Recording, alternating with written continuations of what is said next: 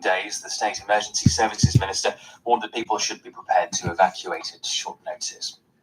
Britain's biggest provider of abortion care, the British Pregnancy Advisory Service, BPAS, says there's been an escalation in demonstrations outside its centres following the US Supreme Court's ruling revoking women's constitutional right to termination. Aleem McBull reports. BPAS has centres across England, Scotland and Wales for women to receive abortion counselling and treatment. It's reported anti-abortion activities outside sites in Birmingham, Bournemouth, Manchester and South London, among others. BPAS says that in some cases protest has taken the form of faith-based groups praying outside clinics, but says it's also had to involve the police on other occasions, including an incident where it says the word murderer was chanted so women undergoing treatment could hear. BBC News. At least 19 people have been killed when a bus plunged into a ravine in southwestern Pakistan. Officials said 11 others were injured. Some of the injured are said to be in a critical condition. Local officials say the region has been hit by heavy rain and suspect the driver may have lost control while speeding. The Israeli military says it's going to conduct forensic tests on the bullet that killed the Palestinian-American journalist Shireen Abu Akleh. The Palestinian Authority handed over the bullet to US investigators on condition that Israel would not be involved in the test. But the Israeli army spokesman has now said the bullet will undergo what he called a professional Israeli test in the presence of US officials. Rescue authorities in Hong Kong say they expanded the search for 27 sailors still missing after their engineering ship broke in half on Saturday. But the Hong Kong Flying Service said there was now a very slim chance of finding survivors in the waters about 300 kilometres southwest of the city. One of post-war Britain's leading theatre directors, Peter Brook, has died in Paris at the age of 97. His early stage career ranged from Shakespeare to Broadway musicals. His best-known film was Lord of the Flies, released in 1963. Vincent Dowd looks back on his life. Born in London in 1925, the young Peter Brook was an extraordinary wunderkind, director of productions at the Royal Opera House in London at just 22, and at 25, directing John Gielgud on stage in Shakespeare. In 1970, A Midsummer Night's Dream, staged in a simple white set, showed Shakespeare could be done in radical new ways. Some revered Peter Brook for the purity of his vision, others thought his work at times dry and academic, but he was enormously influential on other theatre directors. Vincent Dowd on the life of Peter Brook, who has died aged 97. BBC News. It's 10:06 GMT. You're listening to the newsroom on the BBC World Service with me, Valerie Sanderson. In the 130 days since Russia launched its invasion of neighbouring Ukraine, for much of that time, the focus has been on the eastern part of the country known as the Luhansk region. Now, an advisor to President Zelensky says the only city in the area still under Ukrainian control, Lysychansk, could fall to Russian forces who've been carrying out an all-out assault. Lysychansk, an advisor to Ukraine's defence minister, denied some reports that the city had already fallen. Indeed, the situation is very, very intense. There is continued shelling. There is continued ground offensive of the Russian forces.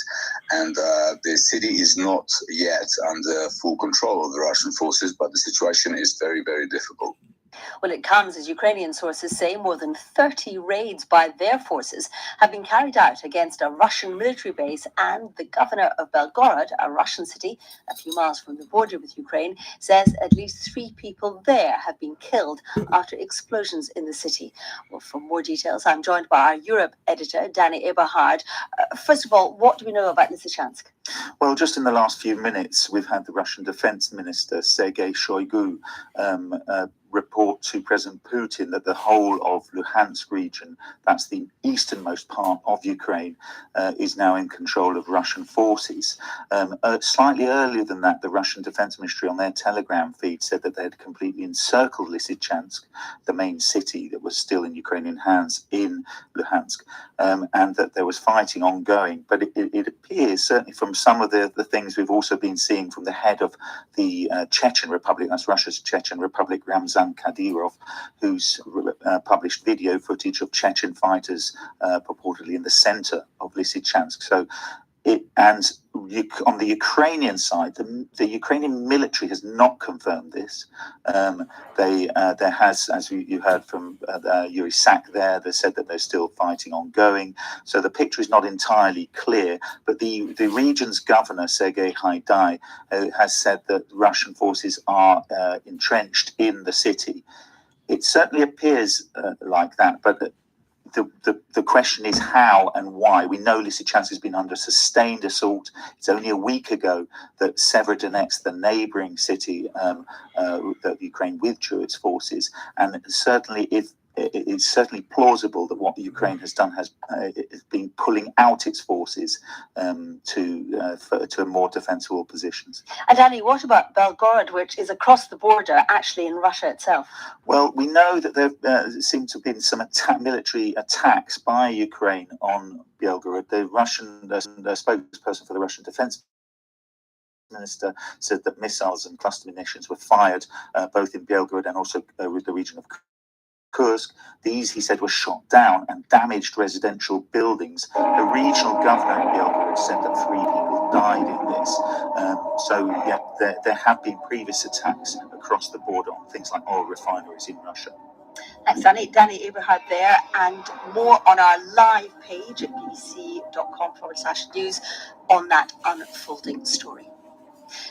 Thousands of residents in Australia's biggest city have been ordered to leave their homes as the southwest of Sydney contends with torrential rain and threats of flooding. The Australian Weather Bureau is warning that heavy rainfall could lead to flash floods and landslides along the east coast from Newcastle to Batemans Bay in New South Wales state. The state's Emergency Services Minister, Steph Cook, urged people to reconsider their travel plans, describing the situation as a life-threatening emergency. We are now facing dangers on multiple fronts: flash flooding, riverine flooding, and coastal erosion. Please don't be caught unaware by the current weather situation. This is a life-threatening emergency situation. Well, our correspondent Phil Mercer is in Sydney. So what's the latest there then, Phil? Well, Australia is a land well used to nature's extremes, but more floods, more storms battering parts of Sydney and the east coast of Australia have really tested the limits not only of residents, thousands of people forced to leave their homes. They've been told it's not safe to stay, but also the response of the emergency services. Dozens of people have had to be rescued from floodwaters, and there is a warning that the next few hours will be even more perilous. Torrential rains, and we can hear howling winds outside too. So this is a precursor, I think, of another unpleasant and dangerous next few hours for many, many people in Sydney, many of whom have been forced to go to evacuation centres or to seek shelter on higher ground. And we should say this follows on from flooding earlier this year, doesn't it?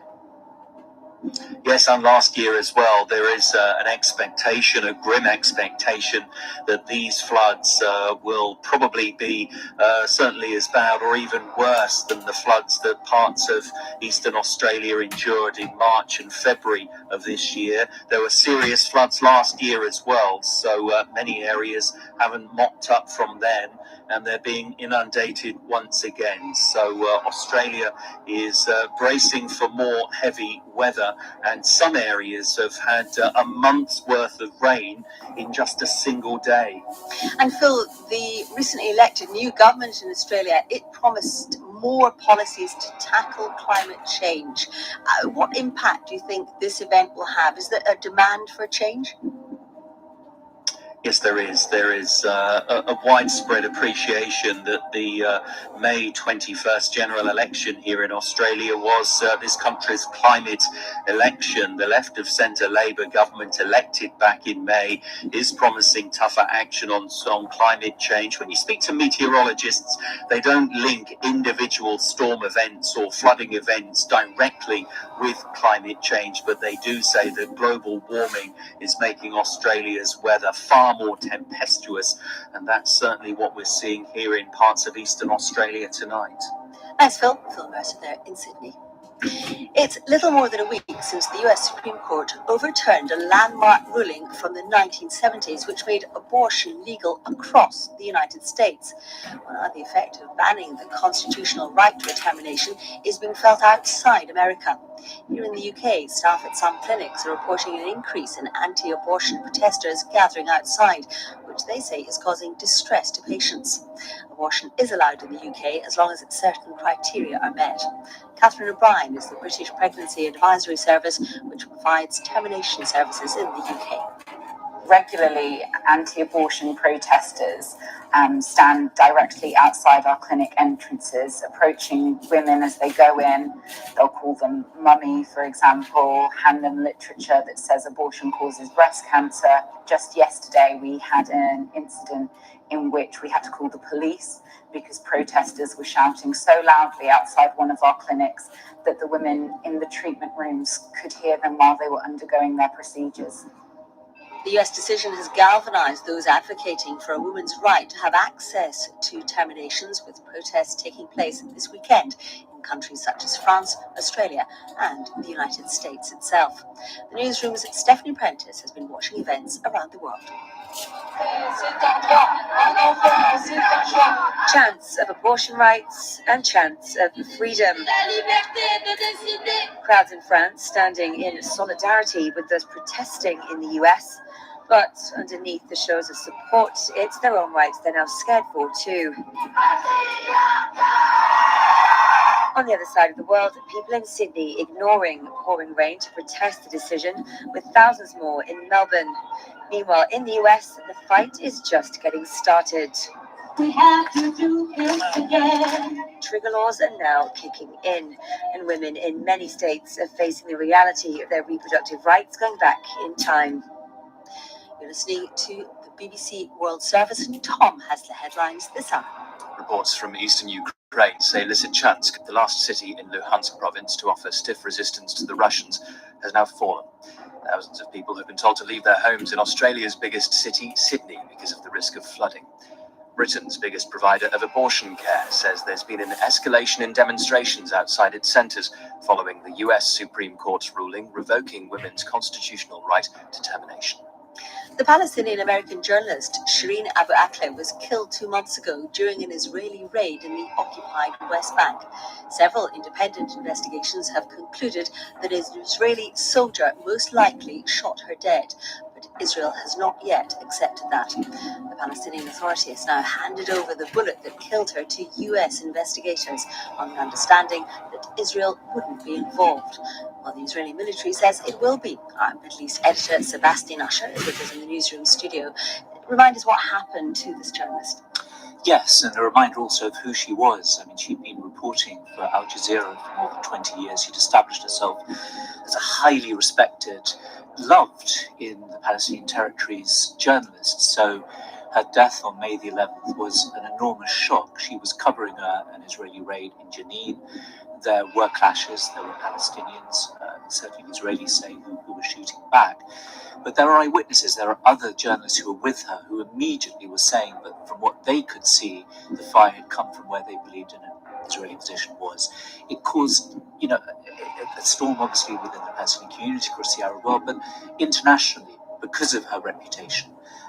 So this has been, a very big issue between Israel and Palestinians. It's also a big issue for the US. I mean, we're hearing that the bullet has been handed to the US, and President Biden is due in a couple of weeks in the Palestinian territories and in Israel. So in a sense, I think the Biden administration wants to clear this up before he arrives. I suppose some might ask why the Palestinians have held on to this bullet for so long.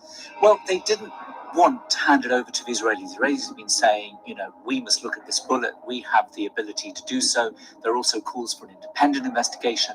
There's been pressure from the US, essentially, for someone else to look at it. So what has happened is that late last night, the Palestinians finally did hand over the bullet to the US in Israel, and with the proviso that it would be a US investigation, forensic test, which Israel would not be involved in. What we've been hearing this morning from the Israeli army saying quite the opposite, saying the Israeli army is going to be carrying out the forensic test, but the US would just be in attendance. So this opens up the possibility of a new controversy over this.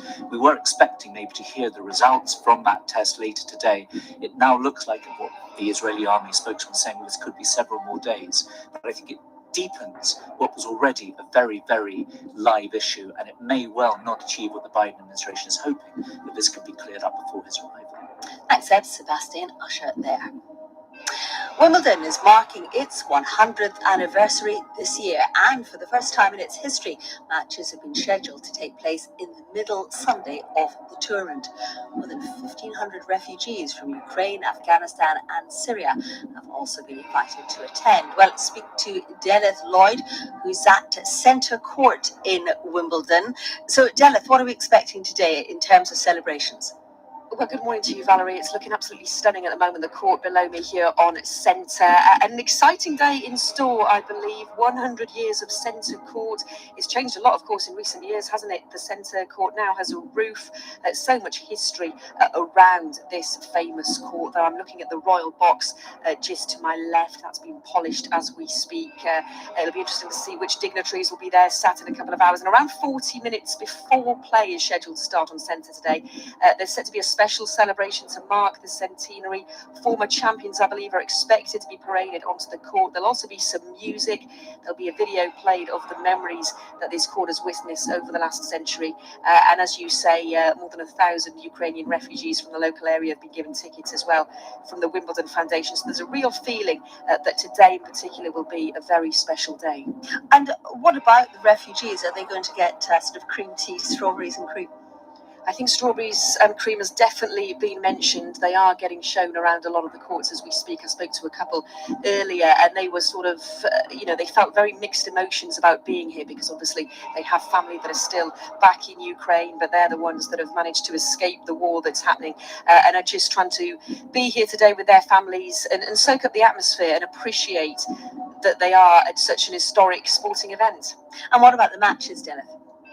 Plenty to look forward to today on Centre. I must say, Novak Djokovic, the six-time champion, is on later on. We've got Yannick Sinner against Carlos Alcaraz beforehand. Heather Watson, the British player, starts on Centre as well. She's never reached the fourth round either. Cameron Norrie, the British number one, is on court one. We've also got Ons Jabeur from Tunisia playing a little bit later on court number one as well. She now, no doubt, is the favourite for the women's title. Delith Lloyd there at Wimbledon. Now, for more than 20 years, American rap dominated the hip-hop scene. But in the early 2000s, a new genre, grime, was born in the UK. Its inspirations were US garage and house music, but it was uniquely British. At the centre of grime is the MC, the Master of Ceremonies. The Museum of London is staging an exhibition on its origins and how the music was shaped by social inequality. Vincent Hatt reports. It's a small cellar beneath a house in East London, but Jarmick Power, known as the rapper Jammer, remembers it as vital to the birth of grime. Well, this is the basement that actually the exhibition has been modelled around. A lot of the artists that are now the massive British artists started in this basement, recorded a lot of their first music on this stairs right here, like the likes of Kano, Wiley, Tinchy Strider, and it was a sense of community.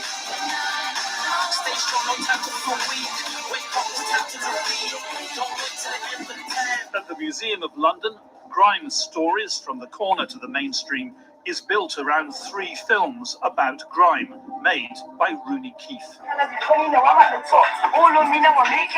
Rooney is a London cab driver and filmmaker who's been recording the story of grime since it began. The great thing about grime is now it's culture.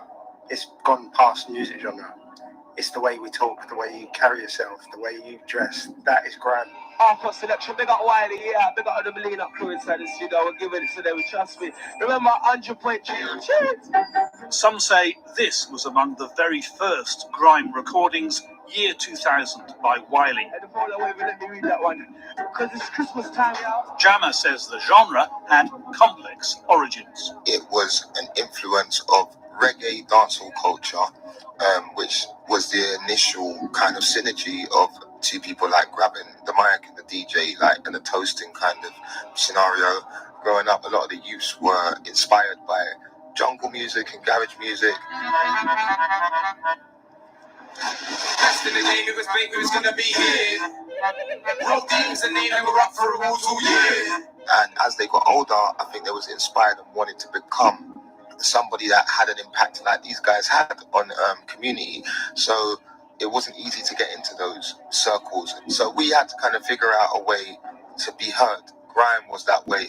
Delia Sanusi organised the exhibition. I think we can say that grime began in London, and we're talking about East London, but specifically we're talking about council estates, which is where this music began. And it was working class young people, mostly people of colour, mostly black young people, who were producing this music from youth clubs, record shops, pirate radio stations. Rooney Keith says a lot of the best grime has featured social comment, such as on the disastrous Grenfell Tower fire in London 5 years ago. Had your lessons if you wasn't in that tower. Fire for over 24 hours. Thinking where the hell's the rain with all the showers? We got the firemen, they're opposite a cow. It was the MCs who started to use the garage beats differently, and that MC is the heartbeat of grime. You know, like grime MCs come and they had a lot to say. Summer nights, but my heart feels cold like there's frost in air. While you rich people coaching chairs. Jammer says the words of the songs have always counted for a lot. The lyrics were mainly about what people were seeing around them, and young kids at that time, like there was a lot of knife crime. If you was growing up on a council estate, you might have seen some things as a young kid playing out that you didn't want to see. I already explained that we know what the truth is. They used to say don't be like me. A lot of artists that have come up now, whether they do Afro beats, hip hop, drill, they all had grown up on this genre of music, and they all have taken influences and parts. And those influences will always live on, whether it's through social media, online, or in physical presence. Grime was a way of coming together. Just as confused as you probably are, but you know what you learn. Can't walk cups, one too many man, you don't get caught. One too many man that could have been doctors, end up spending the whole life boxed up. You learn. Bit of grime there. You're going to wrap the rest of the news now, Tom. Yeah, just that. A few more stories in my traditional style, I think. North Korea has criticised a recent agreement between the United States, South Korea and Japan to strengthen their military cooperation. Pyongyang said the three countries were trying to create an alliance like NATO in Asia. South African athlete Oscar Pistorius, who was jailed for killing his girlfriend, Riva Steenkamp, has met her father. The Steenkamp's family lawyer said the two sides met as part of a programme there to bring closure to both sides involved in a crime. It could also lead to Mr. Pistorius being given parole. Researchers say the discovery of 6 million-year-old fossils in China has helped them solve some panda bear mysteries. The finds contain evidence of a greatly enlarged wrist bone that developed in the modern panda's so-called false thumb, which allows it to grip and break bamboo stems. The fossils, which belong to a now extinct relative of the panda, also helped scientists understand why they are the only dedicated vegetarians in the bear family. From bears to dogs, on this programme, we've brought you stories from what you might call a dog-eat-dog world. What about the everyday world of a happy and apparently fulfilled canine? A documentary is being broadcast later here on the BBC, encapsulating a day in the life of a pet who lives in Scotland, all from her perspective. The newsroom's Jonathan Savage sniffed out the story. Welcome to Honey's World. Honey's World Service, if you like. It's me. You're listening to a 15-year-old Labrador's feeding time. Honey, sit. Good girl. Just one highlight of a busy day in the life of a well-fed, well-looked-after canine resident of Edinburgh in Scotland. You can experience Honey playing in the park and getting petted by children. You'll hear birds in her garden and the crackling of her evening fireplace. While some podcasts thrill you, challenge you, and enrage you, the main point of dramatic tension here will be when Honey defiantly ignores the command to sit. She's 15 and a half, which is quite old for a Labrador. So her pace of life is slow, but everything around her keeps on going. It was a way of absorbing surroundings from a unique perspective. The producer is a member of Honey's family, Faith Waddle. She was my grandpa's dog, and then when she was about 6, he went into a care home with Alzheimer's, and my mum adopted Honey. She was never trained as a guide dog or anything, but she had a very kind of caring aspect to her personality. She'd always make sure my grandpa was on the pavement, took him home at the end of a walk to work just before he went to the care home, and she's very loving to lots of different people. So what's the point of listening to half an hour of doggy sound effects? Well, firstly, the slow radio series is broadcast at bedtime in the UK, a time when relaxing sounds come in handy. And Faith Waddle believes it's an antidote to the stresses of modern life. You're fired with information, there's information coming constantly, the world's very busy, everyone's very busy. It's rare that you can switch off completely. The perspective of a dog might be quite a nice, relaxing place to be. So there's the theory. Curl up, get yourself a treat, as Honey the dog invites you to sit and pause. Boom, boom. Honey and our very own Jonathan Savage champing at the bit there with that story. And the programme, A Day in the Life of Honey the Dog, part of the slow radio series, should be available on BBC Sounds sometime after 1 GMT on Monday. That's it from this edition of The Newsroom from the BBC World Service with me, Valerie Sanderson. Join us again later. A bulletin follows this. This is the BBC World Service. From the who, what, where and when of a story, keeping you up to date with the very latest on the ground every 30 minutes. World news from the BBC. To exploring the how and why. The question is, could we have foreseen this? In our programmes throughout the day. There is a time to let go of power. So he needs to go. He really needs to go. My first reaction was, wow, this is shocking. May you join us for continuing coverage here on the BBC World Service of what are dramatic events. With in-depth analysis, there is much to pick over here. Expert opinion. It's a demonstration of the fact that they no longer want to talk about the issues. And how events change lives. You don't expect this kind of madness. I would say that I'm trying now to feel more trust for the world. We bring you the full story. News from the BBC World Service, the world's radio station. The borders of the Balkans have been splintered, cracked, and remade countless times over centuries. That's often made it a stressful place for humans to live, but it's left space for wildlife wiped out from most of Western Europe. I'm Mariano Hotter, and in the compass after the news, I'll be walking the Iron Curtain, from Trieste in Italy to the Balkan Lakes, where local naturalists are working across borders to protect the region's bears, wolves, and wildcats. BBC News. Russia's defense minister, Sergei Shoigu, says Russian troops have completed the capture of the eastern Ukrainian region of Luhansk. Earlier, his ministry said its forces had encircled Lysychansk, the last city in the area which was being defended by Ukraine. The regional governor of Luhansk, Serhiy Haidai, said that Russian forces were, as he put it, entrenched in Lysychansk. A Siberian physicist arrested last week on treason charges has ended up dead in a Moscow hospital. 54-year-old Dmitry Kolka was receiving cancer treatment when FSB agents seized him and sent him to a Moscow prison. Thousands of residents in Australia's largest city have been ordered to evacuate their homes in Sydney. Torrential rain battered the area and floodwater inundated its outskirts. Britain's biggest provider of abortion care says there's been an escalation in demonstrations outside its centres. It follows the US Supreme Court's ruling revoking women's constitutional right to termination. Regional leaders have gathered in Ghana's capital, Accra, for a summit of the Economic Community of West African States.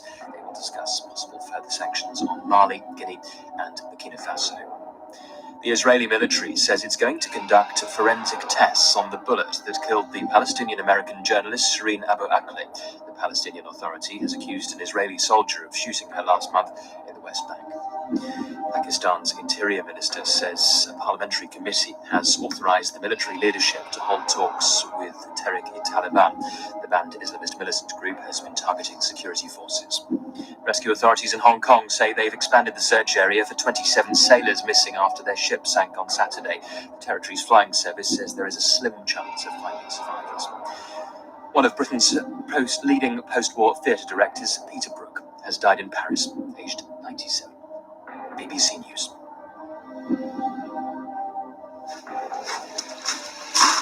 For half a century, Europe was divided, east and west, communist and capitalist. A line was drawn here in the city of Trieste in 1954, confirming the city centre as Italian and most of its hinterlands as communist Yugoslavia. Thousands of frightened refugees poured into this city, and today, refugees from a new European war are once again passing through Trieste. 24.02 в 5 утра я проснулась от того, что начало. On February 24th at 5 in the morning, we heard explosions, and I saw fires and explosions everywhere. I grabbed my 2 kids and I ran to Italy. Just a few months ago, the Cold War and the Iron Curtain that cut Europe in two felt, well, to most of us at least, like a dark, slightly hard to grasp relic of European history. But Vladimir Putin's invasion of Ukraine has changed all that. I'm Marianne O'Potter. I'm an anthropologist and a writer. I'm going to travel the length of the Iron Curtain. I want to see how its legacy still influences life today for the people and the wildlife who live along its 12,500-kilometre route. No, appunto dicevo che le persone che hanno sofferto sono stati i nostri genitori, no? Perché anche lasciare tutte le nostre le case, anche le campagne. So the people that suffer the most were our parents because they left their homes, their land, their properties. Finire qua in una stanza 4x4. To end up here in a tin home, 4 meters by 4. Luigi Fava arrived in Trieste when he was 11 years old. It had been announced that his home in the region of Istria would become part of communist Yugoslavia. Luigi's family fled across the border into Italy. It's overgrown with brambles, and you can see the remains of buildings with smashed windows, broken down roofs. Yes, this is the infamous refugee camp of Padriciano, where thousands of Istrian refugees found shelter. Luigi and local journalist and translator Alessandra Ressa took me inside the camp's main building, where women and children were housed during the family's first harsh winter in Trieste.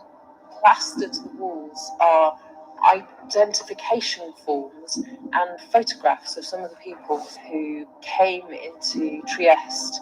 There's a baby with a little knitted bonnet. There's a little girl covering her face with her hands. And there's a beautiful picture here of probably a grandma, a nonna, and her little baby smiling at us. Abitava nella mia stessa via città.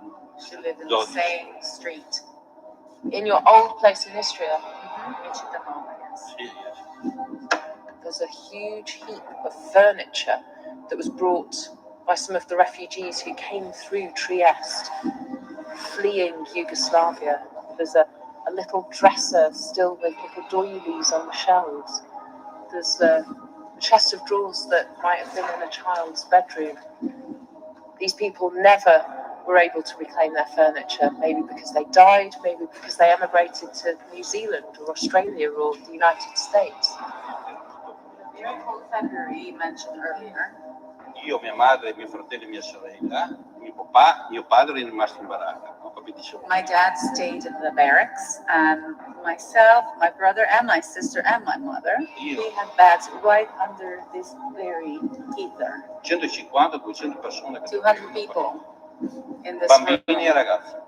with many diseases and outbreaks of meningitis, and many children died. E diciamo, mio fratello che aveva 5 anni. My brother was 5. He had a very high fever.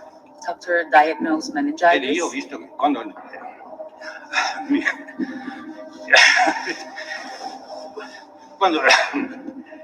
hanno portato via, mio padre si è messo a piangere.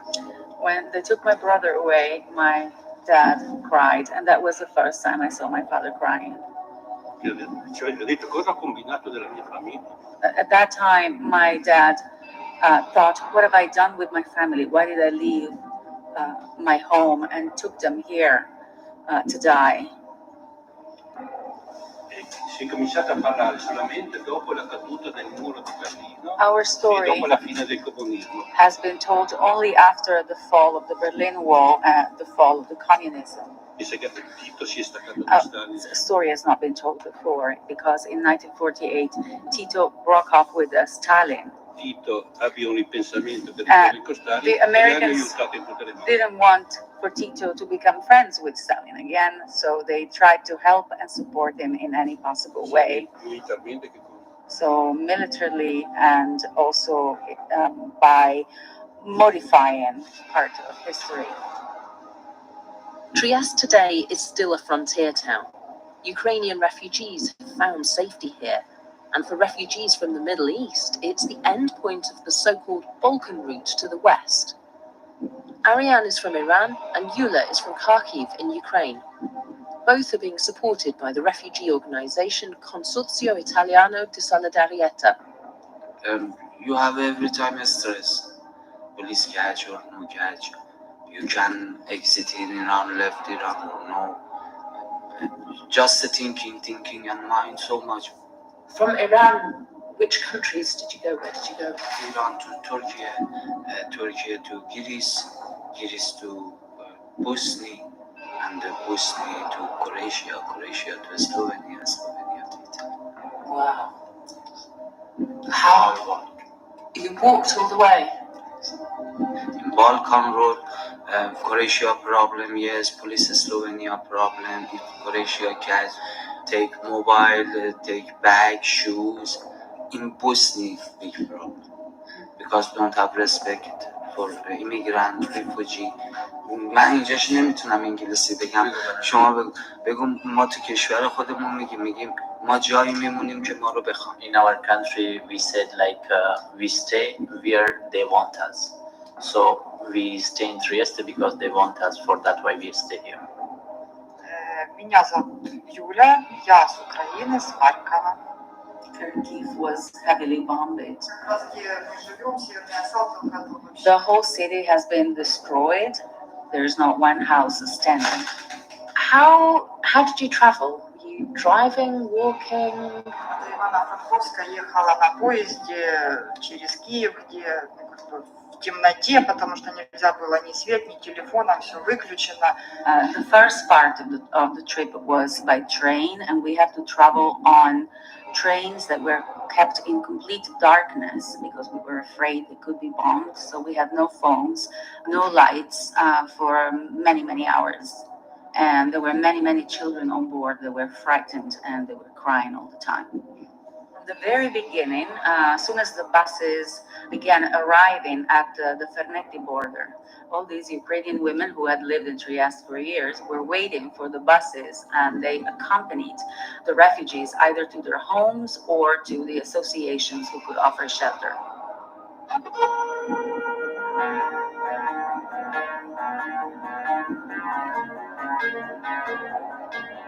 For decades, the no man's land either side of the Iron Curtain was a death zone for people, but because of their absence, it became an accidental nature reserve.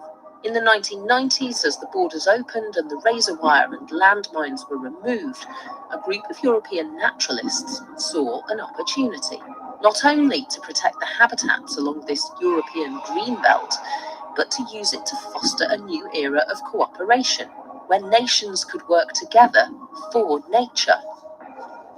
It's a principle in action just across the border from Trieste in Slovenia, where a team is working to help the Eurasian lynx, the biggest wildcat species in Europe.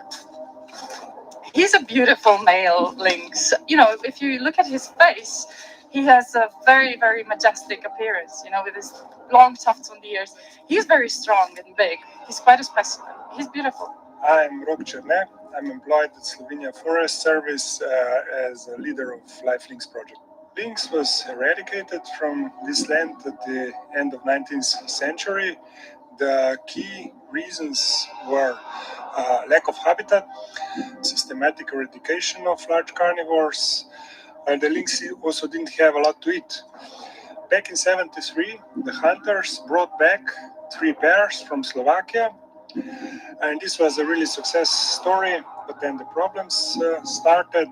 Population was smaller and smaller, and the key reason is inbreeding. So we were aware of that something needs to be done.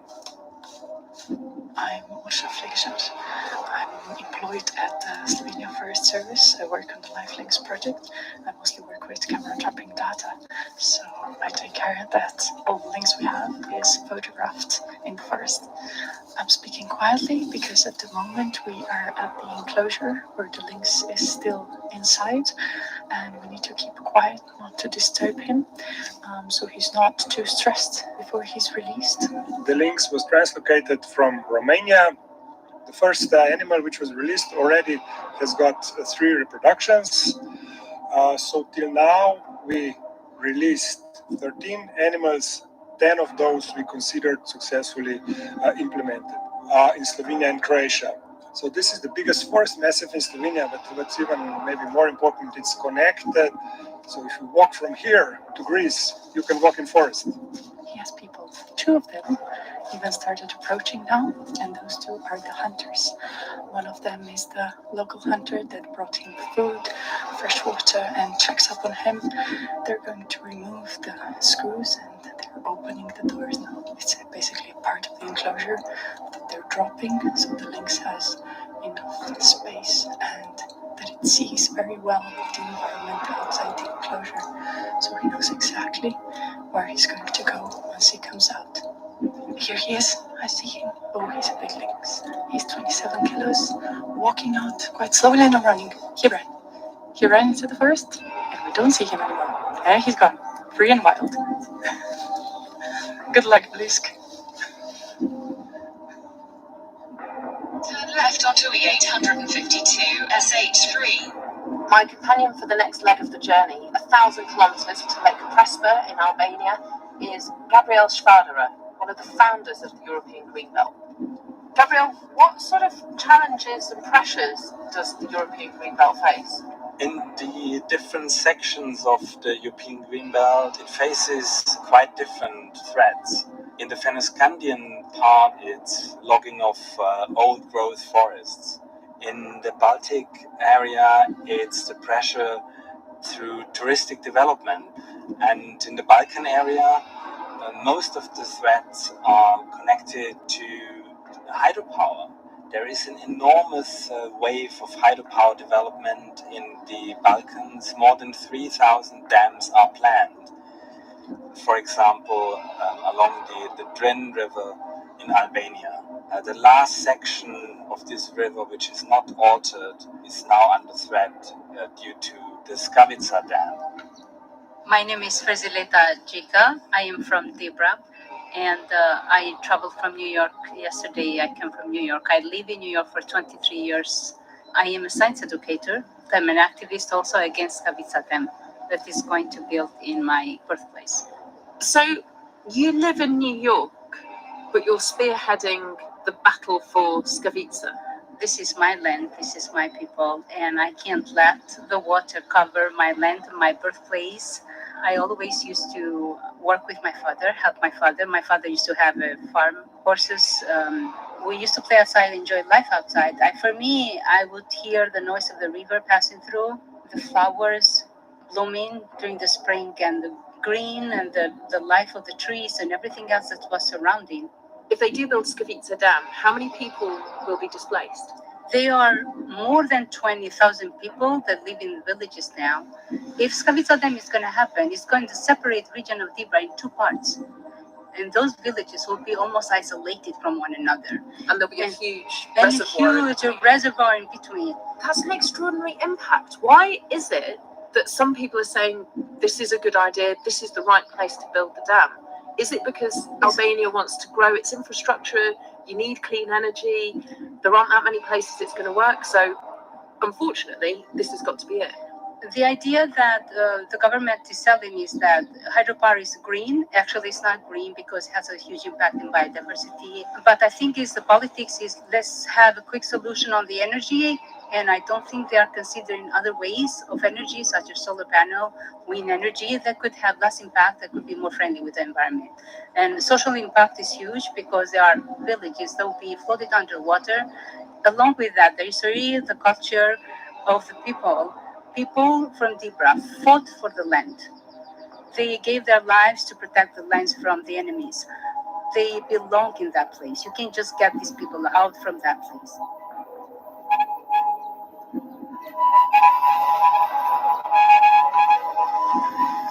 see with one view through binoculars 3 different species of herons. It's fantastic. It's the grey heron, it's the white great heron, and it's, I don't know the English, Haloides. And it's great. Gabrielle, why have you brought me here? I mean, apart from the fact that it's absolutely stunning.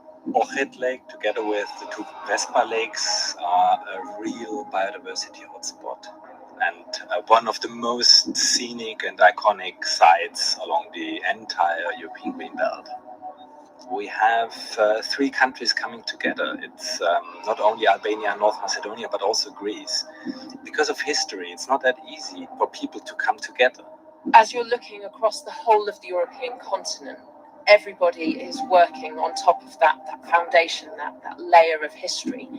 How much do you think the history here in this area, the difficult history of the 20th century, has impacted how people think about the landscape, think about those natural resources, think about their neighbours?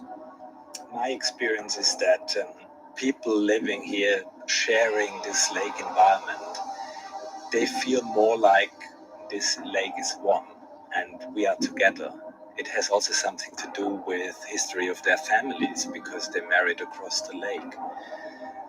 I think what we see with separation and conflict, this is more on the political level. But the people on the ground, they want to have more collaboration. They want to be close to each other and they know that they share one environment. They are very much aware that they have to manage and also protect it jointly. Nature here is so abundant that it quickly takes advantage of any spare space left behind by history. Bats are the absolute masters of this. They live in many of the thousands of border bunkers left behind by the paranoid communist regime that once ruled Albania. They roost in ancient churches on the islands of Lake Prespa, and on the North Macedonian shore of the lake, they've taken over the Hotel Europa, which was once the pride of Yugoslavia's tourism industry. We are visiting a really big 70s hotel called Europa, which has very nice view on the entire Prespa Lake. But unfortunately, it was caught by a fire in 2005. We have only ruins. But yes, these ruins turned to be an important shelter for some bat species. My name is Alexander Stoyanov. I'm a biologist working in Macedonian Ecological Society. So now we'll enter into the basement. Just please watch your steps. There might be also some snakes. No, not snakes. These spikes. Nails, yeah. So from now on, we'll be really quiet and move slowly. Because I want to see them, and to record which species are present, and to see their number. Alex just enters the basement. He checks if he can see something. In order to reduce the disturbance, we stay outside.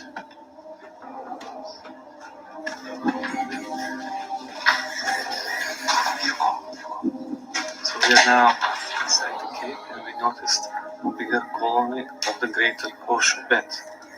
Here I encounter more than 100 individuals. I cannot count them precisely because now they are a bit disturbed and they fly. This is a really, really important site for the conservation of the horseshoe bat because of this universal problem found here.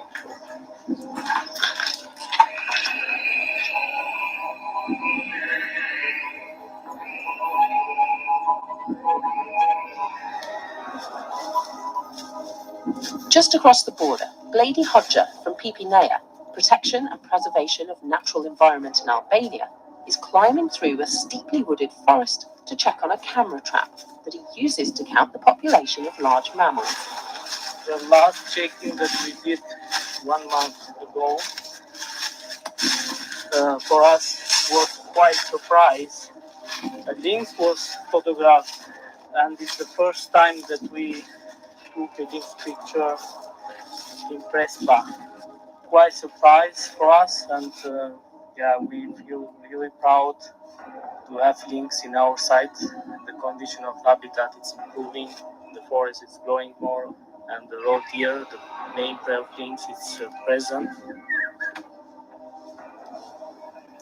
We heard the oriole, wonderful song of bird, indicating that this is a good forest habitat here. So although this area has been heavily impacted in the last decades, and people were basically stealing the old trees here, the oak forest is recovering nicely. It's a natural regeneration.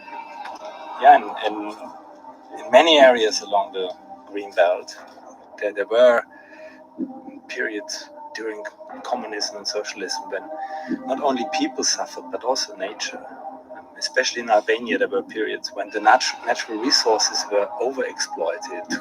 And then, after the political change, the government recommended to invest in a snowball system. It's known as the pyramid system. And many people lost all their money. They even went to the bank and they asked for loans, and then they invested this money, and then these investment funds, this snowball system collapsed, and they lost everything. So they had nothing. They were completely desperate, and they took what they thought it's theirs. Here the forest suffered the most. So they destroyed the forest. So the poaching case was increased. Ah, links.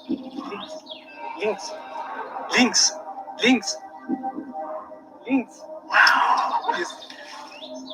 It's a link sound. Yes. Wow. Did you record it? Really? Oh, what?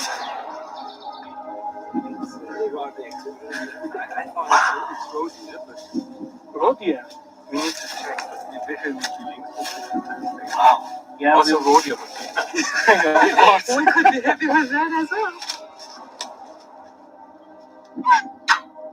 We just removed the first camera, so we'll check the memory cards when we'll be in the field station back in the evening, and to see what surprise we have. Hopefully another links of picture.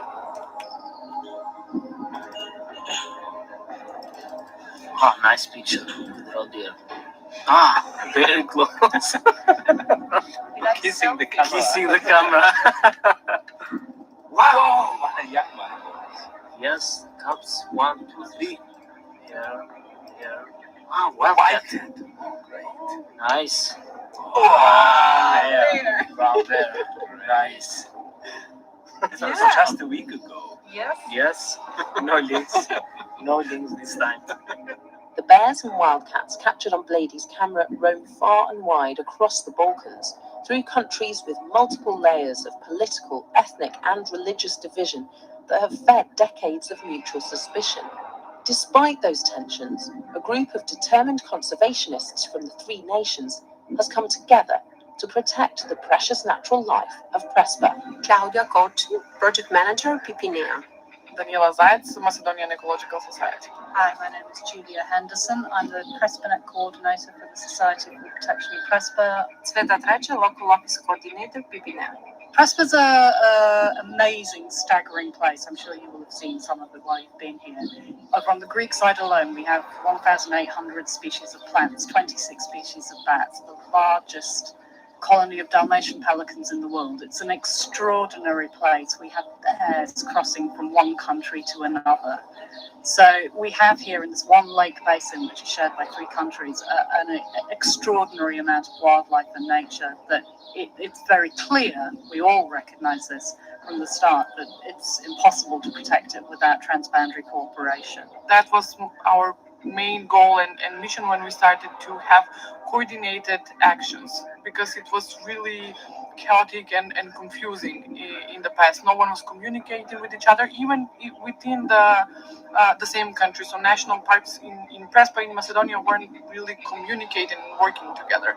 So when we started the network, wanted to change that and to work all together. We now have established the first transboundary park in the Balkans, where all 3 governments are signatories of an agreement to undertake joint actions for the Prespa region. We are talking about one lake. part of 3 states, and without coordination of activities for this area that shares the same biodiversity, same natural values, there won't be the same level of protection. First of all, we're friends, and then colleagues, and we're all very much in love with this place and want to make it better for not just for the nature but for the people that live here, and that's why our network is successful. And I'm proud to say an example of how transboundary collaboration should look like. This, I think, it's like a microcosm of what's going on in the European Greenbelt as a whole, because the same kind of cross-border work is happening all along the European Greenbelt, from the Baltics to the Balkans, and these places that were once landscapes of division and contested ground are now a place where people come together because they share a passion for protecting wildlife and nature. In the next episode of Walking the Iron Curtain, I'll be travelling through the borderlands of the far north, where tensions are higher than they've been for decades. What is going on in Russia, it's very familiar for us, for our generation. For naturalists in Finland and the Baltic states, it's impossible to ignore the Russian border. It's very pity that very close to this place we have such regime, and we feel this regime before. You're listening to the BBC World Service, and here's what World Book Club have been reading. The novel is called Exit West. The story of Exit West is to gaze into something that might be imagined as the migration apocalypse, a world where suddenly everybody moves. I'm Harriet Gilbert, and joining me to talk about it is its award-winning British-Pakistani author, Mohsin Hamid. World Book Club at bbcworldservice.com/World Book Club. And at bbcworldservice.com assignment. There are 2 conflicts being waged in Ethiopia, one on the battlefield with guns and bullets, and another on social media fighting for control of the narrative. I'm Chloe Hajimatheu, and I've been looking into Ethiopia's disinfo war. This is the BBC World Service, the world's radio station.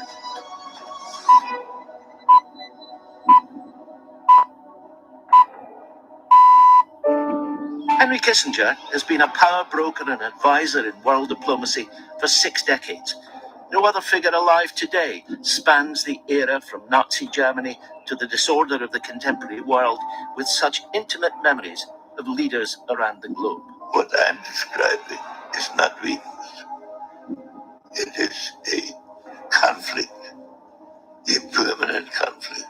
I've come to his home to talk to him about them, about the controversies that still cling to him, and the ideas that have shaped a life steeped in all the international crises of our time, from Vietnam to Ukraine. He sent us a message on the second day of the war, in which he said, at the end of the war, I expect a negotiation towards peace. So please join me, James Naughty, after the news here on BBC World Service. BBC News. Hello, I'm Tom Watts. Russia's Defense Minister Sergei Shoigu says Russian troops have completed the capture of the eastern Ukrainian region of Luhansk. Earlier, his ministry said its forces had encircled Lysychansk, the region's last city defended by Ukraine. Ukraine's military has not confirmed the Russian claims.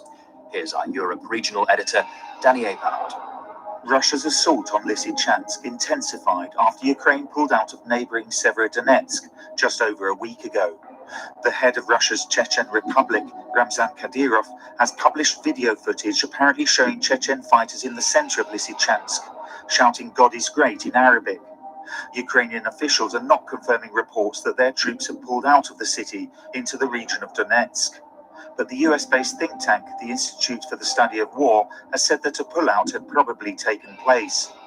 A Siberian physicist arrested last week on treason charges has ended up dead in a Moscow hospital. 54-year-old Dmitry Kolko was receiving treatment for advanced stage pancreatic cancer at a clinic in Novosibirsk when FSB agents seized him and sent him to a Moscow prison. Relatives said Dr. Kolko was being investigated for allegedly passing state secrets to the Chinese.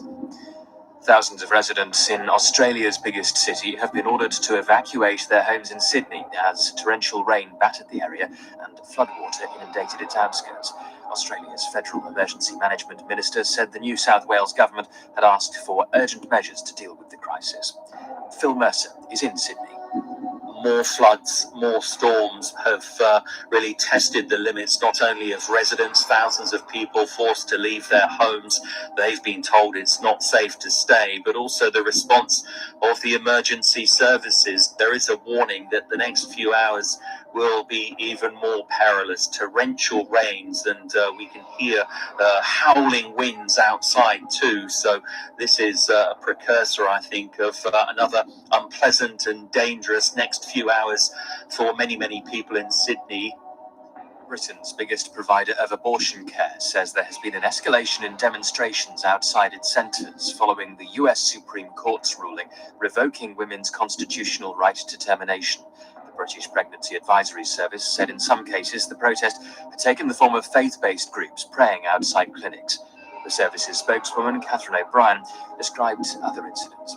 Just yesterday, we had an incident in which we had to call the police because protesters were shouting so loudly outside one of our clinics that the women in the treatment rooms could hear them while they were undergoing their procedures.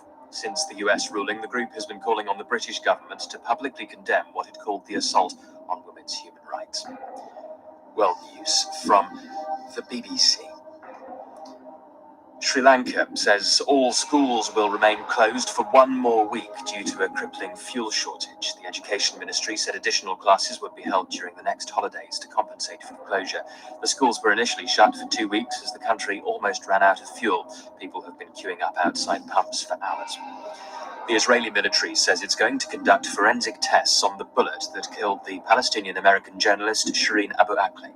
The Palestinian Authority handed over the bullet last night to US investigators on condition that Israel would not be involved in the tests.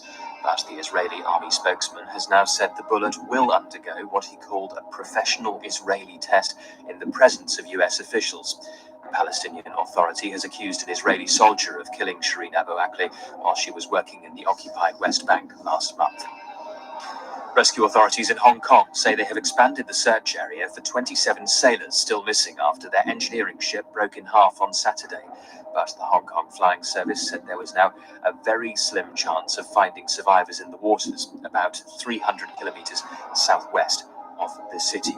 Rescue teams managed to lift 3 sailors from the sea after their ship foundered. One of post-war Britain's leading theatre directors, Peter Brook, has died at the age of 97. Peter Brook's early stage career ranged from Shakespeare to Broadway musicals. His best-known film was Lord of the Flies, released in 1963. Catherine Hunter, a highly acclaimed stage actress who worked with Peter Brook on many occasions over the past 20 years, paid homage to the theatre director. I'm devastated. I know that Peter would have said it was time. He used to have this saying, hold on tightly, let go lightly. He's the kindest man, the most extraordinary researcher to the very, very end. BBC News. You're listening to Kissinger's Century here on BBC World Service. In his 100th year, Henry Kissinger is still thinking and writing about the state of the world. No one alive has spent longer as a diplomatic go-between and fixer. Before he was the engineer of Richard Nixon's foreign policy in the White House, and ever since. The refugee from Nazi Germany became a Harvard academic, then the negotiator in Vietnam and the Middle East with China and Russia, whose interpretation of realpolitik brought him fame and power and a horde of fierce critics. This is James Naughtie, and I went to Kissinger's home in New England to talk about his new book, Leadership, and his life. There was only one way to begin. In a disordered world, how would he describe the age we're living in? It's an age of simultaneous global transition. Upheaval in some parts, evolution in others, but none of the institutions very stable, and all of them in the process, international and many national, moving towards a yet unachieved destination. That must mean that it is not just because of the fissure that runs through Ukraine, but for other reasons too, a dangerous time. Yes, because even say in the Ukraine, different participants evaluate the importance of specific decisions unequally. So unevenness is not only in the way the issues appear, but in the evolution that they generate. This brings us to the question of leadership, about which you've been thinking for, of course, many decades. And one of your great themes has always been that our history as individuals and as nations lives with us, and those memories shape us, and in a way should shape us.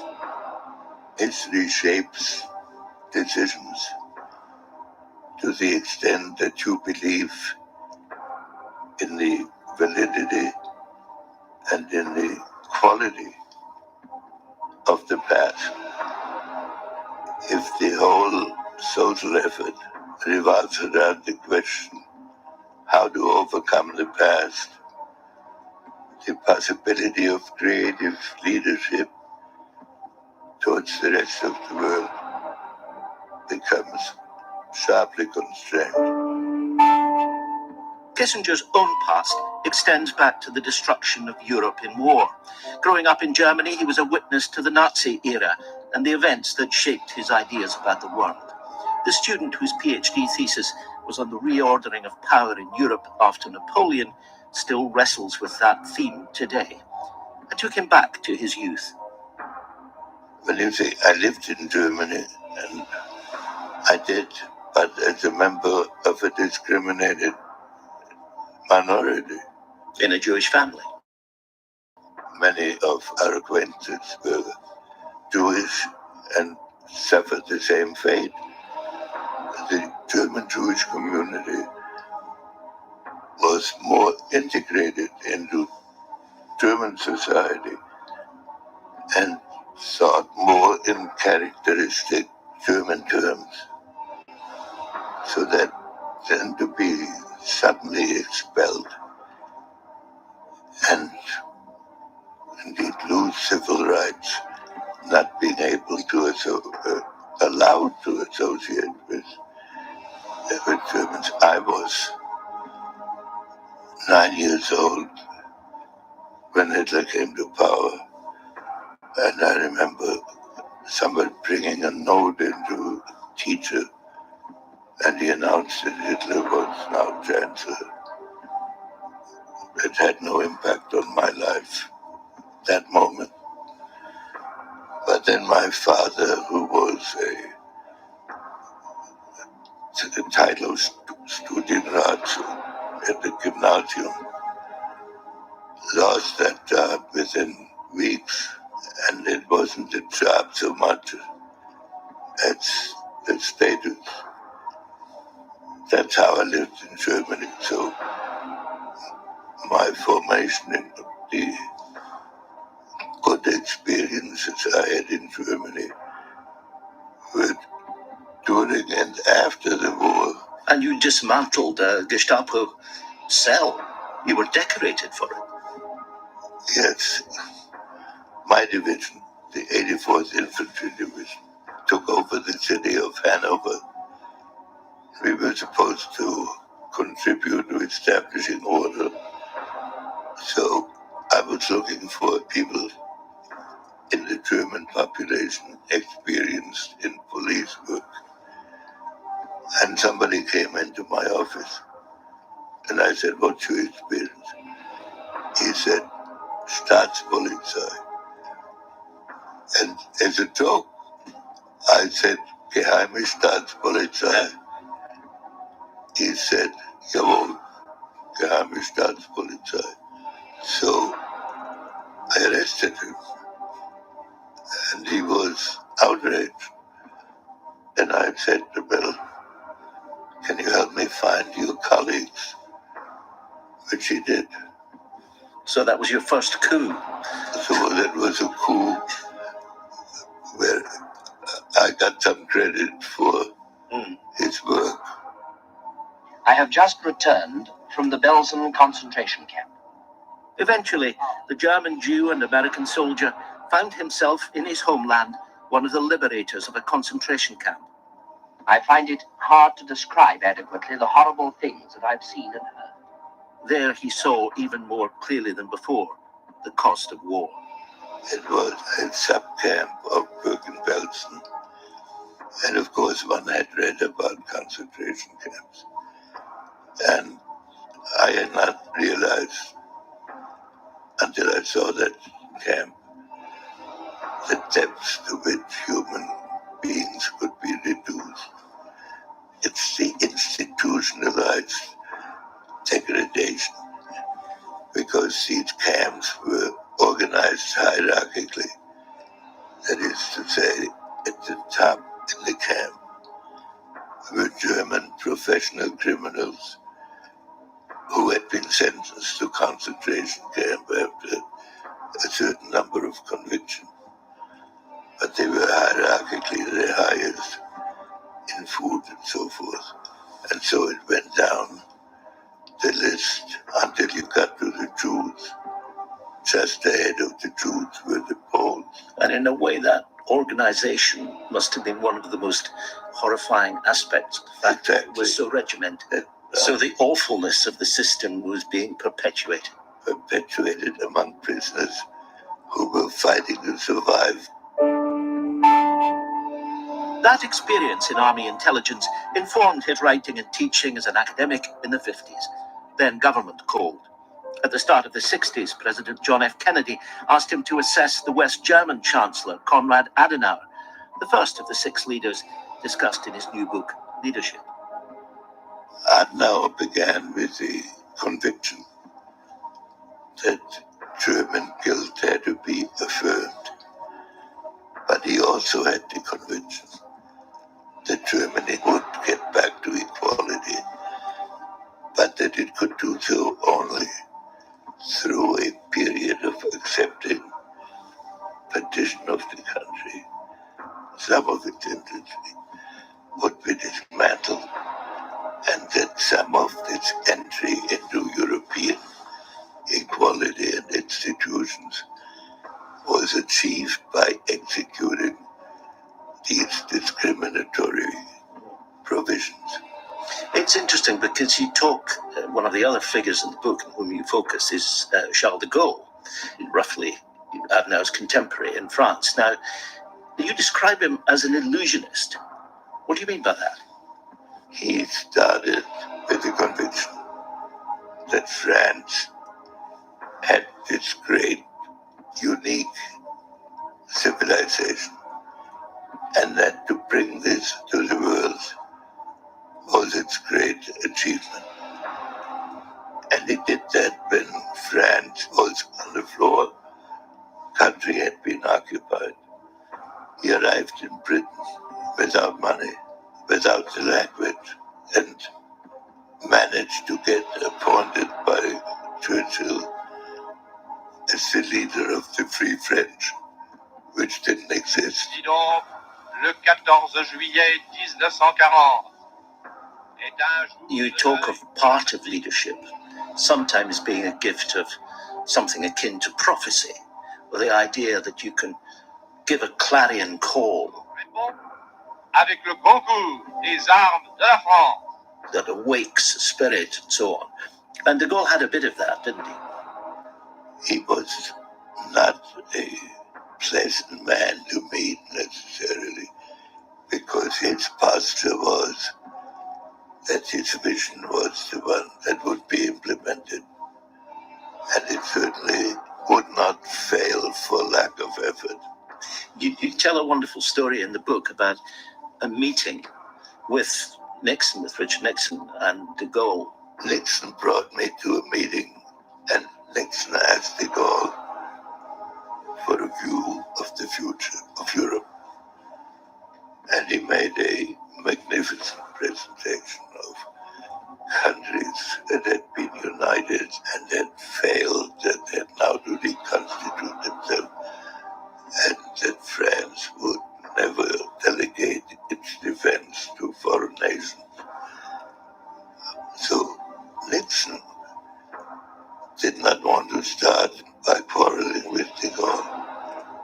he turned to me and said, "What do you think?" And I said, "This is a moving description of the situation as the president sees it. But how is he going to deal with Germany and the Europe that he has described?" And he looked at me for a second and said, "Palagea, by war," implying next question. That's all that needs to be said. He was not going to elaborate on that. You're listening to Kissinger's Century on BBC World Service. In France with Nixon, the president with whom he forged a powerful relationship as National Security Advisor and then Secretary of State. Nixon was elected in 1968 with the United States fighting a war in Vietnam that divided Americans at home and became the beacon for protest among the young across the Western world. It had to end. Nixon needed a foreign policy fixer, and he summoned Kissinger. I thought this would be an informational meeting. We spent 2 hours talking about international affairs without him saying anything about any position. Then a week later, I received a phone call, and John Mitchell said, "Well, are you going to take the job or not?" And I said, "What job?" And I heard him mutter something that sounded like, "Oh my God, he screwed it up again." And the reason is Nixon had a fundamental fear of being rejected. On the other hand, he was perfectly able and always willing to take the tough decision as long as he didn't have to overrule somebody face to face. So what I'm describing is not weakness. It is a conflict, a permanent conflict. Nixon's character was one of the most puzzling pictures of leadership Kissinger would ever see. It produced surprises. The only answer to communism is a massive offensive for freedom. Freedom from hunger, from disease, and a victory for the... Once a red-baiting anti-communist crusader, Nixon now wanted to heal the rift with Mao Zedong, aging hero of the communist revolution in China. The countries hadn't talked for decades. Kissinger set to work in secret. None of this was done by cable on either side. We sent our messages on unmarked paper without signature, and they sent it with an emissary. So every exchange took about 2 weeks. It was like 19th century. They were all procedural, all these exchanges. We stayed away from getting into a deadlock on substance. So the first Chinese message was that they would be prepared to talk about the return of Taiwan.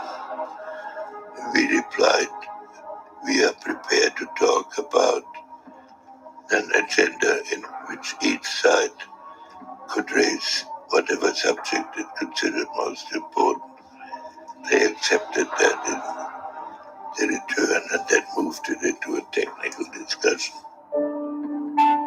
And so eventually to Mao himself, unbending autocrat, commander of the brutal and bloody cultural revolution of the 60s, all-powerful, and to the West, a figure of mystery as well as fascination.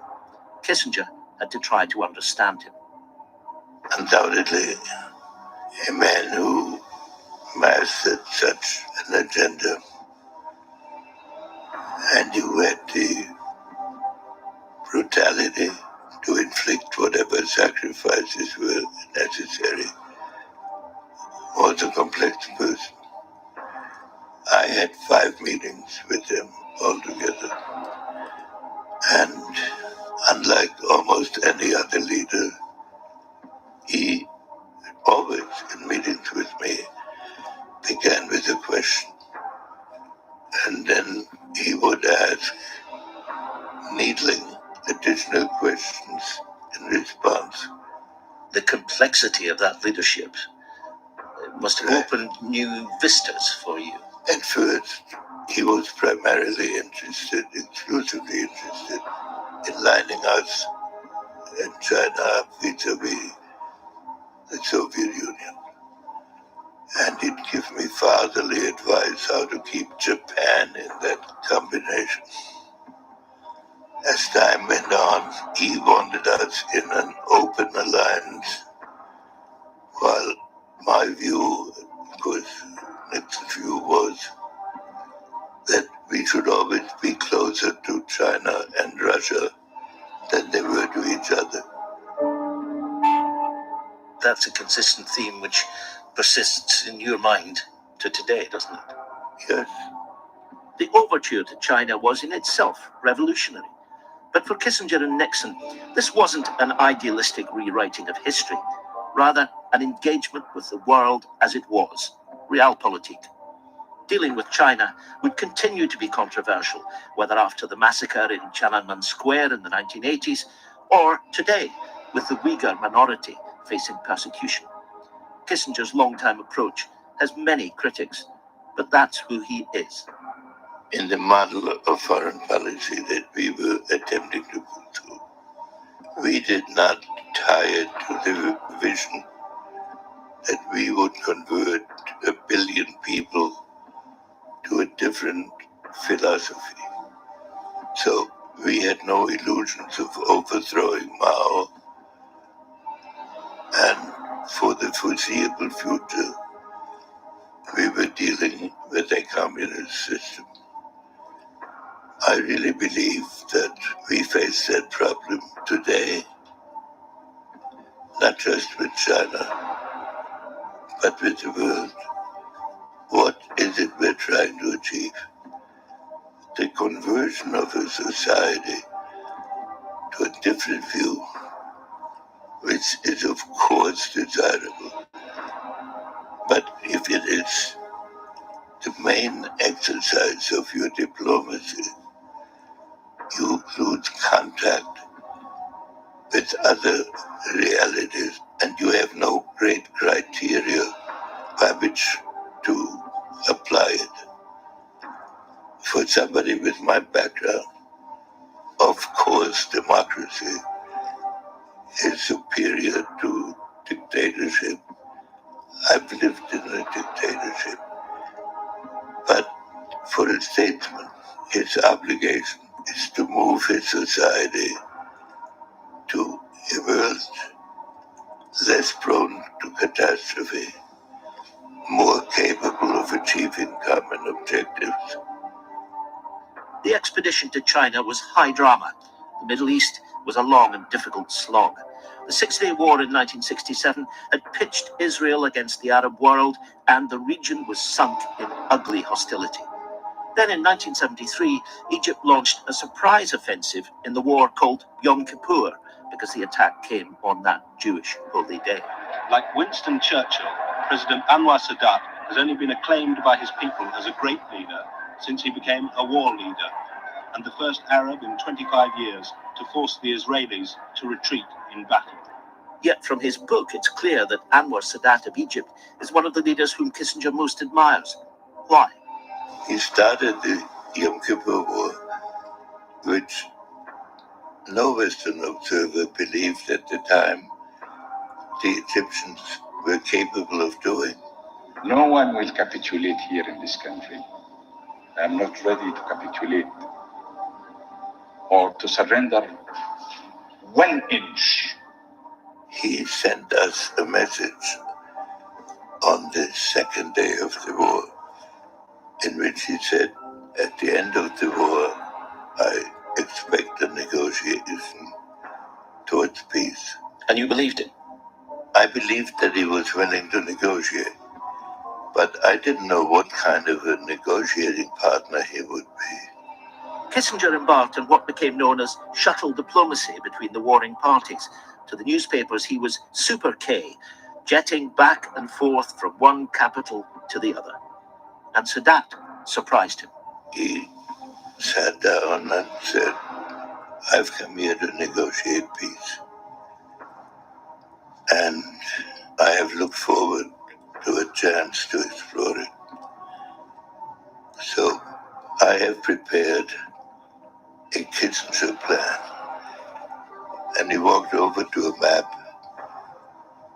and he said, here is my idea of a Kissinger plan. And his Kissinger plan demanded that 3/4 of the Sinai be returned to Egypt. So that was impossible. On the other hand, it contained the single most important concession and above all transformation. Because up to then the formal Arab position was that there would be no negotiation. You've been listening to Kissinger's Century. It's time for the news here on BBC World Service, and afterwards you can hear Henry Kissinger's reflections on some of the other world leaders he knows, including the Russian President Vladimir Putin and the Chinese President Xi Jinping, about international flashpoints like Ukraine and Taiwan, and on how he believes we have to learn to live together at a dangerous time. So please join me for all that after the news. This is the BBC World Service, where we're exploring an unusual solution for Brazil's justice system. Picture a courtroom. Rows of seats, the judge and jury in attendance.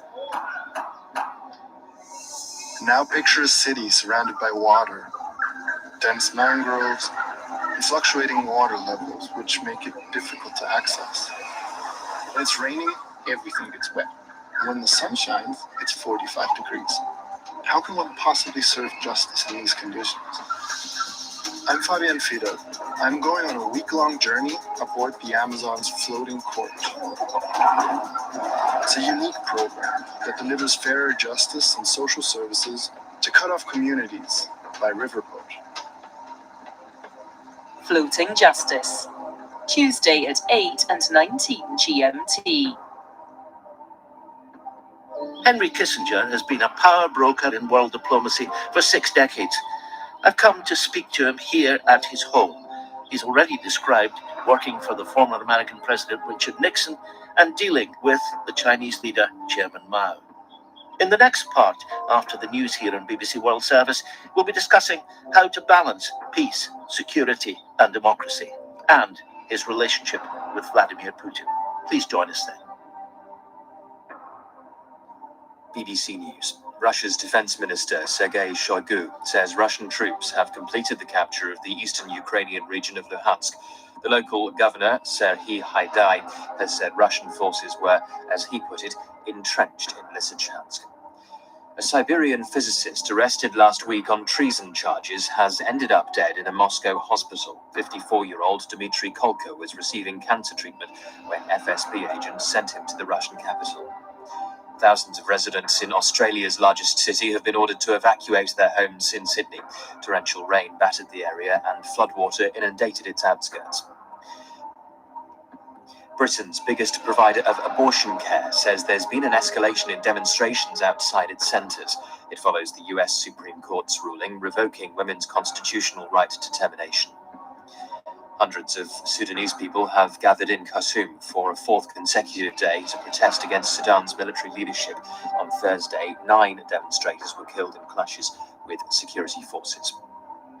Israel's military says it will carry out forensic tests on the bullet that killed the Palestinian-American journalist Shireen Abu Akleh. Palestinian officials say she was shot by an Israeli soldier last month in the West Bank. China's Foreign Minister Wang Yi is in Myanmar to attend a regional meeting. Mr. Wang is Beijing's highest-profile visitor since the Burmese military seized power 17 months ago. He will meet Southeast Asian foreign ministers. Sri Lanka says schools will shut for another week owing to a fuel crisis. Additional classes are to be held during the forthcoming holidays to compensate for the closure. One of post-war Britain's leading theatre directors, Peter Brook, has died in Paris. He was 97. His early career ranged from Shakespeare to Broadway musicals. Several beaches in Egypt's Hurghada region have been closed after a woman was killed in a shark attack. She died from injuries sustained on Friday. BBC News.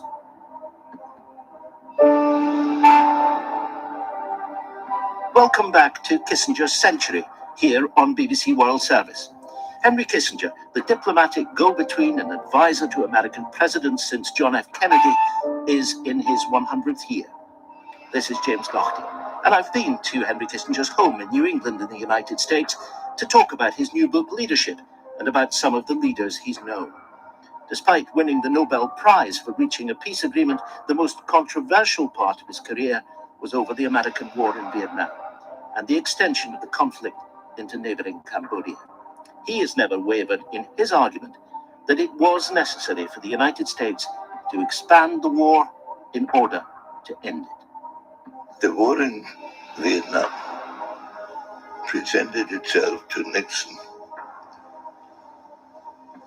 as 500,000 American troops already being in place and 50,000 in the pipeline when he became president, with 30,000 casualties having already been suffered. And the debate in America had become so embittered that President Johnson couldn't appear in public except on military bases. A significant part of the American elite had become convinced that a defeat was better for the American soul than a continuation of the war. One of the consequences of that was, of course, that the administration felt it couldn't tell Congress about what was going on across the border in Cambodia and Laos. Do you regret that now? That was a mistake. They should have been told. The reaction would have been the same. It was naive to believe that you could conduct a clandestine military operation. The other thing that people always throw at you is the Chilean coup in 1973. Do you regret anything about that? You know, the American engineering effectively of a coup to remove a government which you didn't like. It's always important to remember the context. Allende had come to power through a peculiarity in the Constitution, where the party with the largest number of votes, even if it was an overall minority, would be gaining office. But there was an interval between the election and the time that the Congress would act, in which the Chilean parliament would choose the president. So we were trying to influence that election, which American administrations had done periodically. That was not an invention of Nixon. The coup occurred 4 years later. We were not involved in the coup directly. But there was indirect American involvement. You say nothing direct, but... Yeah, but we were not in the coup period itself. We did not deplore Allende's overthrow. We were very satisfied with it. And we supported Pinochet after he had established himself. It was an authoritarian state with a different kind of name about it. No question, authoritarian state. Chile, Vietnam, the Middle East, and in the middle of it all, Nixon. The president who, as Kissinger puts it, spent his life in a heroic struggle with himself. By 1973, early in his second term, his dark side, the dirty political fighter obsessed with his enemies, had plunged him into Watergate. This third-rate burglary, as the White House called it, mushroomed into a scandal about secrecy, law-breaking, and the abuse of power. And it was to Kissinger, as Secretary of State, that Nixon eventually had to write his formal letter of resignation, the only such letter ever written. I shall resign the presidency effective at noon tomorrow. Vice President Ford will be sworn in as president at that hour in this office. Inside the White House, Kissinger had watched a presidency come apart. I saw Nixon every day while he was going through this. He almost never raised these issues with me, except in a description of what he was going through. You have to remember, here is this man from an unlikely background, raising himself with fantastic willpower against his own predilections to eminence. Finally, on this, I just want to ask you, how did your relationship with him and your view of him develop after he left office in 1974? I do not say he was a likable person in the normal sense, because he was always defending himself, protecting himself. But over the years, I developed a feeling of warmth for him. And as I look back on his presidency, he taught or tried to teach America an important lesson, namely that one cannot construct international relations like personal relations, because one is dealing with the destiny of societies, and that unfolds over a long period. You seem to be of the view that there is much in the tone and the practice of politics now in this country, which makes it very, very difficult to have the kinds of conversations that you want to hear about the outside world. Yes, this is one current in American thinking. There's another current which is militarily missionary, and great things have been achieved by that attitude.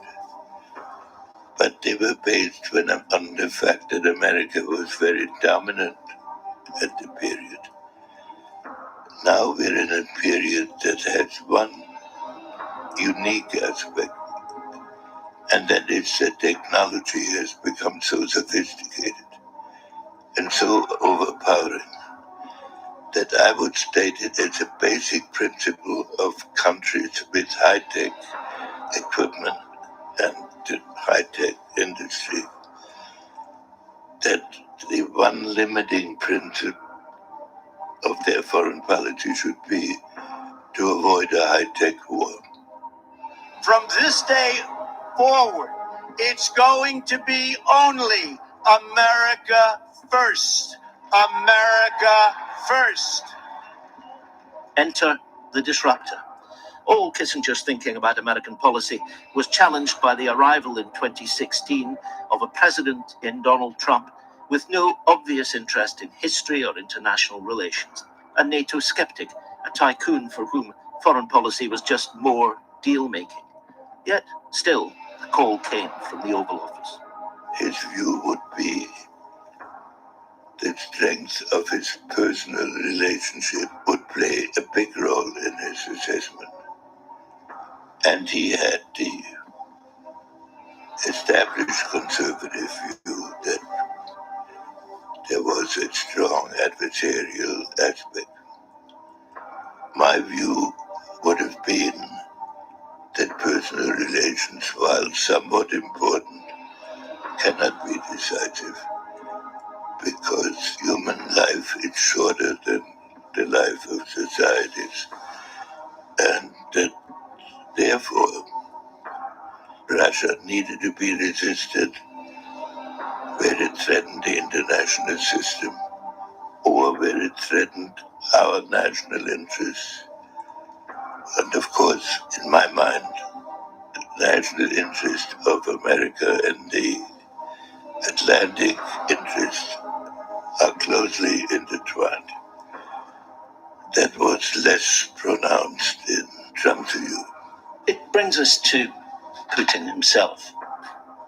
You've known him for a long time.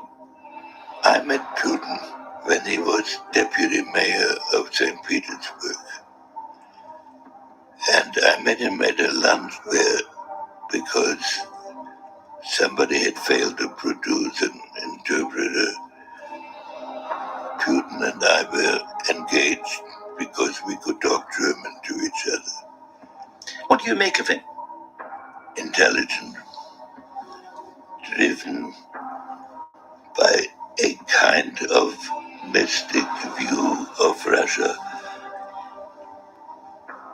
not an ideological view that others could share, but of Russia's unique capacity to survive across many time zones and many enemies around them, by the faith of the Russian people in themselves, deploring what had been taken away from Russia through the collapse of the Soviet Union. So it was not a Hitlerian view of conquest, but a very firm view about the essence of Russian reality. And so, for example, Ukraine was not just a successor state, but something carved out of the Russian entity. Of course, the irony here is that by his invasion of Ukraine, Putin has created exactly the kind of national consciousness through President Zelensky, who's been able to express it, that he insisted had not existed before. Yes, and it makes it inconceivable that his original war aim of returning Ukraine to a state of dependence on Russia can never come out of this war except by a Russian military victory. When Kissinger spoke recently about how a deal with Russia might emerge, he was accused of promoting a sellout. President Zelensky of Ukraine even compared him to the appeasers of Nazi Germany. Friends say that, not surprisingly, that reference to Munich, the agreement in the very year that the Kissinger family left Germany, upset him. So for BBC World Service, I asked him to clarify his view.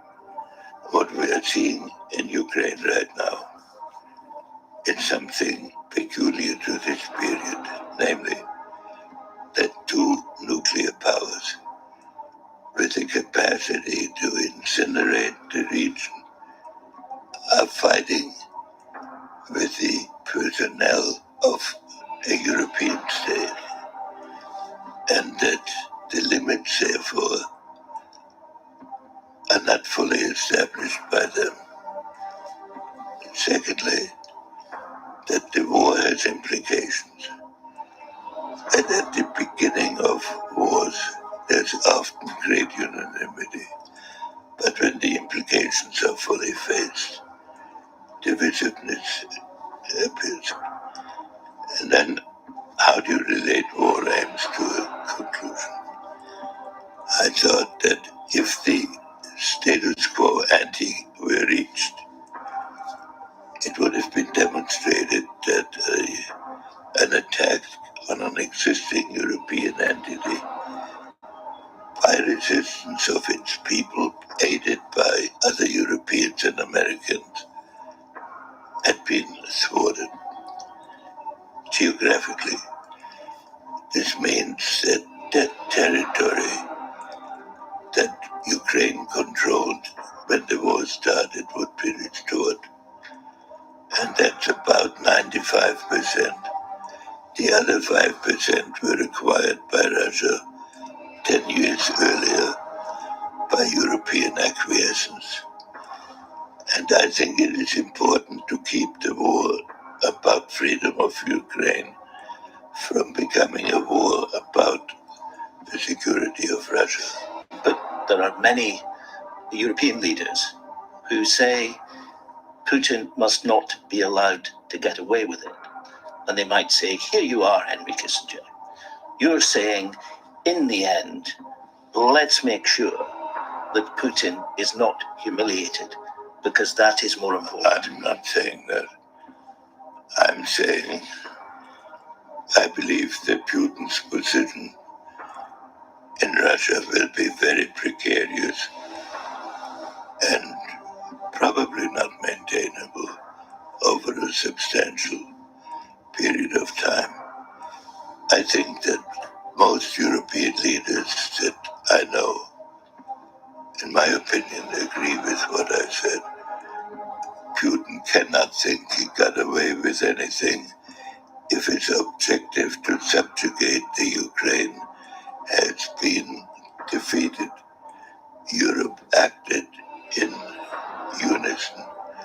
Ukraine has been established as a viable European state. Northern Europe has been unified inside NATO, and the argument about whether Ukraine should be part of NATO has been practically resolved because there's no way of going back to that position. In that sense, you're suggesting that it has been all but settled. No, I think if the war is ended on the present line, and therefore most of Donbass and much of the Black Sea coast remains Russian, that in the end it will be perceived as a Russian success. So I would consider that a defeat. I would think if that happened,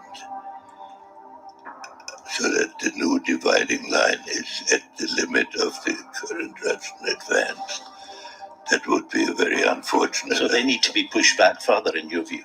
They have to be pushed back to the borders that they had before. That would be a defeat for Russia. Russia would have been diminished in that sense. But the key, in my mind, would then be now a dialogue between Europe, NATO, and Russia might establish a stable system. Is that possible with Putin still in power? I don't believe Putin will be in power when that evolves, partly because of longevity in office. This is the objective I would seek, even if Putin were in power, but it's not what I would prefer. The president said the United States was willing to use force to defend Taiwan against any Chinese aggression. China responded to the president. To look at another problem which is not burning at the moment, but is smouldering, we go back to China and Taiwan. What lies ahead for Taiwan? The essence of the Taiwan relationship is set for Chinese. Taiwan is an inextricable part of the Chinese system. So when we re-establish relations, on the one hand, we accepted the concept of one China, but on the other hand, the Chinese accepted a long period of evolution, which Mao described as even 100 years. So how to handle this period? And in my opinion, which is not the accepted opinion, constant confrontations over Taiwan have the exact opposite effect. Because the more we affirm Taiwan as a second China, and the more the Chinese feel they have to reply to that, and the more armed forces are built up around it, the more tense the situation becomes. Neither country should be asked to give up its basic principle explicitly. America has made clear that a violent attack on Taiwan would meet significant American reaction. It would mean war. But to answer this question, the way it was done publicly recently is exactly what may produce the situation. If one could cool the rhetoric and watch the actions, if military action takes place, then we have a decision to make, which must be overwhelmingly influenced by what has gone on. But if Taiwan becomes a subject of domestic intense interest in both countries, explicitly, the tension can only get worse. He opened the door to China 50 years ago this year. Now, as he told me for BBC World Service, he sees Taiwan as the most dangerous flashpoint in the world and thinks the West still has to decide how to engage with a strong and expansionist China. We will have to develop a concept of dealing with China that can be maintained over an indefinite period of time. It can change with every administration. With respect to Europe, we formed a concept of Atlantic partnership in the 40s that proved its sustainability and its importance for over a generation. We don't have that in relation to Europe now. I don't think that Europe has up to now faced the Chinese issue as a strategic problem. They have dealt with it more as an economic problem. When he was writing about post-Napoleonic Europe more than 60 years ago, studying the likes of Metternich and his concept of the balance of power, Kissinger was also writing a script for his own life in diplomacy, formerly in the White House and ever afterwards as a broker and negotiator, the man who knows everyone. Just as all American presidents used to summon the evangelist Billy Graham for a public show of spiritual contemplation, so Kissinger plays the same role in foreign affairs. It means that even in his 100th year, he's writing and talking and being listened to. Above all, about the danger of a world in which alliances and understandings give way to a narrow definition of self-interest, with potential consequences that have never been more threatening. The unique feature of the present world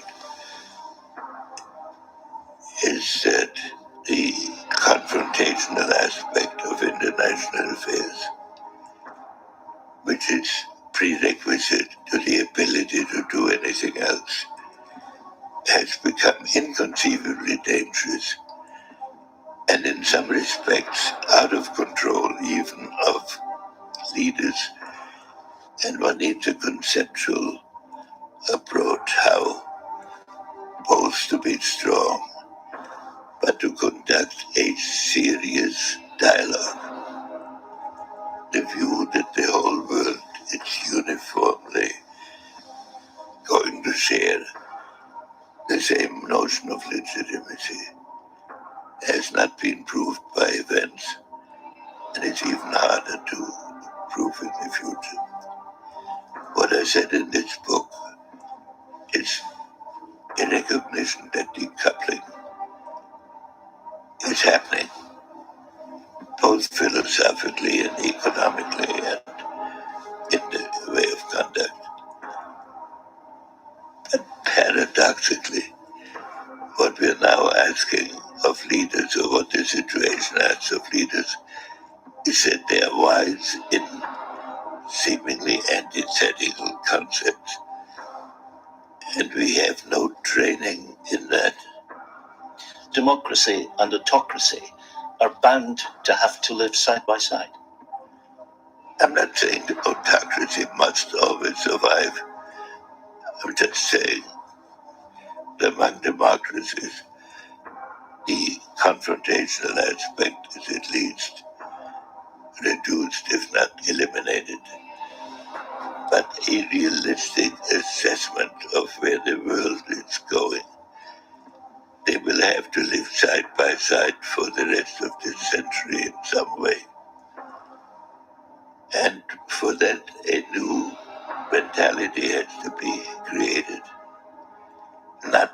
between those who want peace and others who want war, but between those who are prepared to defend, but also prepared to accommodate within the limits that their values permit. And that's very hard to achieve because it means that within each country you need enough confidence in each other so that you can live with decisions because you have confidence that over a long period of time the society will hold together.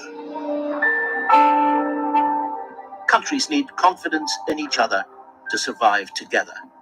That's the never-ending quest that has been the theme of a life in times of war and occasional peace. This time next year, Henry Kissinger will be 100, leaving him in his library, a leafy New England scene spreading out around us. He was getting ready for lunch with the Chinese ambassador and his retinue, a diplomat to the end. Thank you for listening to Kissinger's Century here on BBC World Service, presented by me, James Naughty, and produced by Giles Edwards. This is the BBC World Service with the story of the Ukrainians who have fled their war-torn country for Israel. First, I was very ashamed. I was thinking, I'm a traitor. Now I'm feeling another way. I'm doing this for my children, not for myself. I'm Tim Samuels. I'll be finding out what sort of life awaits them. From Ukraine to Israel, an exodus for our times. At bbcworldservice.com/documentaries. And in an hour, The Forum with Bridget Kendall. J.C. Bose was one of Indian subcontinent's most inspirational scientists, both a leading biologist, physicist, early writer of science fiction, and a pioneering champion of Indian science. So why, outside his homeland, is he not better known? This is the BBC World Service, the world's radio station.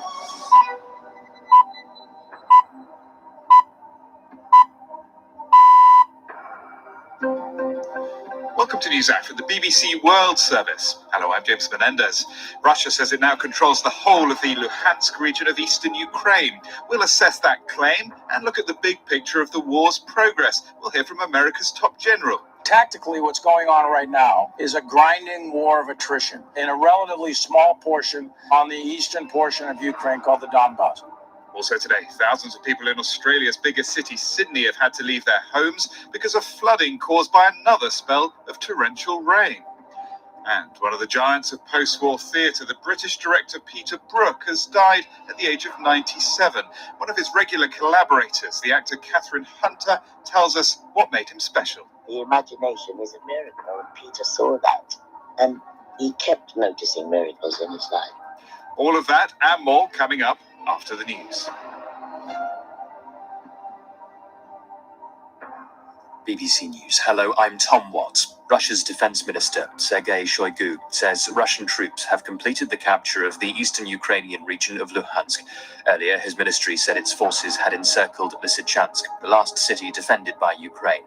The head of Russia's Chechen Republic, Ramzan Kadyrov, has published video footage purporting to be of Chechen fighters in the center of the city. Ukraine's military has not confirmed the reports. As our correspondent in Ukraine, Sarah Rainsford, explains. So this, of course, is a really important city because it's the last big one that has remained under Ukrainian control in the Luhansk region of the Donbass. It's still disputed by Ukraine. They are saying that there has been intense fighting, but that Lysychansk, the city itself, is not yet encircled. But I think, this is clearly a key moment. You don't normally get the defense minister of Russia telling Vladimir Putin his forces have taken an entire region unless he's pretty confident. Thousands of residents in Australia's biggest city have been ordered to evacuate their homes in Sydney as torrential rain battered the area and floodwater inundated its outskirts. Australia's Federal Emergency Management Minister said the New South Wales government had asked for urgent measures to deal with the crisis. Here's Shaima Khalil from Sydney. Many communities have seen a month's worth of rain in the past couple of days alone. The Emergency Services Minister of the state of New South Wales, Stephanie Cook, warned that weather conditions would get worse in the coming days. This is the start of the school holiday, and many families in New South Wales have been planning to travel. But the message from the emergency services is that unless people have been ordered to evacuate, they should stay at home. Britain's biggest provider of abortion care says there has been an escalation in demonstrations outside its centres following the US Supreme Court's ruling revoking women's constitutional right to termination. The British Pregnancy Advisory Service said in some cases the protests had taken the form of faith-based groups praying outside clinics. The service's spokeswoman, Catherine O'Brien, described other incidents. Just yesterday we had an incident in which we had to call the police because protesters were shouting so loudly outside one of our clinics that the women in the treatment rooms could hear them while they were undergoing their procedures. Since the US ruling, the group has been calling for the British government to publicly condemn what it called the assault on women's human rights. Hundreds of people have gathered in the Sudanese capital, Khartoum, for a fourth consecutive day to protest against the country's military rulers. On Thursday, 9 demonstrators were killed in clashes with the security forces, the bloodiest day for several months. On Saturday, the authorities closed bridges across the Nile to try to prevent people marching to the center of Khartoum. Activists have been organizing regular rallies in the city and across the country, demanding a return to civilian rule. More than 100 people have been killed since the military coup last October. World news from the BBC. China's foreign minister is in Myanmar to attend a regional meeting of Southeast Asian nations. Wang Yi is Beijing's highest profile visitor since the military seized power 17 months ago. The regional grouping is a Chinese initiative to diffuse regional tension due to an increasing number of hydroelectric projects. These have altered watercourses and raised concerns of ecological damage. Eyewitness reports from Uzbekistan say police and army patrols are on the streets of Nukus, the capital of the semi-autonomous western region of Karakalpakstan, where a state of emergency was imposed on Saturday. Internet services are said to be restricted. The state of emergency follows mass protests in Nukus on Friday, angered by plans to withdraw Karakalpakstan's constitutional right to secede. One of post-war Britain's leading theatre directors, Peter Brook, has died in Paris at the age of 97. His early-stage career ranged from Shakespeare to Broadway musicals. His best-known film was Lord of the Flies, released in 1963. Vincent Dowd looks back on his life. Born in London in 1925, the young Peter Brook was an extraordinary wunderkind, director of productions at the Royal Opera House in London at just 22, and at 25, directing John Gielgud on stage in Shakespeare. In 1970, A Midsummer Night's Dream, staged in a simple white set, showed Shakespeare could be done in radical new ways. Some revered Peter Brook for the purity of his vision, others thought his work at times dry and academic, but he was enormously influential on other theatre directors. Several beaches in Egypt have been closed after a woman was killed in a shark attack. The Red Sea governor ordered the closure of beaches in the Hurghada region, a major tourist resort, which has recently begun to welcome back large numbers of visitors after the pandemic. Such attacks are rare in the region. BBC News.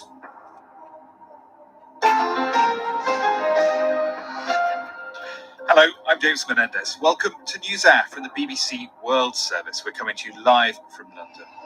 And our top story today is the war in Ukraine and Russia's claim that it's now achieved one of its major objectives of the invasion, to capture all of the province of Luhansk, one of 2 that make up the eastern region known as the Donbass. Russia and its separatist allies had already controlled part of Luhansk since 2014, but after the invasion in February this year, Russian forces have been edging westwards. Today, the Defense Minister Sergei Shoigu said they'd encircled Lysychansk, the last city in the province defended by Ukraine.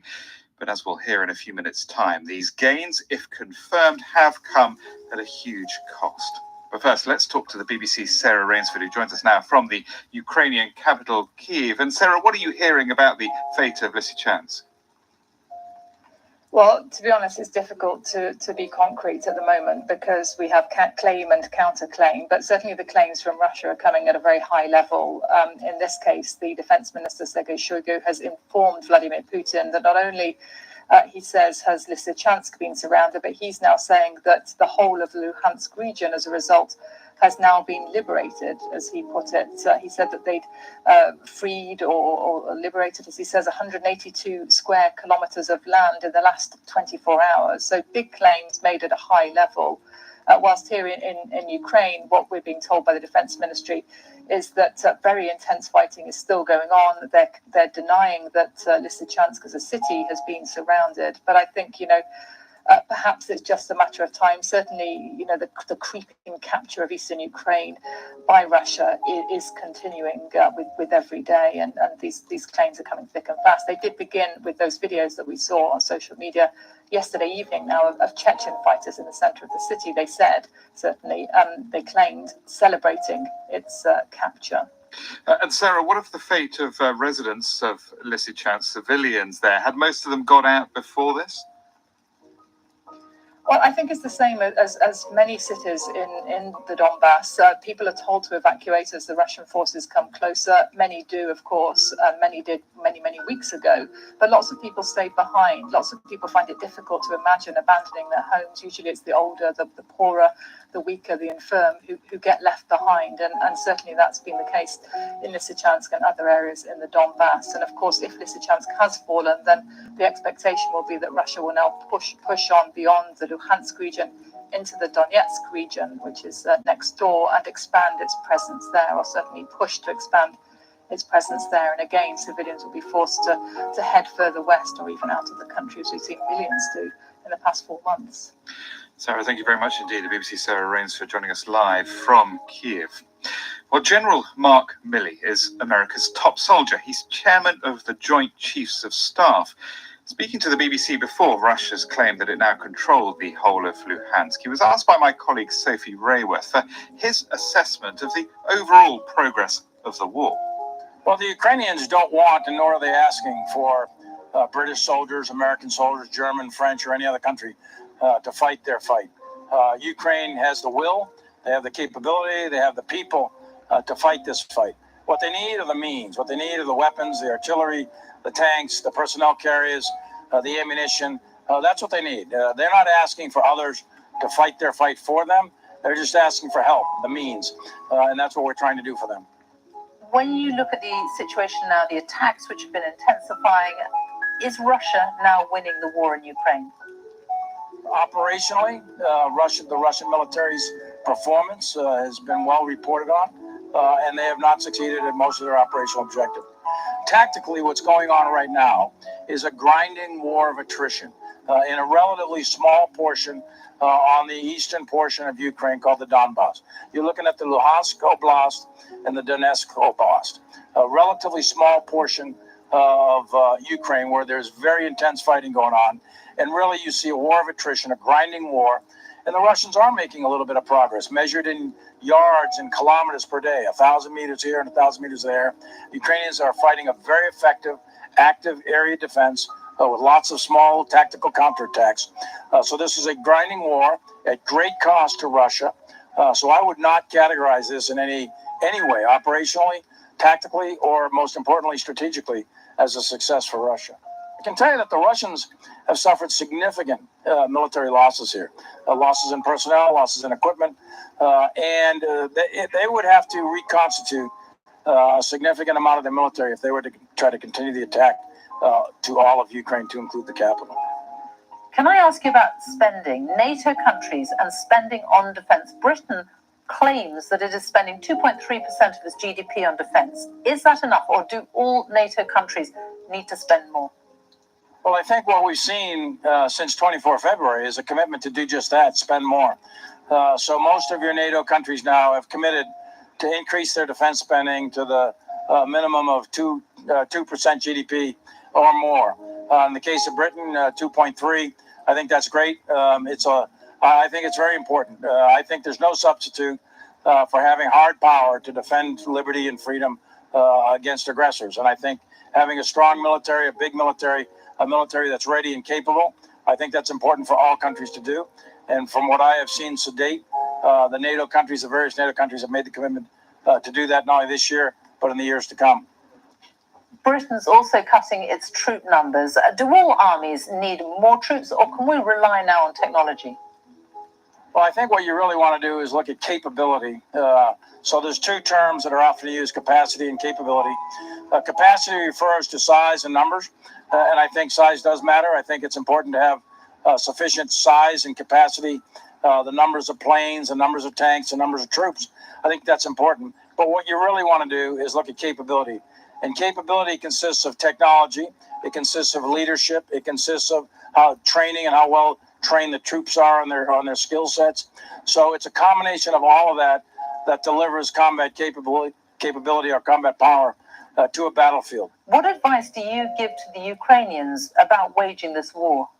In terms of military advice, I will keep that private between myself and General Zaluzny. You can rest assured that we exchange candid views with each other, and we do that at echelon. So there's a lot of exchanging of professional views.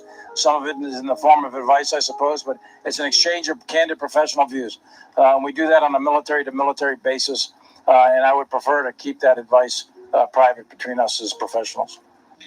Mark Milley. Well, as General Milley put it, Ukraine and Russia are now engaged in a grinding war of attrition. And if that's the case, who's in the best position to fight that protracted war? Shashank Joshi is defense editor of The Economist newspaper and has written about this in this week's edition. Beginning with Ukraine, how long can they continue? They can keep going militarily as long as they are supplied by the West. They're pretty much running low on Soviet caliber ammunition. These are systems that use 152 millimeter caliber ammunition. That's the diameter of the tube that fires the stuff. Ex-Warsaw Pact countries in NATO, like Poland or Bulgaria or others, they're running out of that ammunition as well. So I think Ukraine's longevity in this conflict, from a strictly military point of view, setting aside all the economics and politics of it, depends on whether they keep getting the deliveries of the weapons they need, as we've seen intensify in recent weeks, and whether they get the ammunition to feed those weapons. Because what this war is teaching us is not just that attrition of things like tanks is very high, it's teaching us that armies go through ammunition at a rate that really even militaries and armed forces did not foresee or predict before the conflict erupted. What about losses in terms of men? How heavy are those, and are there the soldiers to replace them, the trained soldiers to replace them? On the Ukrainian side, I think probably yes. They are suffering heavy losses. We've seen figures of up to 200 killed per day. That was probably the very worst of it during the Donbass offensive and during some of the fighting in the east around Severodonetsk, which of course has been taken by Russia about 10 days ago. Their losses are undoubtedly high. It's their most experienced units as well have suffered very bad losses. But I'd say two things. One of them is Russian losses are also very bad, and Russia is not mobilizing its reservists and its conscripts, and therefore is struggling to replace those. The Ukrainians can replace them. They have a big pool of volunteers and those who are willing to fight. I think the bottleneck for them is going to be training. And also is going to some degree be the equipment that they need, particularly to make them a mobile force. They need more armed vehicles. They're suffering from a lack of mobility. They've got plenty of infantry they need armor, they need things to move them around in. If they can solve that problem, and we're beginning to see countries like the UK step up their offer to train Ukrainian forces, that should be sustainable for the Ukrainians over the long haul, as long as that moral side of it remains high. Are the Russian forces in any better position, or are there losses in terms of equipment, artillery, ammunition? Is that putting them in a weaker position at the moment? I think it is. I was talking to Ben Wallace, the British Defence Secretary, last week in Madrid at the NATO summit, and he pointed out the VDV, which is Russia's airborne forces. These are elite forces notionally. They have taken such heavy casualties. He was almost joking. They'd be lucky to fit inside a minibus. I think the problem the Russians had is they're now smushing together these reserve battalions by pulling together people they're recruiting at very high wages. They're buying their way out of this problem, but they're putting them together with officers and equipment from brigades that have sort of leftover bits in them, and that's fine for the moment. But what they're essentially doing is cannibalizing their armed forces, reducing their efficacy over the longer term by using up the equipment and the officers they would need to train the next generation of conscripts, and stopping them from rotating people in and out as this fight drags on and on. The Russians have borne a very heavy price for taking the gains they have in Donbass, and I think by no means should we fall into the trap of thinking, just because they're a bigger country, that they have unlimited pools of available soldiers. So the final question is, and this follows on from President Zelensky's claim that Ukraine might be able to win the war before winter. Is that a realistic prospect? And I just wonder what that means. Well, I think it's unlikely. And of course, they're getting these very impressive new weapons, particularly HIMARS rocket launchers that have very long ranges, that are very precise. They have GPS-guided munitions, and they've shown themselves in the last even weeks since they've arrived, blowing up Russian ammunition dumps, command headquarters, and all of that is very effective. However, if we define success to mean taking back all the land they've lost since February 24, or even taking back a majority of it, I don't think that's likely to happen by Christmas, although absolutely war is unpredictable and I could be wrong. They are showing signs of attacking around Kherson in the south, and that's probably where their gains will come. I think that this is likely to drag on into next year. And the problem, of course, is that for Ukraine, that this is taking a heavy toll on their economy. They're cut off from the sea, their transport networks are being blown up by Russian missiles, they're suffering brain drain, they need constant Western aid. And I think the problem for them is they can stay in this fight, but can their Western backers keep the cohesion and the political consensus they need? As the cost of living goes up in Europe, in America, as energy prices rise, I think that political risk is the biggest one for President Zelensky going forward. Shashank Joshi, defense editor of The Economist there. You're listening to NewsHour.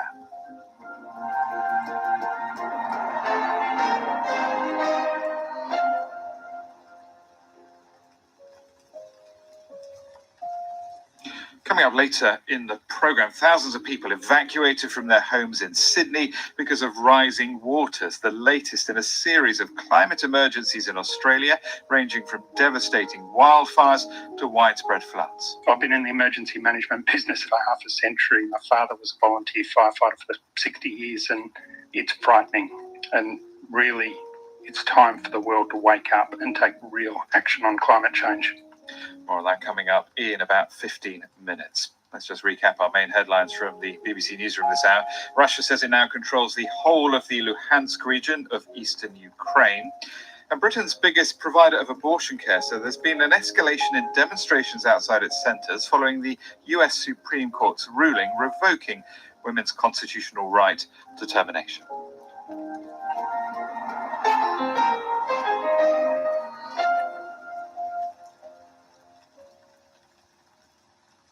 This is James Menendez with NewsHour live from the BBC. Time now to remember and pay tribute to one of the most influential theatre directors of post-war Britain, Peter Brook, who's died at the age of 97. His early stage career ranged from revitalising Shakespeare to Broadway musicals and ancient Indian epics. In the 1970s, he went to live and work in Paris, where he founded a theatre research institute. Vincent Dowd looks back at his life. Born in London in 1925, the young Peter Brook was an extraordinary wunderkind, director of productions at the Royal Opera House in London at just 22, and at 25, directing John Gielgud on stage in Shakespeare. His best-known film was Lord of the Flies. It's a shell!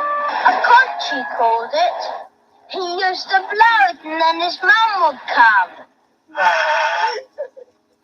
Early on, Brook did direct commercial fare, such as the musicals House of Flowers and Irma la Douce on Broadway. But in London in 1964, his powerful staging of the Marasade by the German playwright Peter Weiss shocked some. Much later, Peter Brook said the theatre of the 1950s and 60s had needed shaking up.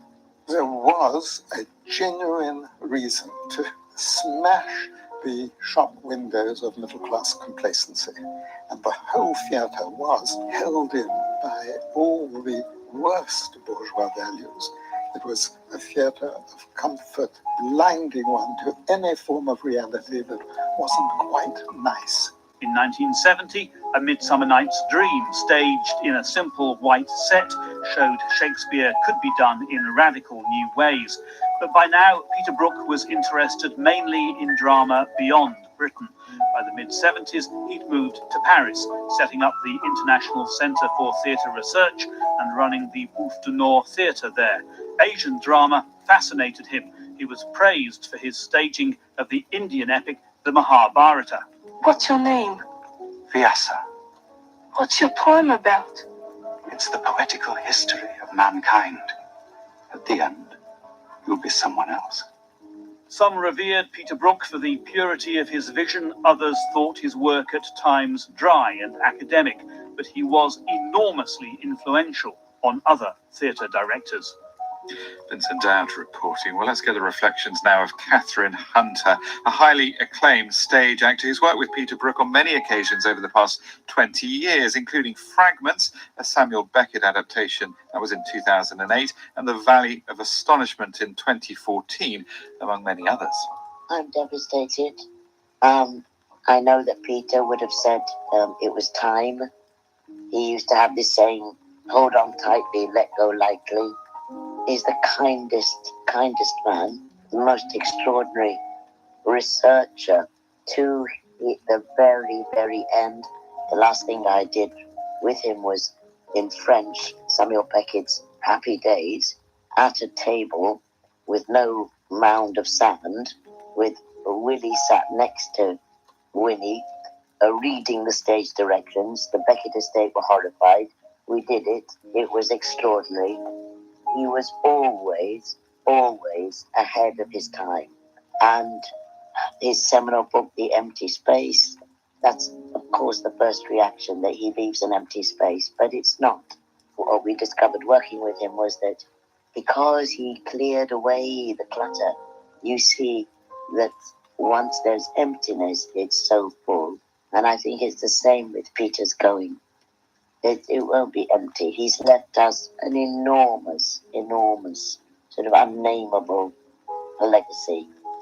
What was he like to work with, as an actor? What was that relationship like between actor and director when you were working with Peter? Of all the directors I've ever worked with, he looked at you. He didn't have an idea of, when he should be like this. He looked at you and found your version of Winnie or Hamlet. It was extraordinary. His perception, he's the only director in the world you would die for him to give you a line reading, because he had a perfect ear. When we worked on the Beckett, he'd go, please, Peter, just tell me how to say the line. Because he had an exquisite sensitivity, really exquisite, sensorial. You almost felt that he had these heightened senses in every way, in a spiritual way as well. And how would you characterize his vision? From what you were saying at the beginning, he had an extraordinary imagination and was never stopped thinking in new ways. Is that fair? Absolutely fair. I mean, about 50 years ago, he went to Paris. Few people know this, primarily to follow his spiritual leader, and then also to found what's called in French the Centre International de Recherche Théâtrale, this International Center for Theatre Research. So he didn't just call it the Peter Brook Company, it was a research, and that was the basis of his life, to research, to discover, and it was deeply rooted in research and in his spiritual work. Lots of people have talked about how he completely revolutionized theatre after the Second World War. He himself said it was stuck in a rut. It had become too comfortable, too bourgeois. What is his influence, do you think? What will his influence be? One of the things he did, so that is 50 years ago, they formed an international company, which is still ahead of its time in terms of, now we talk about inclusivity and diversity. He did that 50 years ago.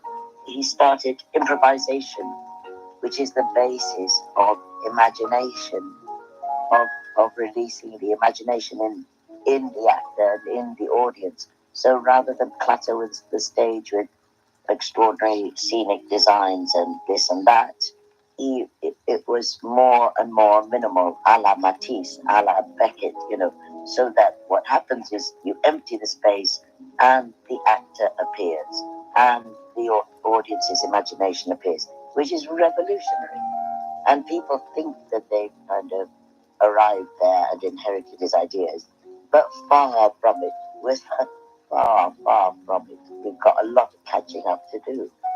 And what is the purpose of that for those who aren't immersed in the theatre like you are, and of course he was? Is the idea that you reduce the work to its essence, and if all art is essentially about the human condition, is it about getting to the essence of what it is to be human, do you think?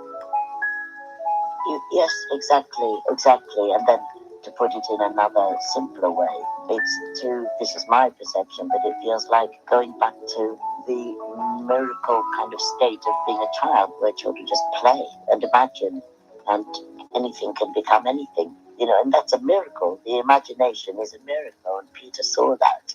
He didn't go, we better have a real chimney and a real fireplace and a real dinner set and a real this. It's like children. And he noticed that he kept noticing miracles in his life. And that was one of them, that our capacity to imagine is absolutely, where on earth does that come from?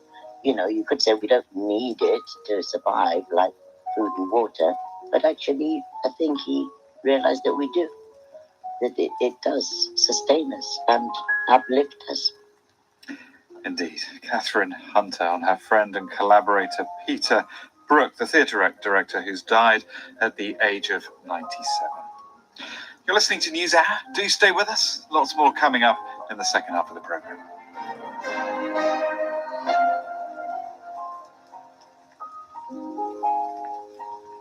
This is the BBC World Service, where we're looking at human nature.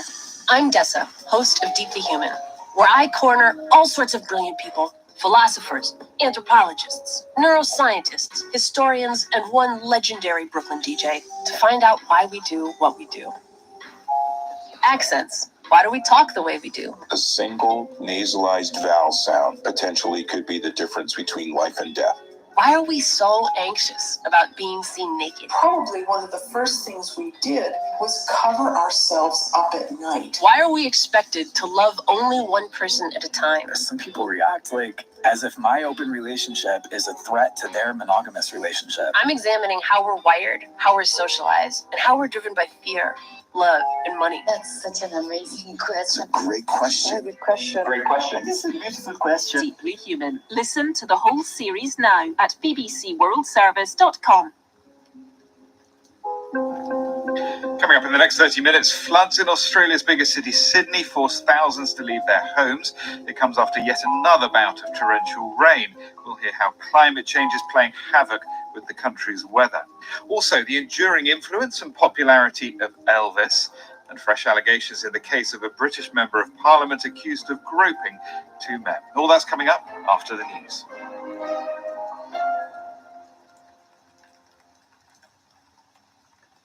BBC News. Russia says it has taken control of the entire region of Luhansk in eastern Ukraine after capturing Lysychansk. Kiev has not confirmed the claim, but the local governor says the Russians are entrenched in the city. It is the last one in Luhansk under Ukrainian control, and Moscow said earlier its forces had encircled it. A Russian scientist accused of treason has died of cancer in a hospital in Moscow. Dmitry Kolka was being investigated for passing state secrets to the Chinese.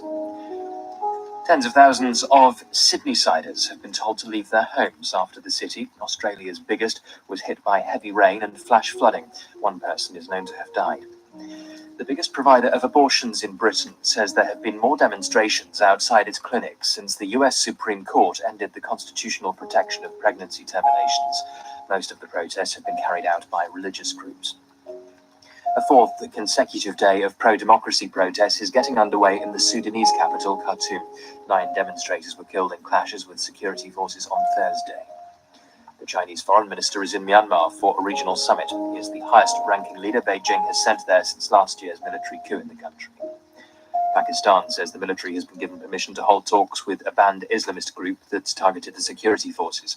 The group Tehrik-i-Taliban has close links with the Afghan Taliban.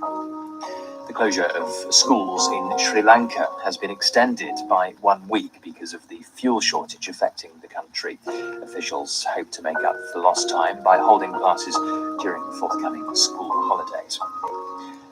A leading figure of British theatre, Peter Brook, has died at the age of 97. His work covered film and theatre, where he left his marks with his radical works, among them A Midsummer Night's Dream. That's the world news from the BBC. Welcome back to NewsHour. Let's head to Afghanistan now, where a 3-day meeting of Islamic clerics and tribal leaders in Kabul ended yesterday with a call to the world to recognize the Taliban leadership. The gathering of several thousand delegates, all men, also called for a lifting of sanctions, which are having a severe impact on the Afghan economy. The Taliban say their reclusive leader, Hibatullah Akhundzada, addressed the event, although there's been speculation for years about whether he's still alive. Well, on Friday, the UN rights chief Michelle Bachelet urged the Taliban to look to other Muslim countries for inspiration on improving the rights of women and ending what she called their systematic oppression in Afghanistan. Another speaker at the UN gathering was the former vice president of the Afghan parliament, Fawzia Koofi. My colleague Julian Warwick was talking.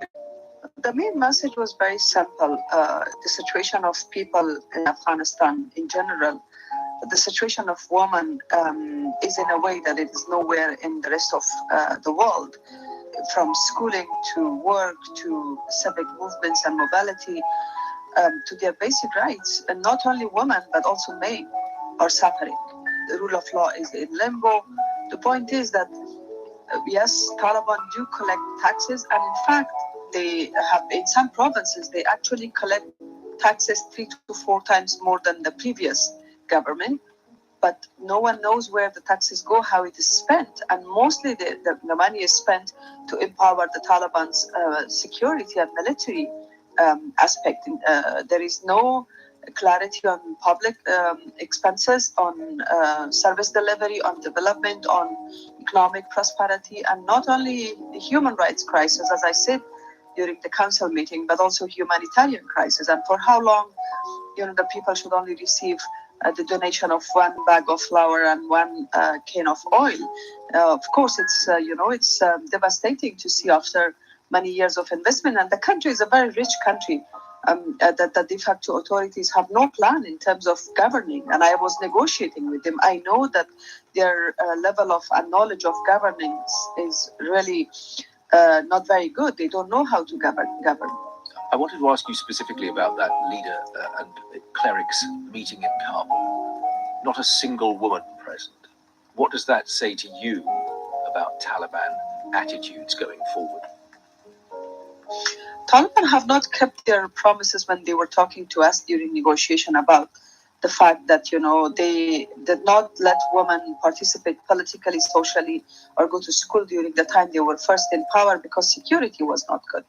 Well, apparently, at least in most provinces, as Taliban claimed that security is good this time. So I don't see any reason, any logic, it doesn't justify when they don't let women to participate politically, especially in this big gathering. And their message was all about, against women, I would say. They were like, we are not ready to engage with the world in our values. And in most cases, we know that their values are not even Islamic values. That was the former vice president of the Afghan parliament, Fawzia Koofi, talking there to my colleague, Julian Warwick. You're listening to NewsHour live from the BBC in London. I'm James Menendez. We're going to turn to Australia now, in the country's biggest city, Sydney, where thousands of people have been ordered to evacuate their homes. And that's because of a spell of torrential rain, which is causing rivers to burst their banks, inundating parts of the city's outskirts. The local authorities are warning that further downpours could trigger flash flooding and landslides. Here's Steph Cook, who's Emergency Minister in the state of New South Wales. We are now facing dangers on multiple fronts: flash flooding, riverine flooding, and coastal erosion. So if you live anywhere between Newcastle and Batemans Bay, please don't be caught unaware by the current weather situation. This is a life-threatening emergency situation.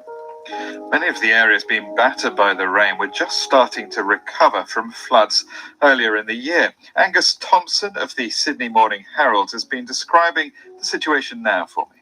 There's been pictures of people being rescued from submerged cars. There was even a herd of goats who had to be rescued from a house in Sydney's west. And a lot of it's happening by boat as well, with floodwaters rising. It's been difficult to get around. Yes, indeed. And as I understand it, some of those communities, some of those areas were just recovering from the last flood. Yeah, that's right. There's some people who've only really just started moving back into their place, and now they have to evacuate again, and there's water lapping at their doorstep again. So, yeah, it is quite a repeat of past trauma, I guess.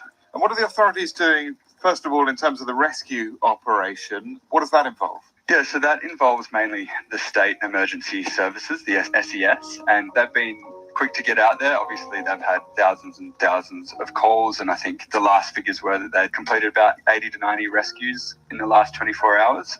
There is Defence Force personnel available, so the federal government's made that available as well, and a lot of neighbours helping each other out as well. Many families have had to be evacuated. Where are they going? Are there shelters in place already? Yeah, there are. So they're being advised to either shelter with family or friends in safe places. If they can't do that, there are 6 evacuation centres set up around the state, mainly focused around Sydney, where they'll be, have a roof over their head, essentially, and be, safe from the floodwaters. And just finally, when you talk to people, friends, neighbours, people you talk to in your reporting, are people thinking this is what climate change looks like? I think there are a lot of people in the areas that we've spoken to and other media outlets have spoken to that are feeling the wear and tear of these constant flooding threats. And there are people who've said, look, I can't do this anymore. And if that's what climate change looks like, then yeah. Angus Thompson of the Sydney Morning Herald. Well, Greg Mullins is a former head of fire and rescue in the state of New South Wales. He's now at Australia's Climate Council, a leading advocacy group there on climate change. First, what is the reason for this heavy rain? The immediate cause is a climatic condition, La Nina, at the moment, which means there's warmer ocean temperatures off the east coast of Australia, which means more evaporation. And when we have these events, we get more rainfall. But what is happening big picture is that climate change is intensifying both La Ninas, which lead to these big flood events, and El Ninos, which is the opposite. We get droughts, heat waves, and massive bushfires. And the science is very clear. We're seeing wild fluctuations between extreme La Ninas, extreme El Ninos. But because of the warming effect of climate change, we don't even need these events to have extreme weather anymore. And on the east coast of Australia, in the last 18 months, we've had 4 major floods, each of which have exceeded previous records. And I've been in the emergency management business for half a century. My father was a volunteer firefighter for 60 years, and it's frightening. And really, it's time for the world to wake up and take real action on climate change. In terms of Australia's ability to cope in the immediate term, what questions then does that increasing frequency of extreme weather and increasing intensity, what questions does that raise about the ability of parts of Australia to cope? Well, we've been overwhelmed, and there was a royal commission into the bushfires. It was into natural disaster arrangements in Australia. And what they warned about was compounding disasters and consecutive disasters. So this roundabout you spoke about, we'll get an El Nino, and sometimes we don't even need an El Nino anymore. It used to be a necessary ingredient to get very bad bushfire danger. In 2019, there wasn't one, and we had the worst ever. But you'll get droughts, which intensify far faster than they used to because of the increased temperatures and evaporation. You'll get heat waves, which are huge killers, massive fires, and then it swings the other way. And where we are at the moment, just having flood event after flood event after flood event. And what it has overwhelmed is not only our response capabilities, because they're over huge areas at the moment, about 800 kilometres of coastline. We don't know where to put the resources, and we have to cover all of that. But recovery, we still have people living in tents after those bushfires all those years ago, and thousands homeless from the recent floods. So every time you stand up, you get knocked over again. And this is becoming a worldwide pattern. We're seeing in the western United States, the fires. I know there's fires in Spain at the moment, heat waves in Siberia, Japan, droughts in China. Everything's intensifying, and the physics and chemistry of it are quite simple, but it just seems like nobody's listening. Which means a huge drain on resources, human and financial, to deal with it. Does it also raise questions about people's ability to live in some of these areas long term? Most certainly. In the April 2022 floods in northern New South Wales, the state of New South Wales, and southern Queensland, two of our biggest states, the township of Lismore, so a population of around 40,000, it's now been hit 3 times in a row. So just as they rebuild, another flood comes along and places are inundated, businesses are on their knees, residents, a lot of whom are in a socio-economic situation where they can't move, are just wondering, what do we do? Because we can't afford to move, but we can't afford to raise our houses 5 metres into the air. So we're facing this situation of having to move whole towns, and it's not just from flood risk. In our state, a bad bushfire year would destroy historically about 200 homes. We lost 2,500, and thousands of other buildings like schools, shops, community facilities. So we're really looking at people becoming climate change refugees within our own borders, let alone the South Pacific, where islands are being inundated by sea level rise. So just finally, why do you think the message isn't getting through when this is a reality for so many millions of people around the world, and the images of the impact of this extreme weather is plain to see? Toxic politics, as we experienced in Australia. We had a Conservative government that they were climate change deniers, and they were getting a lot of donations from fossil fuel companies. And so there's that perverse effect of people making a lot of money out of fossil fuels, and also the hubris of not being able to move on and not realising, like here in Australia, we're having an energy crisis.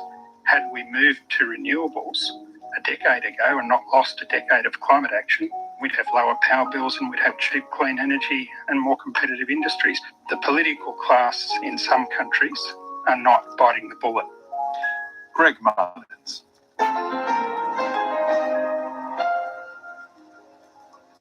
Presley is regarded as one of the most significant cultural figures of the 20th century. For many, he is simply the king of rock and roll. The recent release of a film of his life by the director Baz Luhrmann has been a great success, and many visitors still flock to his home, Graceland in Memphis, Tennessee, which recently celebrated its 40th year of being open to the public.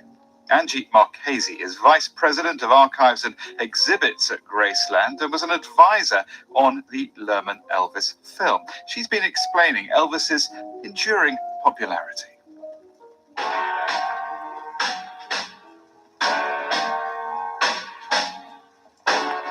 When Priscilla made the decision to open Graceland back in the early 80s, it was very tough for her to decide to do that because it had been their private getaway, and it was such a place where Elvis could be Elvis and not have to be Elvis the icon. But when they did decide to open in 1982, they didn't know if 10 people were coming, 20 people were coming. Over 3,000 people showed up on opening day. They were getting advice saying that within the first 5 years, everyone who's wanted to see Graceland would have seen Graceland. You'll be able to bank your money and you can go on, and at least we'll have an inheritance. It's amazing to think that Graceland has now been open for 40 years. And it's the best job I could possibly imagine.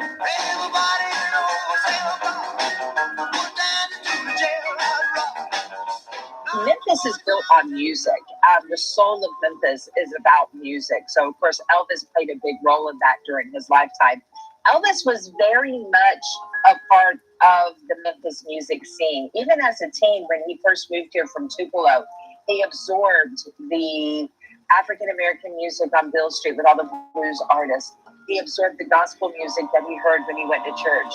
There's a man in New Orleans who plays a rock and roll. He's a guitar man with a great big soul. He lays down a beat like a ton of coal. He goes by the name of King Creole. You know he's gone, gone, gone. He absorbed the country music influence, and in his own way, he took all of these little elements and kind of made them his own and created his way of recording music in this new, at the time, people called it rockabilly fashion. This is way before rock and roll was even a genre of music. We just released the Baz Luhrmann Elvis movie, and it is a huge success. Baz first came to Memphis about 4.5 years ago and literally lived kind of in our archives building with us, doing research, interviewing people, really, absorbing everything Elvis that he could. And then he took all of that back with him to Australia because the entire film was filmed in Australia. And he took the soul of Memphis to Australia to produce this movie that really captures Elvis's humanity. I mean, it talks about, who he was and how he changed the world, but it also captures who Elvis was as the person. Love me tender, love me sweet, never let me go. My daughter, when she first was introduced to Elvis, it was through the Disney movie Lilo and Stitch. And so it's all about reintroducing Elvis to a new audience every so many years. His enduring popularity is not only going to last for decades to come, but could be centuries to come as Elvis keeps getting reintroduced to the next generation of Elvis fans. Love me tender. Angie Marchese of the Graceland Museum there. You're listening to NewsHour. Do stay with us. Still more to come and a little more Elvis. For my darling, I love you, and I always will.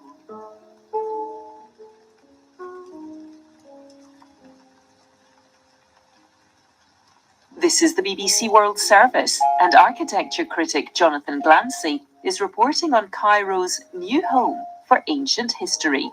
You will have the feeling that you are going to the netherworld.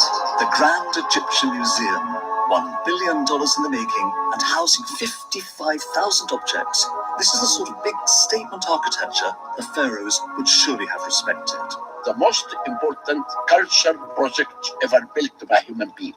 But the building is much more than simply generous space for ancient artifacts.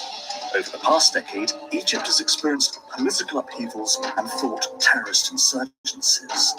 This is a prestige project that, it is hoped, will turn around Egypt's fortunes. We know that the best way to attack and to fight against terrorism is through culture and soft power.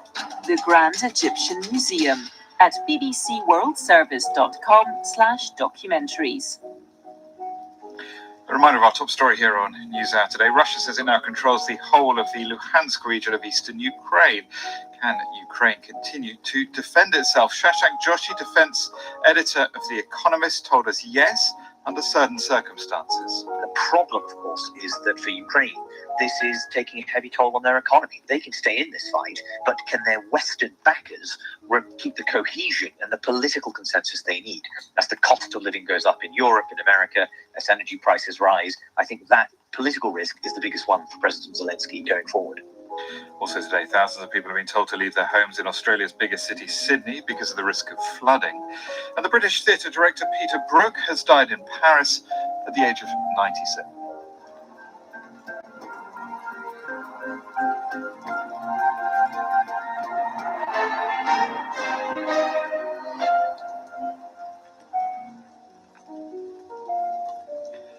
This is James Menendez with NewsHour. Now, Brazil once led the global fight against hunger, cutting the number of people struggling to eat enough by half in just over a decade. But an economic crisis, a painful pandemic, and surging inflation have unwound those gains. More than 30 million Brazilians are now going hungry, a rise of 73% in just 2 years. Yet some communities are tackling the crisis by growing their food in urban gardens. Ana Ianova reports now from Rio de Janeiro. On a plot of land the size of a football pitch in the working-class neighborhood of Madureira, about a dozen workers are busy tending to neat rows of lettuce, cassava, beets, and carrots. Surrounded by a half-dozen favelas, this area was once a quilombo, a settlement founded by enslaved Africans who escaped their captors. In the run-up to Rio's 2016 Olympics, some 900 families were expelled to make way for a manicured park where spectators could watch the games. Now, a slice of the park is being turned into the world's largest urban community garden. Once it's completed later this year, half the production will be donated to those in need, while the rest will be sold to the community at a fair price, with earnings split among the gardeners. Julio Cesar Barros, an agronomist leading the project, hopes the garden can inspire other countries grappling with hunger. The world has almost 8 billion people, and the growth of world food production is not keeping up. Simple products can also be produced in the city. So what can we produce? Different types of vegetables, legumes, fruits, and this contributes in all sorts of ways, including by helping the environment. A small part of the garden is already up and running, and it has made a mark on the life of Fernanda da Silva Conceição da Costa. A resident of a nearby favela, her own family sometimes went hungry. Now she puts her green fingers to use in exchange for a $95 monthly stipend and heaps of fresh food that she can take home at no cost. I bring home healthy food to put on the table for my children. We know that with the pandemic, things are really difficult, and not everyone can afford to buy food. We're bringing food to the tables of many people. Urban gardens can't replace public policies aimed at stamping out hunger, says Rodrigo Alfonso, an advocate whose charity combats food insecurity. But at a moment when hunger is gripping Brazil, urban farming can offer a lifeline to the poor, he says. We've seen people who needed food, who were going hungry, and had huge backyards in their homes, but they didn't know that they could plant vegetables in their own homes to survive. Just a few miles away, in the Manguinhos favela, an urban garden planted a decade ago shows what's possible. On a recent morning, 2 workers laid out vibrant piles of coriander, spinach, and lettuce. Soon, residents started flocking to their stall, buying up courgettes, pumpkins, and cucumbers for loose change. Madureira's urban farmers plan to set up a similar market once their garden starts yielding more. Anna Ionova reporting there from Brazil. Well, let's end the programme by turning to matters closer to home now. And a scandal here in Britain that's raising fresh questions about the Prime Minister Boris Johnson's leadership of his party and also about the behaviour of members of Parliament more widely. It began last week when the Conservative government's Deputy Chief Whip, responsible for party discipline, resigned after allegations he groped 2 men at a private members' club while drunk. Chris Pincher was then suspended from the Conservative Party. But today, several newspapers report 6 more claims of inappropriate behaviour by the MP, stretching back more than a decade. He was appointed Deputy Chief Whip in February. Downing Street says the Prime Minister wasn't aware of any specific allegations against Mr. Pincher at the time. Well, let's talk to George Parker, political editor of the Financial Times. George, good to have you with us here on the programme. Does that stack up? And if Downing Street didn't know, should they have known? Well, of course they should have done. It was pretty much an open secret. And in fact, Chris Pincher, the person concerned, had to resign previously as a whip after allegations that he'd foisted unwanted attentions on a potential Conservative candidate. So, the allegations were swirling around. We've got a claim by Dominic Cummings, formerly Boris Johnson's chief advisor, that Boris Johnson used to jokingly refer to Chris Pincher as Pincher by name, Pincher by nature. So, look, even if he didn't know about specific allegations, he would certainly have known all the rumours swirling around about Chris Pincher's behaviour. There is a parliamentary investigation now into what happened this week. What might happen to Mr. Pincher? What might be the consequences? Well, if he's found to have broken the rules, and he's certainly already admitted to getting very drunk and embarrassing himself and others, then there's a possibility that, indeed a probability, he will be expelled from the Conservative Party, and then there'll be a parliamentary by-election. And of course, that's something that Boris Johnson is desperate to avoid. The Conservative Party recently lost 2 by-elections, even though Chris Pincher has a majority of nearly 20,000, any majority in the current circumstances will be very difficult for Boris Johnson's party to defend. And there have been two recent by-elections, haven't they? And those were also caused by sexual misconduct cases. Yeah, and in fact, there have been, I think, 5 or even 6 serious allegations of sexual misconduct or misconduct by Conservative MPs already this year. And it's, you can look at this and say, well, this is every workforce, if you view the Conservative Party as a workforce, has bad people in it, wrong uns, human frailty. But the problem for Boris Johnson is this starts to look like people who think they can get away with anything, arrogance of power. And then people start to say, well, where's the lead coming from on this? Is Boris Johnson setting a tone for a government that's in moral decline? So all of this is extremely difficult for Boris Johnson and very damaging to him as well as to the Conservative Party. Is there a wider problem as well that Mr. Johnson and the party are struggling to get back on the front foot? I mean, we've spoken many times in the past few months about a series of scandals facing the party. I mean, he says he wants to get on with the business of the running the country, but there's always obstacles, aren't there? Well, he says he wants to, but as you say, there's one scandal after another. Issues like the Northern Ireland Protocol, part of Boris Johnson's Brexit deal, which has created a huge row with Europe. Well, that's not dealing with people's day-to-day concerns. And, there's a general sort of malaise hanging over this government. There's industrial disputes starting. Workers are being asked to take real terms pay cuts. The airports aren't functioning. There's a real sense of, that the country's in some way moribund at the moment or stuck. And Boris Johnson desperately needs to get some forward momentum. But the economic conditions are very difficult for him, and he'll be desperately keen for the summer holidays to arrive and hope that something turns up in the autumn. George, thank you very much indeed. George Parker, political editor of the Financial Times there. That sunny note brings us to the end of this edition of News Hour. From me and the rest of the team here in London, thanks so much for being with us. Until the next time, bye-bye. This is the BBC World Service, with Alan Little looking into the gulf between the reality of war and our ability to comprehend it. I have spent much of my working life reporting wars in Baghdad, Bosnia, Congo and elsewhere. There was chaos. What is it about distant suffering that numbs us to the pain of others? We truly can't imagine how terrifying war is. Regarding the pain of others at bbcworldservice.com/documentaries. In 60 minutes, it's Music Life. I'm Spanish singer Natalia Lacunza, joined by UK singer-songwriter Mott Maltese, Mexican musician Silvana Estrada, and UK singer-songwriter Birdie. We'll be talking about taking our music careers to the next level and the most beautiful moments we've experienced during our lives in music. This is the BBC World Service, the world's radio station.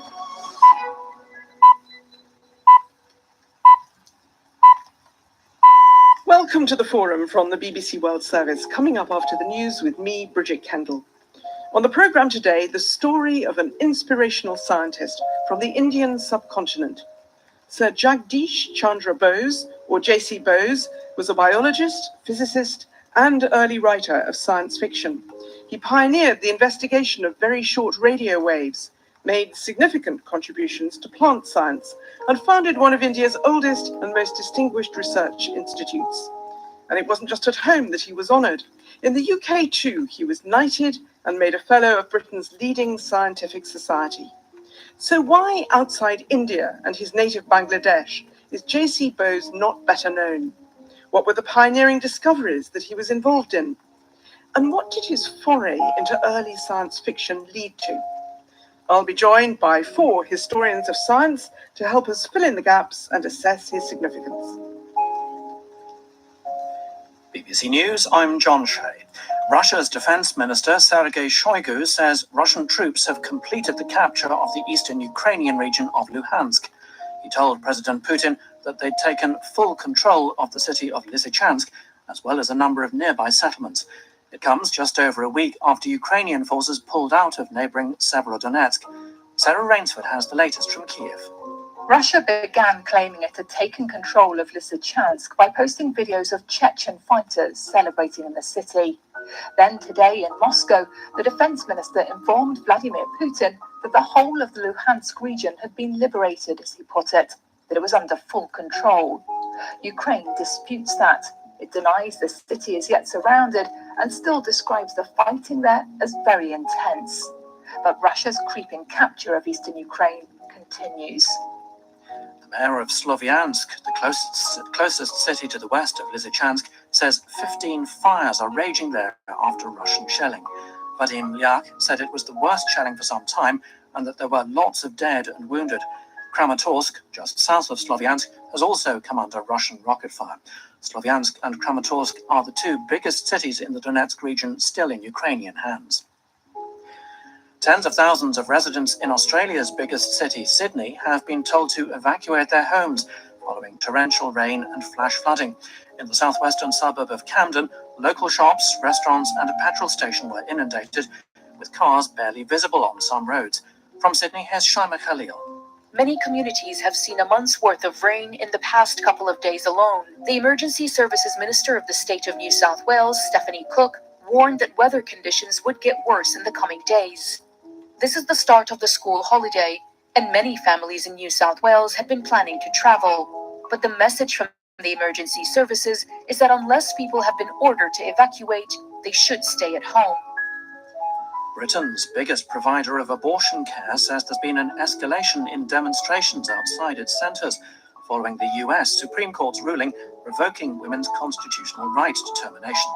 The British Pregnancy Advisory Service said in some cases the protest had taken the form of faith-based groups praying outside clinics.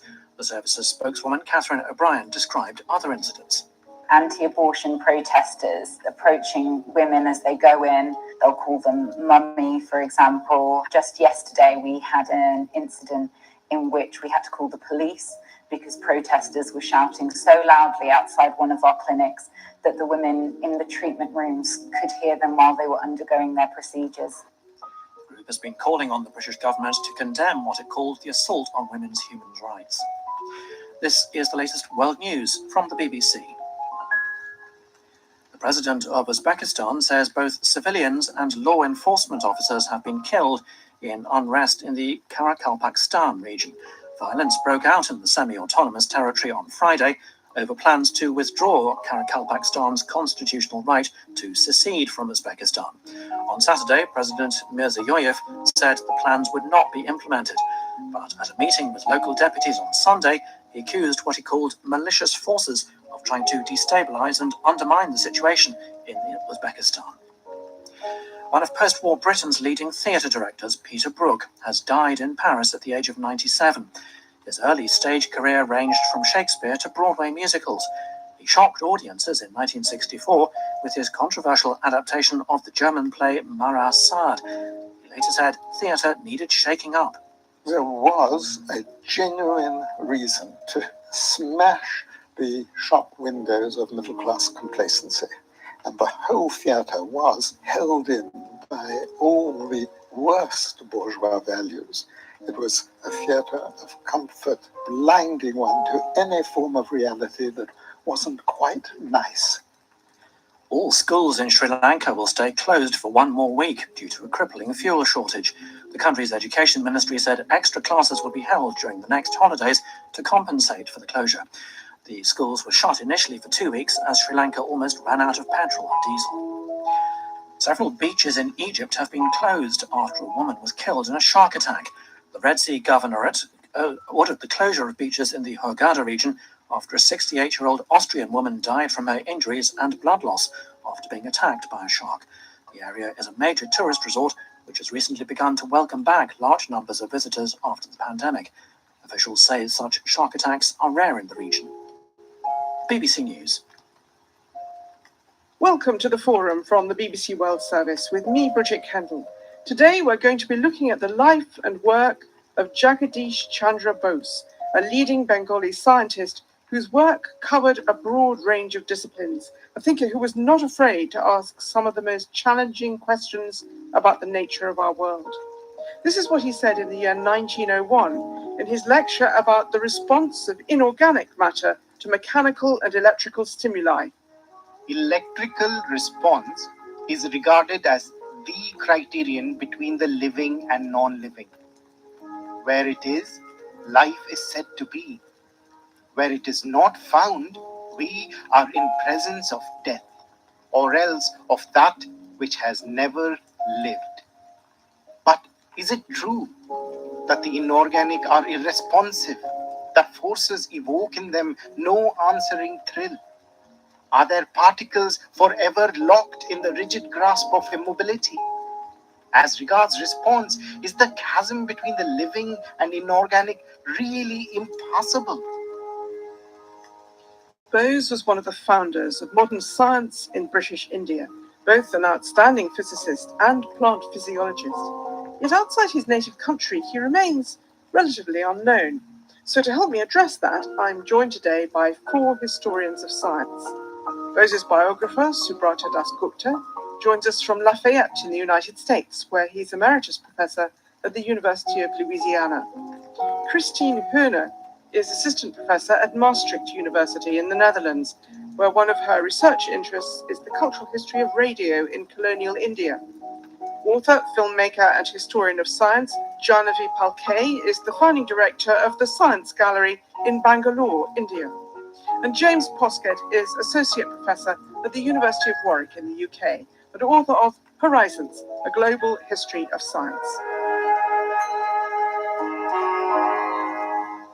Welcome to you all.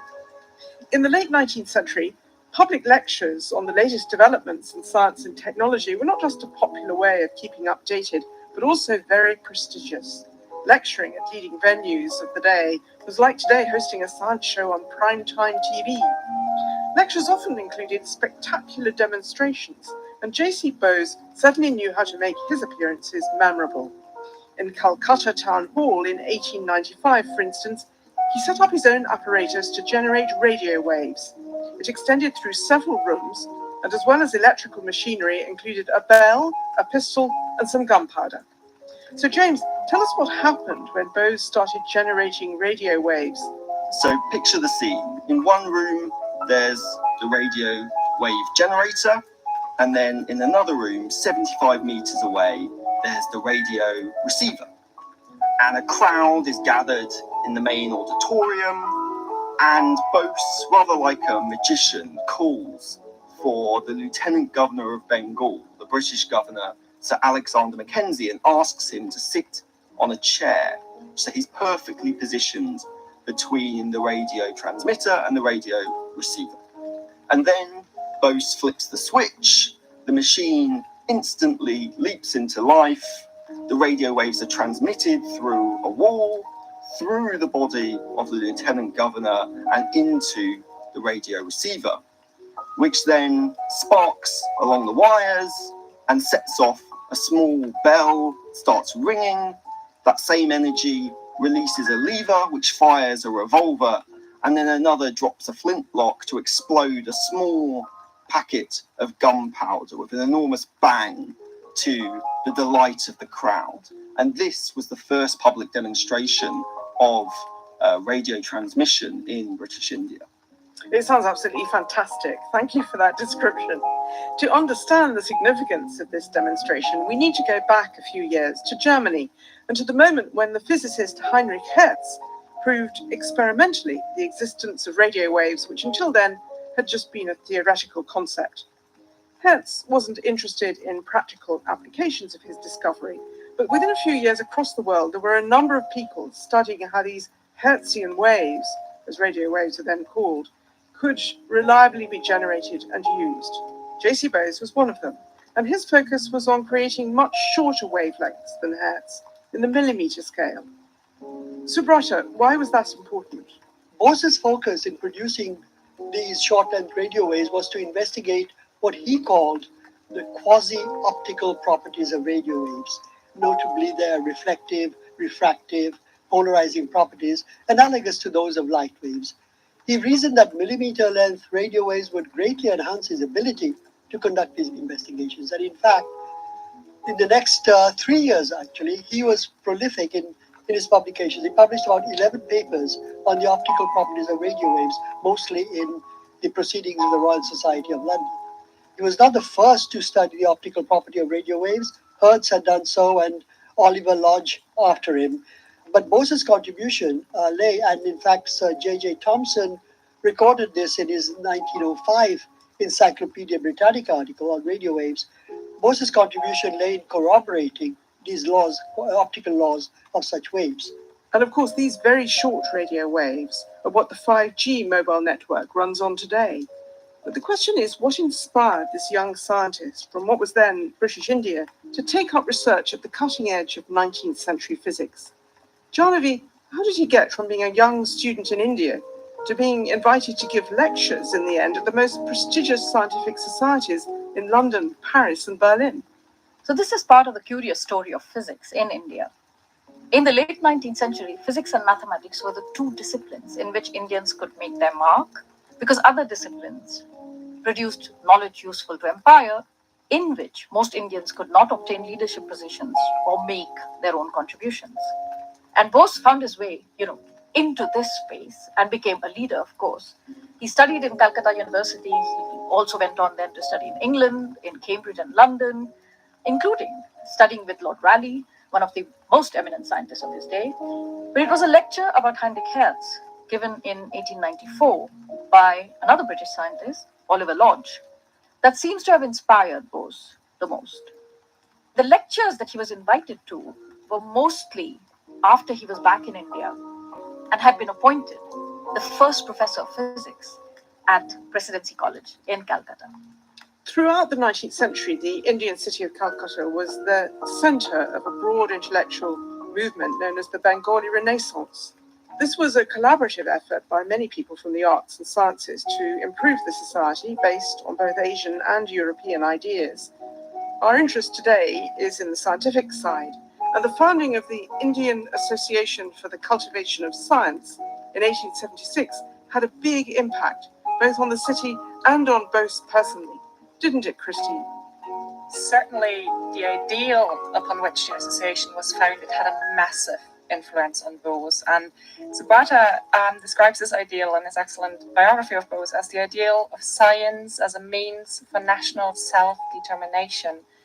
Now, the Bengali medical doctor Mahendra Lal Sirka founded the Indian Association for the Cultivation of Science in 1876, and his vision for this association was that he wanted to found a research institute for Indian people run by Indian people. So in other words, to create scientists made in India. And in order to understand the significance of this, we have to keep the colonial context in mind. So at the time, it was very difficult for Indians to get access to higher education and to actually do scientific research.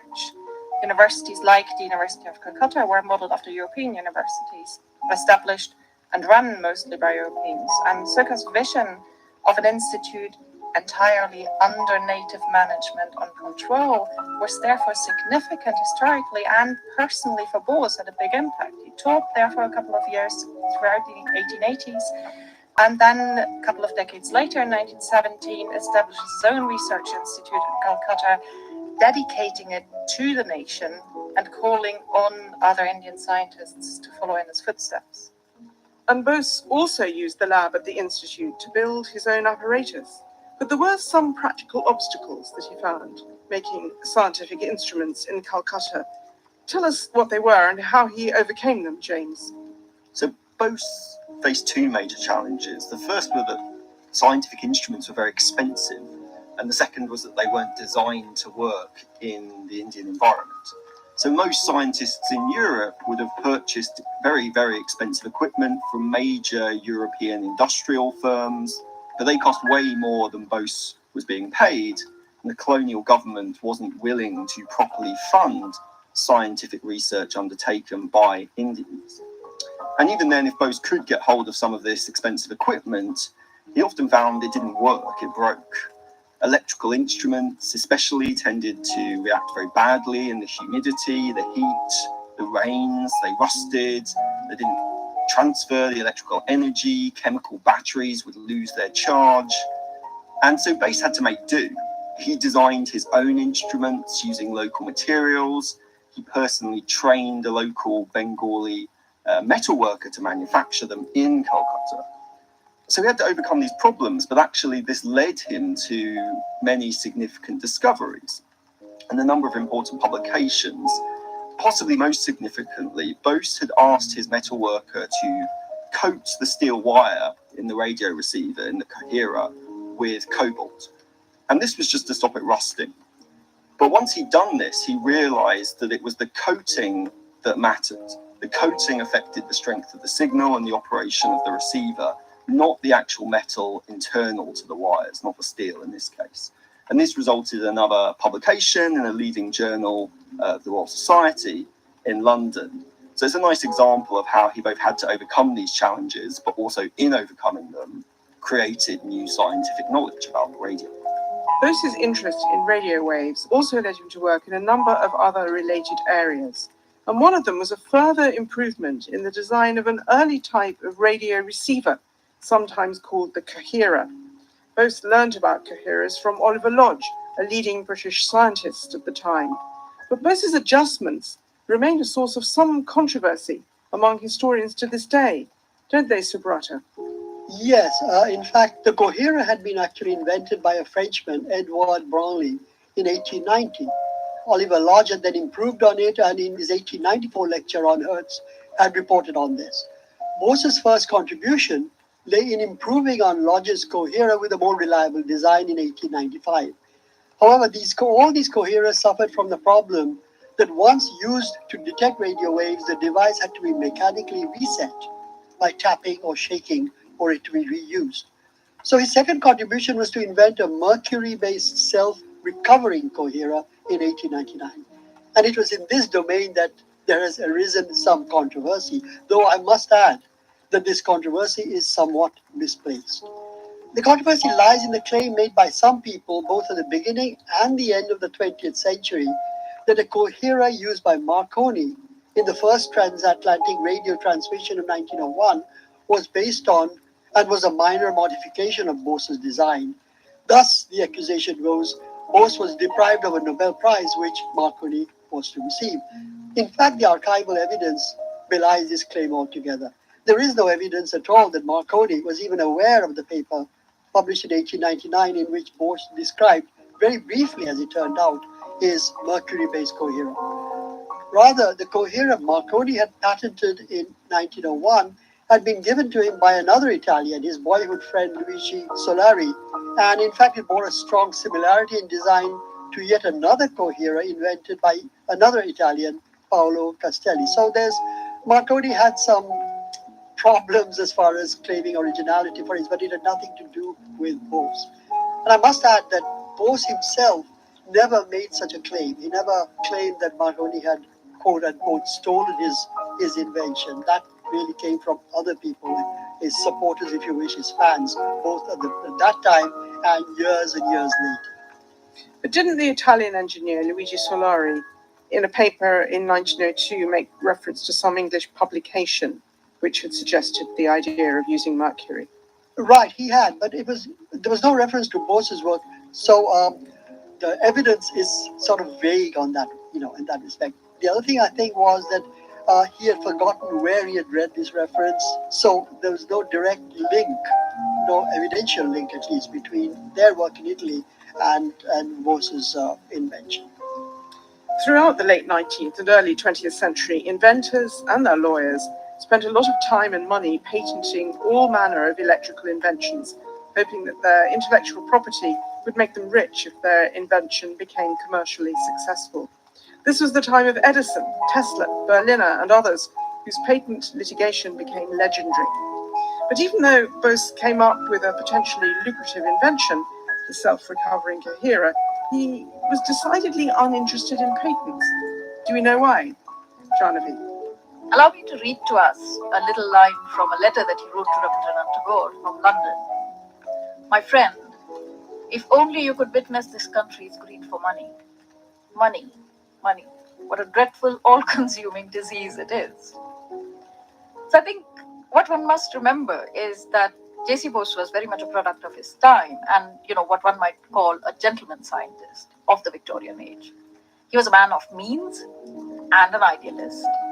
He belonged to a group of people who saw science and scientific research as a way to lay claim upon the intellectual equality of Indians in knowledge production.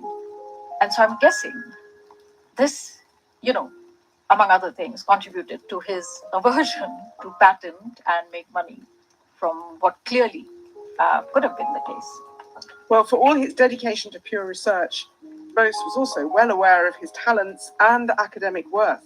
So when he was first appointed to the professorship in Calcutta, for the first 3 years of his teaching, he refused to accept payment from the colonial authorities because he was offered an amount significantly smaller than his British colleagues.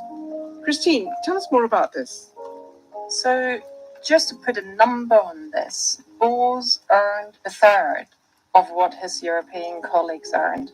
So Indian professors generally would earn about 2/3 of European professors, and this was further reduced by half in Bose's case because he was initially on a temporary contract. So for Bose, we can say that the colonial pay gap was real, and in order to protest this, he would not touch a paycheck until this inequality was resolved, and this took 3 years. At the end of these 3 years, he was paid the lump sum of the full salary at once. And essentially what Bose did with this protest was to demand equal pay for equal work, because he knew that the work that he was doing wasn't worth any less than the work that his European colleagues were doing.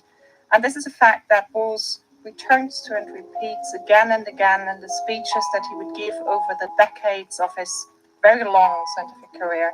It's not that India lacked scientific talent, but the Indian scientists, and this is something that James has already mentioned as well, the Indian scientists lacked the necessary funding and the scientific equipment. The broad range of subjects which Bose was interested in also extended to literature. The great Bengali writer and polymath Rabindranath Tagore was a close friend and in fact dedicated some of his poems to Bose. And Bose himself wrote some of the earliest science fiction in India. It's a story called Runaway Cyclone, first published in 1896. Christine, tell us what the impetus for the story was. It's a very short story, and he wrote it for a short story competition organized by a hair oil company that just brought out a new product. In order to promote this product, they initiated this short story competition, and the only condition was that the short story had to feature and promote that hair oil. So the story in brief, we find ourselves in Calcutta, which is threatened by a cyclone that's going to devastate the city, and nobody knows what to do about it except for a man on a boat in the Bay of Bengal who, because he's heard something about the surface tension of oil and water, or the effect of oil on the surface tension of water, throws a bottle of that hair oil overboard, and immediately the sea calms and the atmosphere calms and the whole cyclone just evaporates into thin air, as it were, and saves the day. A couple of things that I find really interesting as a literary scholar about this short story is that, first of all, it is one of the first science fiction stories in Bangla, and what Bose does quite cleverly here, in very little space, is that he turns a couple of those genre tropes on their head. So if you think about Western science fiction of the time, you usually have the pretty much always white and male hero who comes, sees, and conquers. And in this short story, you've got a local man on board of a local ship throwing a bottle of local hair oil overboard and saving the day. So the ship, as the colonial vessel of conquest, becomes the vessel of salvation, and the local Indian man becomes the hero of the day. And here is an extract from Runaway Cyclone, translated by Bodhisattva Chattopadhyay.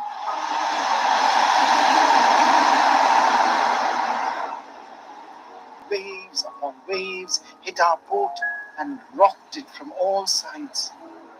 A huge wave took away our mast and lifeboat with it. Our last day was upon us. One remembers one's loved ones when his final moments are near. I remembered my loved ones, and strangely, even my daughter's joke about my sparse hair. Daddy, I have put a bottle of Kuntal Keshri hair oil in your bag. Suddenly I remembered what I had read recently in a scientific journal about the effects of oil on water waves. I remembered that oil calms the surface of moving water. I took out my bottle of Kuntal Keshri that very moment from my bag, and with great difficulty climbed up to the deck. I saw that a gigantic mountain-like wave was coming to strike us down. I abandoned all hope, opened the cap, of the Kuntal Keshri bottle and threw it at the sea. Like magic, the sea became calm, and the wonderful cooling oil even calmed the entire atmosphere. The sun came up in a second.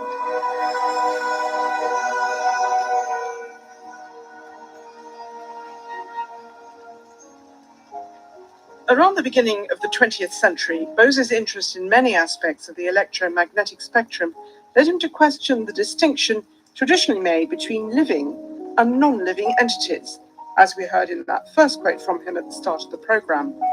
Subrata, what were the experiments that led Bose to conclude, as he put it, that there is no discontinuity between the living and the non-living? He found that his coherer, that this inorganic thing that was the radio receiver, when it was repeatedly used, it would sort of reduce in responsiveness. All right? And he likened that to fatigue in animal muscle.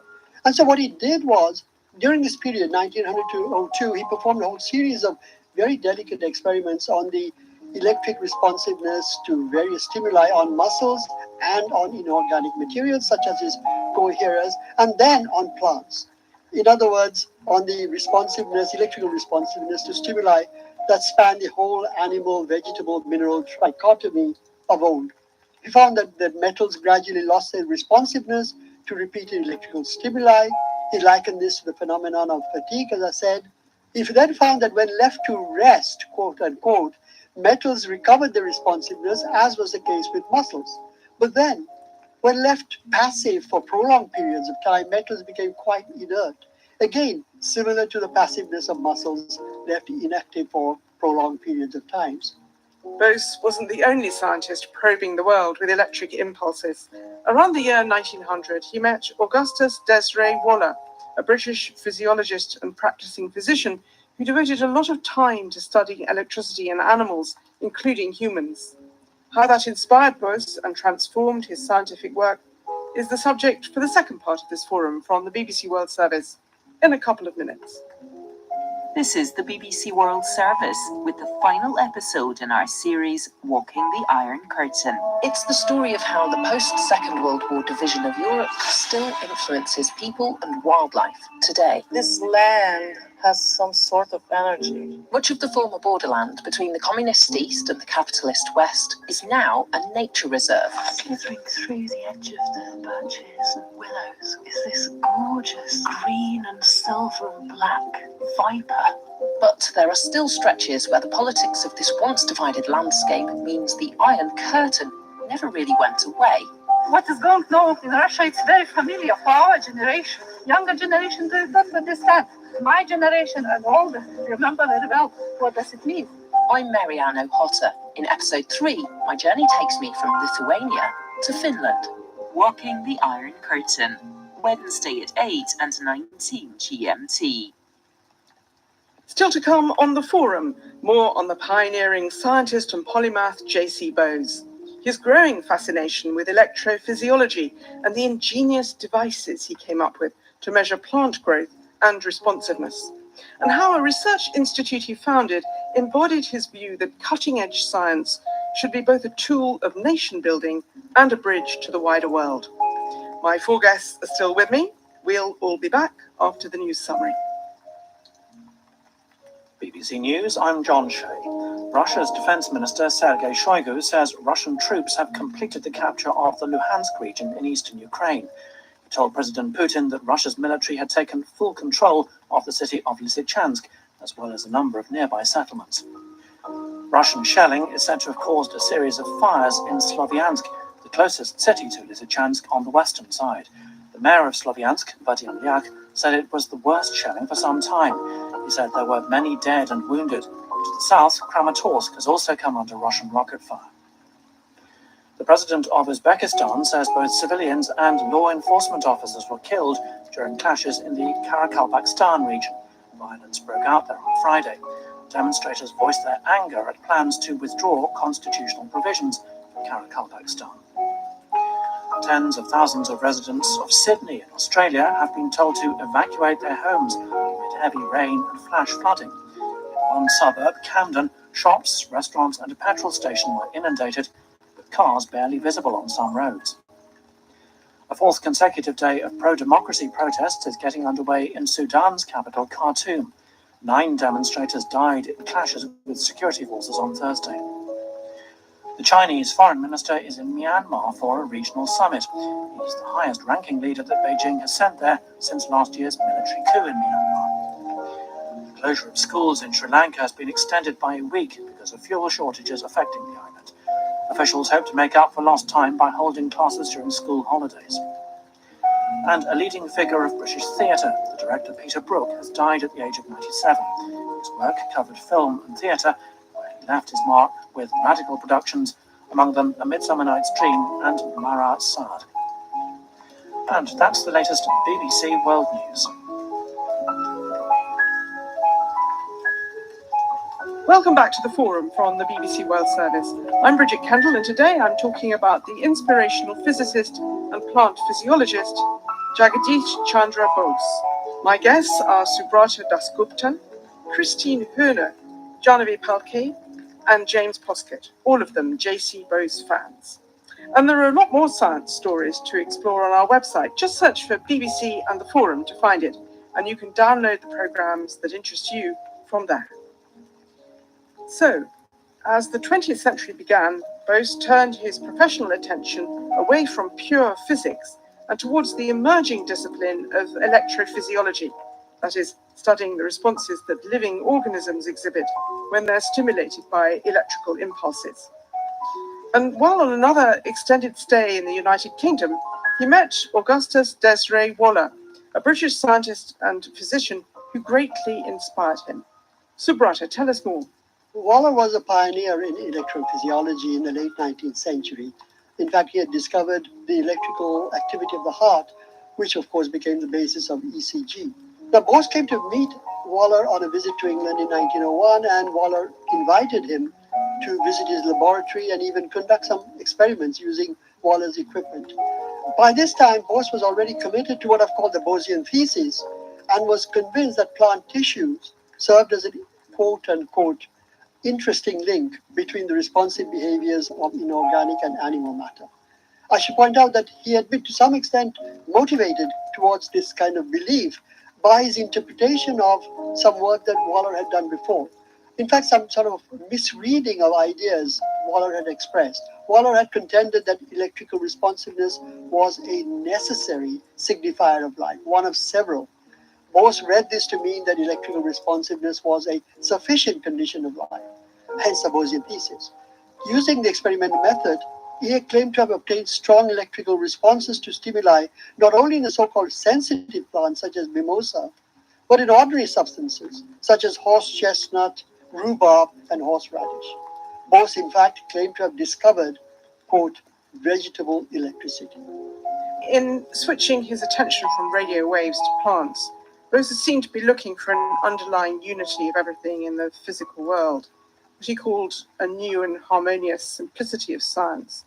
Some people might say here that Bose was allowing the philosopher in him to overshadow the scientist, but on the other hand, knowing what we now know about the way that, for instance, sodium and potassium carry what are essentially electrical messages in our brain, you could also argue that he had extraordinary forethought in his instincts about this. James, what's your view? I don't think it's fair to say that the philosopher in him took over. Bose, as we've discussed throughout this programme, was a serious scientist. He was, however, concerned about the problem of specialisation, of seeing something like the science of metallurgy or animal physiology as completely distinct from plant physiology. He wanted this kind of theory of everything, all is one. And indeed, this was inspired in some ways by his philosophical outlook, drawing on his commitment to a particular philosophy of Hinduism. Whilst in Paris in 1900, for a big physics conference, he also met up with Swami Vivekananda, the influential yogi who is famous for bringing yoga to the West.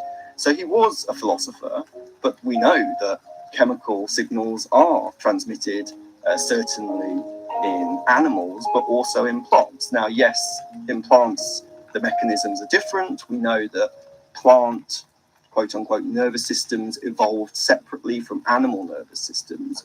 But this is all a question of degree rather than kind. I think it's also worth noting that the idea that Bose as an Indian was more philosophical is also really misleading, because it's at this time that many European scientists are also deeply interested in philosophy, in often esoteric forms of philosophy.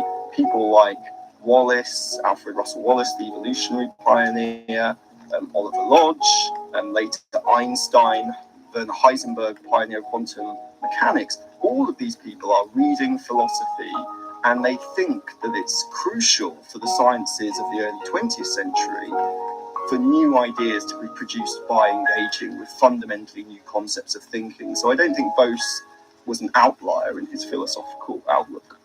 Subrata, for the rest of his professional life, Bose's main focus remained on plants. What were his main findings? He had a fixed idea, an idée fixe, which would drive him from 1902 to the end of his life in 1937, and that was to seek evidence in the plant world for parallels with responsive behavior in the animal domain. Between 1902 and 1915, when he retired as a professor at Presidency College in Calcutta, and then he would go on to found his own research institute, the Bose Institute, in that period he would publish 3 massive tomes on plant electrophysiology. They all entailed his invention of remarkably delicate instruments that he deployed in his investigation of the responsiveness in manifold ways in plants. And as it was stated in one of these books, and I quote, "In surveying the response of living tissues, we find that there is hardly any phenomenon of irritability observed in the animal which is not also found in the plant." Along with the Bose Institute, a new house journal was founded, the Transactions of the Bose Institute. Bose would occasionally thereafter publish in Western journals, but increasingly his house journal would be the medium of his communications. He also published 2 more major monographs, one on the topic of the ascent of sap, that was in 1923, and the other, which was his last book, titled, and is very suggestive, he called it Plant Autographs and Their Revelations. So all his research during this time was primarily in, what shall I say, supporting or corroborating his idea, his fixed idea, that all is one. This idée fixe, as you put it, the idea that all is one and that there is a parallel between plants and animals and so forth. This remains controversial, doesn't it? Today, scientists are still hotly debating whether the electrochemical signaling that could be found in plants should be called a nervous system or not. And ever the inventor, Bose, came up with some ingenious devices to measure his plant experiments, as Subrata, you've indicated. One of them was called the Cresco graph, wasn't it? What did that do, Janavi? It measured movements of plant tips as they grew or if they moved. And as far as we know, there were at least 2 iterations of the Cresco graph. One was a delicate mechanical device, and the second that replaced some of the mechanical parts with magnets. And the magnets were supposed to provide greater accuracy. He also invented other devices, such as an automatic bubble recorder, which measured the rate at which oxygen is released during photosynthesis. The Cresco graph actually today sits at the Bose Institute in Kolkata, and unless my memory is playing games with me, it was also displayed in the 2017 exhibition at the Science Museum in London. And it's interesting that this first generation of professional scientists in India built their own equipment, as James very evocatively outlined for us at the beginning. The next generation would do that actually much less.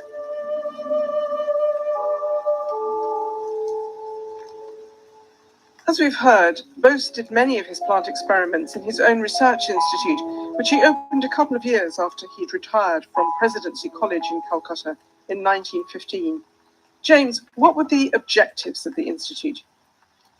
So the core objectives of the Institute were, one, to create a scientific institution run by Indians for Indians, and the second was to create a scientific institution that broke down disciplinary boundaries. So those working in the sciences or academia today will know that interdisciplinary work is very much in vogue, but it was not in vogue in the late 19th and early 20th century. In fact, it was this period in which scientific disciplines were really becoming more and more specialized.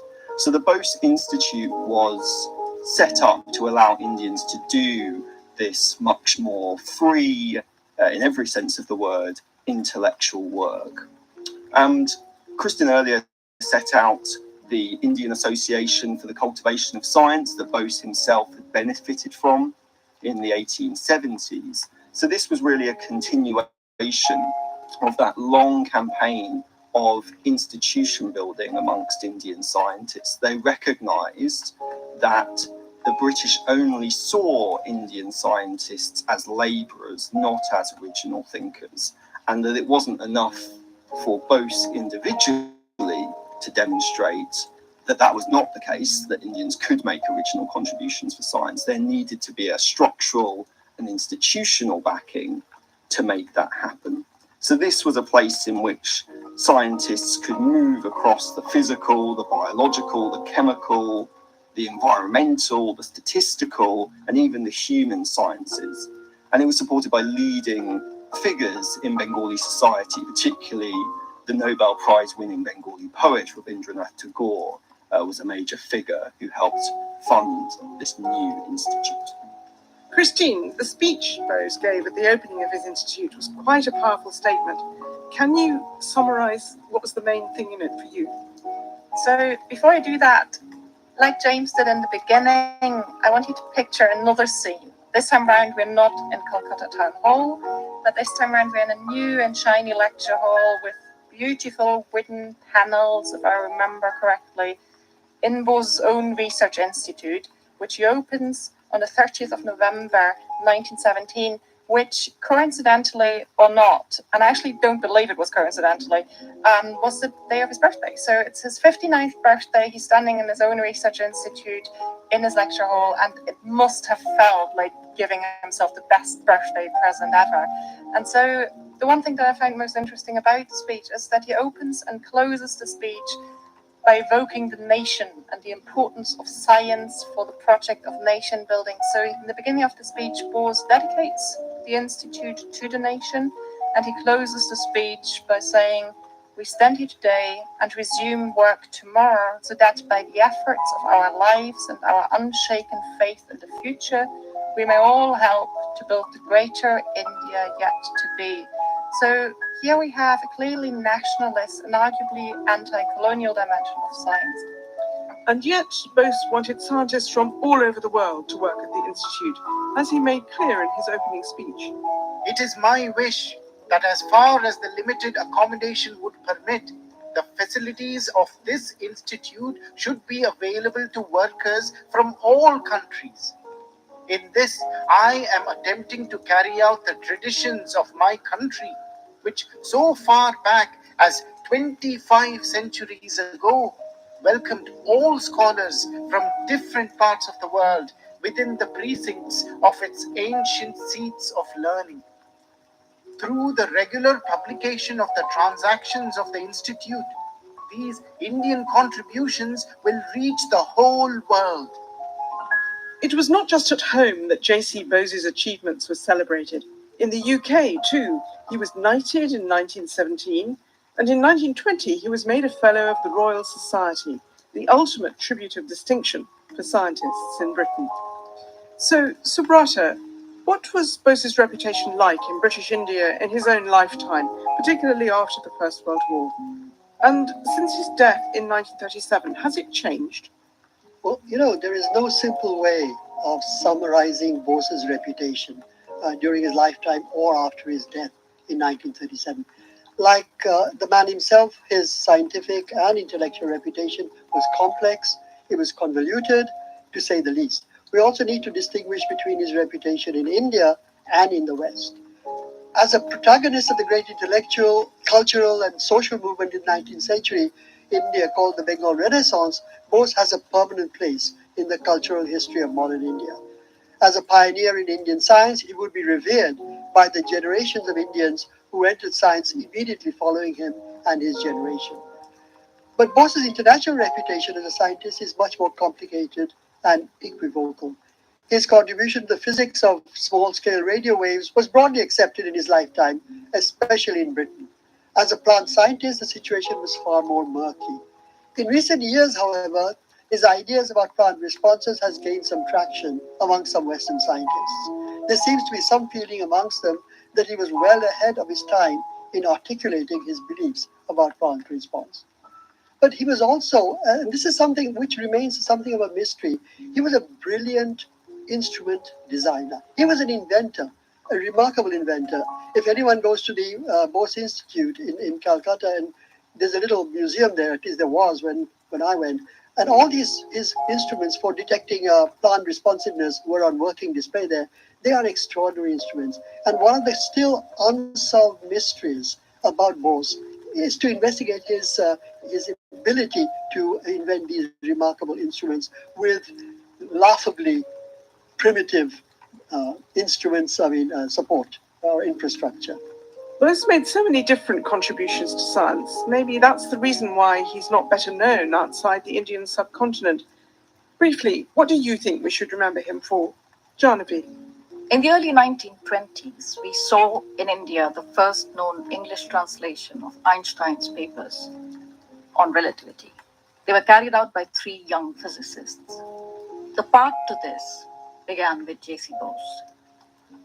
And I think that, to my mind, is one of his most important contributions, that he put India on the scientific world map, and he brought the world of science into India.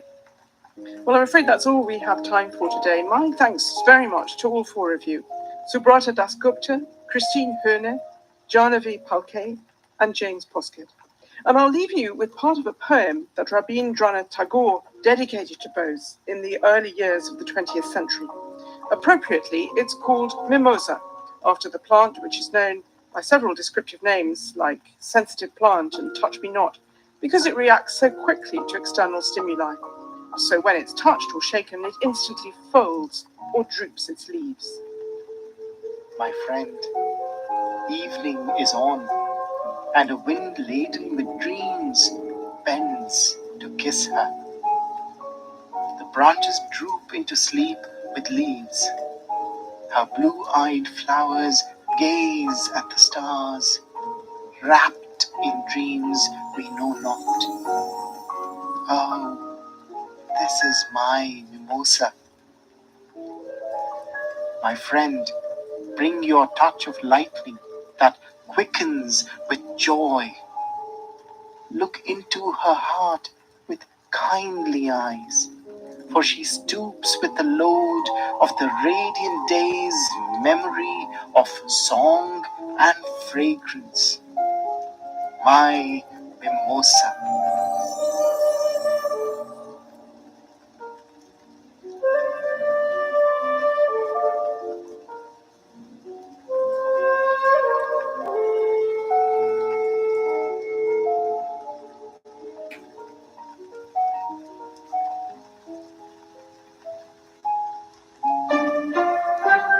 It's time to hear what you think of the BBC World Service in Over to You.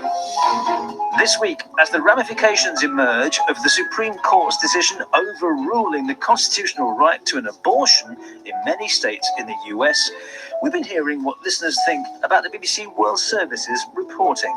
Plus, Heart and Soul asked, what are the consequences of the Church of England's historic slave plantations in Barbados? I'm Rajan Datta, and this is Over to You.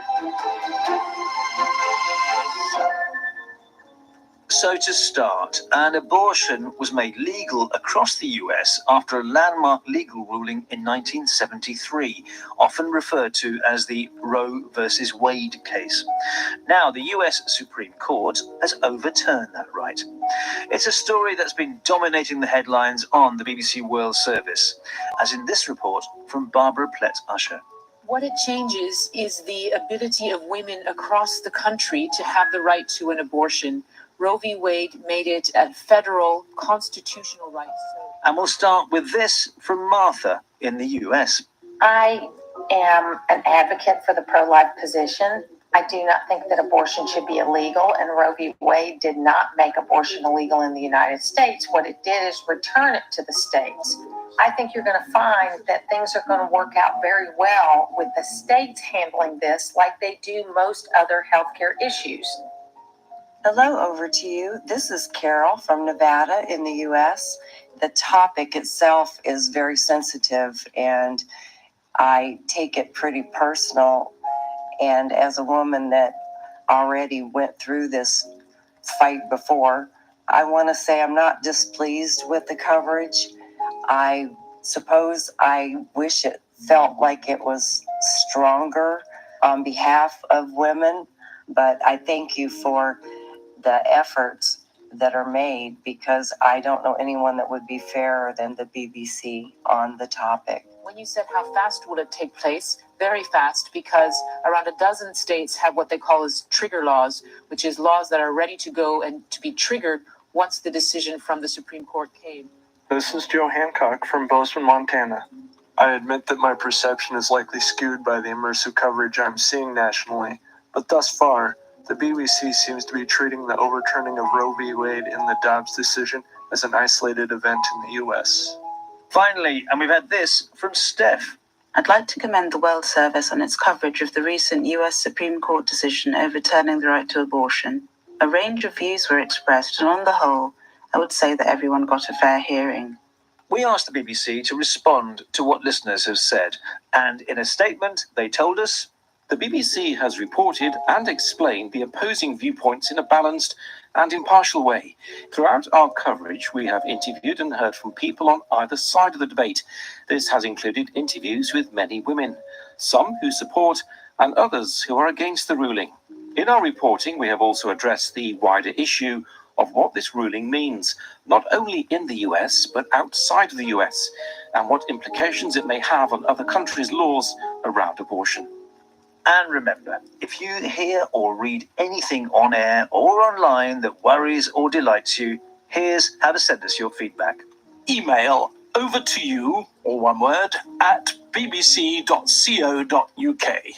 Or you can tweet at over to you BBC. Next, and a recent two-part edition of Heart and Soul asked what are the consequences of the Church of England's historic slave plantations in Barbados today? Theologian Robert Beckford considered why and how the church's missionary arm got involved in the slavery business. I'm on my way to Contington College in the parish of St. John's in Barbados. It's a grey, dusty road that takes you there. The college is situated on an old slave plantation. Hello, over to you. This is Eric Wamanji in Nairobi, Kenya. Professor Beckford's episode, The Church Slave Plantation, was intriguing and eye-opener. Importantly, I found it awful that the Church of England purposely and strategically engaged in pursuits that advanced slave trade, in total contravention of scriptures. My name is Andy Knight. I'm a professor of international relations in Edmonton, Canada. I'm also a Barbadian. I think the story is a great story. We need to reflect a bit more on the extent to which religion has become really diversified on the island. It's interesting that the song, which is repeated several times on the broadcast, was by Joseph Niles, a popular Barbados singer. The wealth of the country was derived from slave labor. So I can't consider Christopher Codrington, for example, to be a national hero, as some people want to reflect in the broadcast. He, in addition to trying to set up this kind of educational Christianization mission, he also wanted to set up a school of surgery, a school of theology. Hello, over to you. This is Deborah Shaw calling from Portsmouth in England. It really brought out the contradictions between the supposed values of Christianity and the church's acquisition of wealth rooted in slavery. Hi, over to you. Here, Juan Carlos from Havana, Cuba. It was a very interesting heart and soul program about Barbados and slavery. The story is very close to ours here in Cuba. We were also colonized by an European power. Well, joining me now is the show's producer, Rajiv Gupta.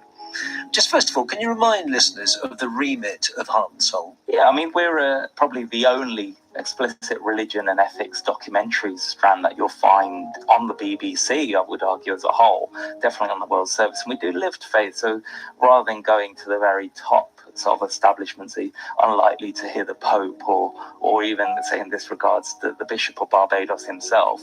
We hear from people on the ground, so young people and their experience of faith and what it means to them and how it shapes their lives and the way their outlook on the world.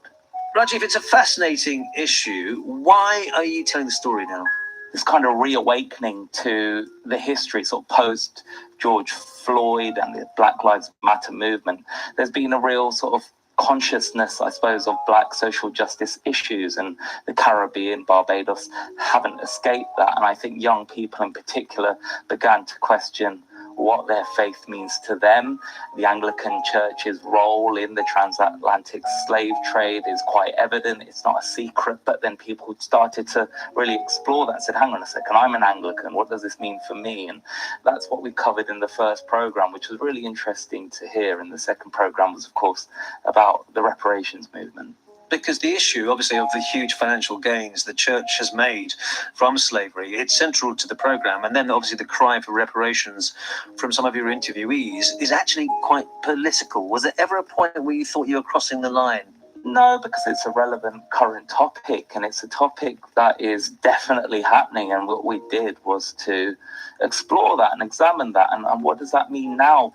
The church have apologized in the past, and they apologize once again. They've expressed deep sorrow. I think now there seems to be a bit more energy, and I think, again, with a greater pressure being exerted by some of the people that you hear from in the programs, has meant the church really does need to look at itself. So they are having conversations and what reparations might look like. I think people are becoming a bit frustrated about the sort of apologies, but not really being backed up with much action. And I think that will probably be the next step. And I think the church is considering of how that might look like.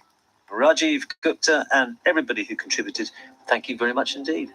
And with that, it's time to bid you farewell for another week. I'm Rajan Datta, the producer is Howard Shannon, and we'll be back with more of your feedback at the same time next week.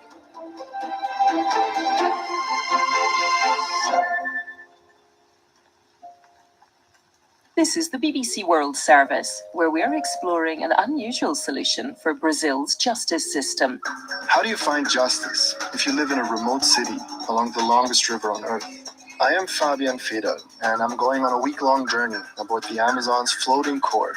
It's a unique program that delivers justice and social services to cut-off communities by riverport. Floating Justice, Tuesday at 8 and 19 GMT. Today we're making some changes to our schedule. We're not broadcasting Sports World online due to rights restrictions surrounding Wimbledon. Listeners in the UK can tune into Sports World via DAB or through your television. Music Life is next. This is the BBC World Service, the world's radio station.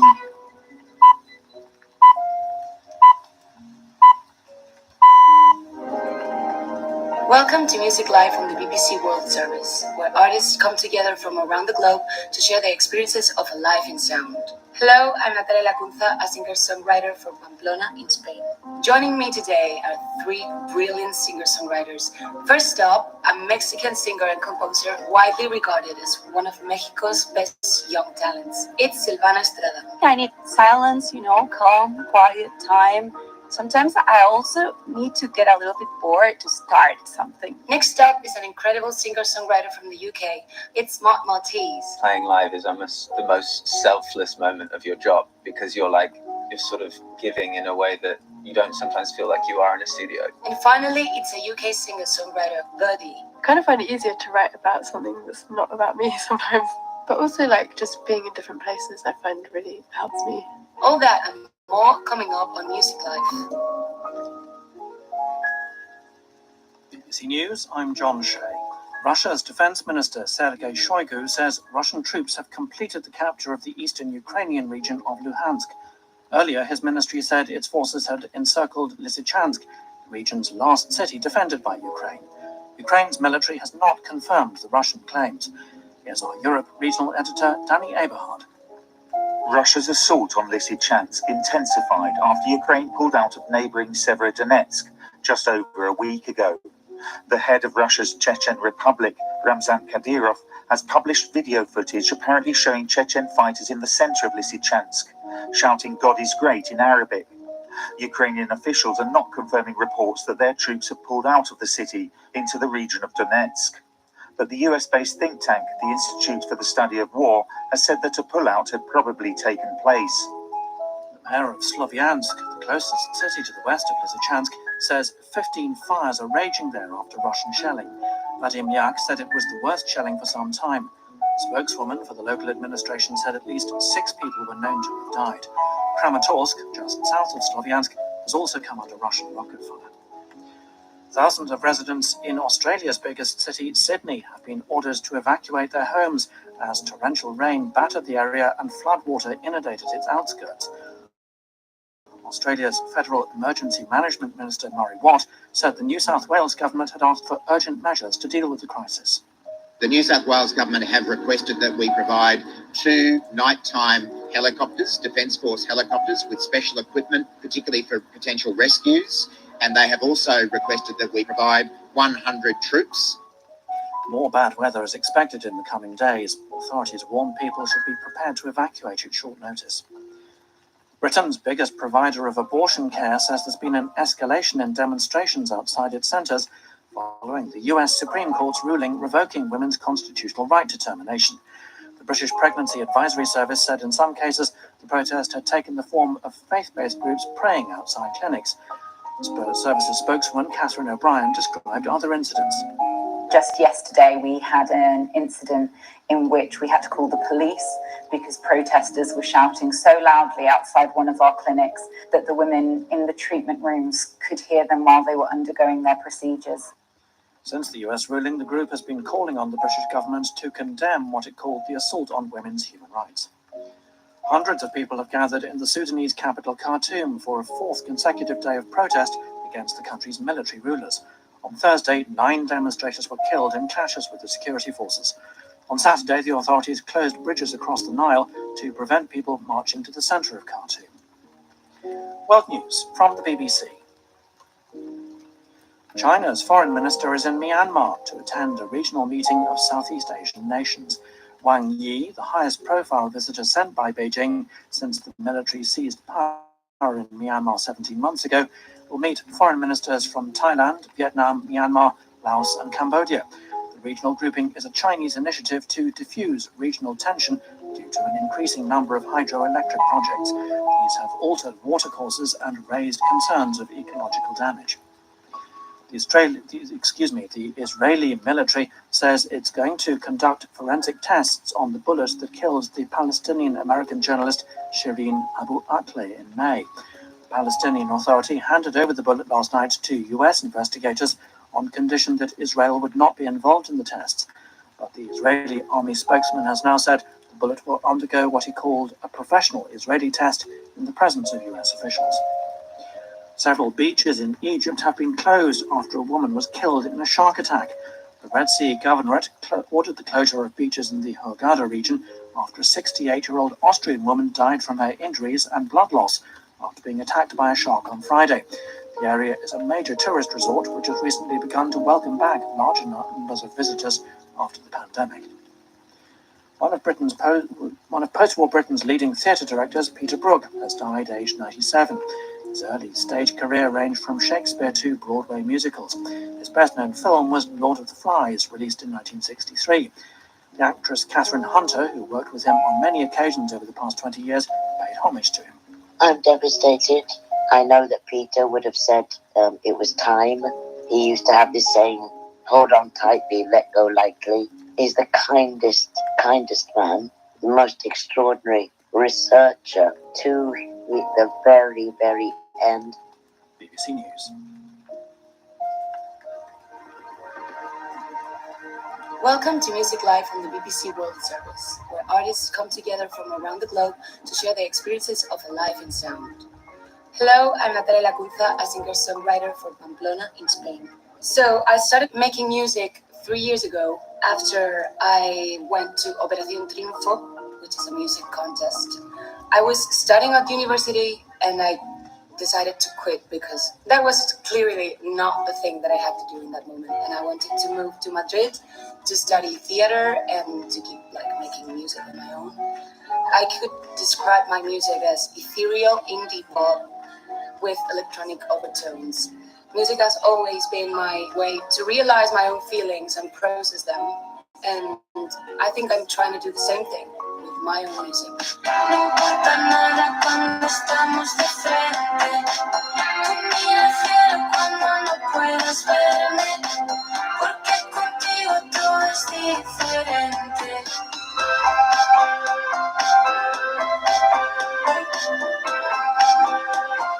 Cuestión de suerte.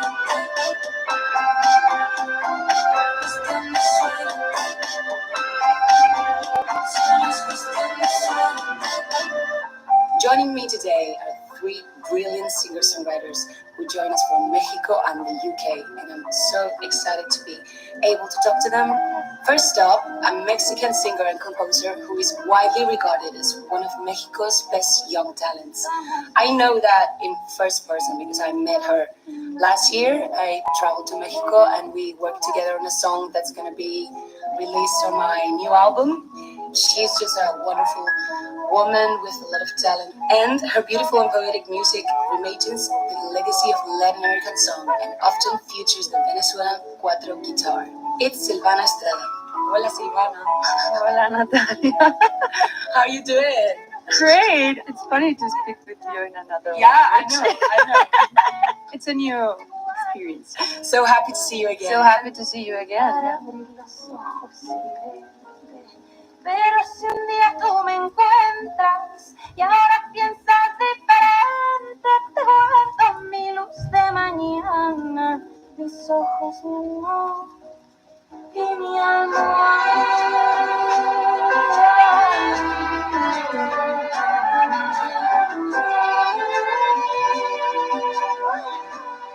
Next up is an incredible singer-songwriter from the UK who has gone from writing poems on the bus to touring his music around the world. His sweeping indie ballads have taken TikTok by storm, and he has been described as the UK's answer to Father John Misty. It's Matt Maltese. How are you doing, Matt? Good, thank you. How are you? So, where are you? What you been up to? I just came back from Liverpool. Played a show there last night. Oh, nice. Yeah, I saw it on your Instagram. Yeah, I just drove back to London today, so I'm in Brixton currently, yeah, in my friend's room. He's kindly lending it to me for this interview. Nice. everyone adores you. At least I think. Everybody has you up on their wall sometime. Everybody thinks of you when they sleep at night. When I say everybody, I'm actually. And finally, it's a UK singer-songwriter who first shot to fame at the age of 14 with her cover of Bon Iver's track Skinny Love, which I personally adored, and I think the whole world did.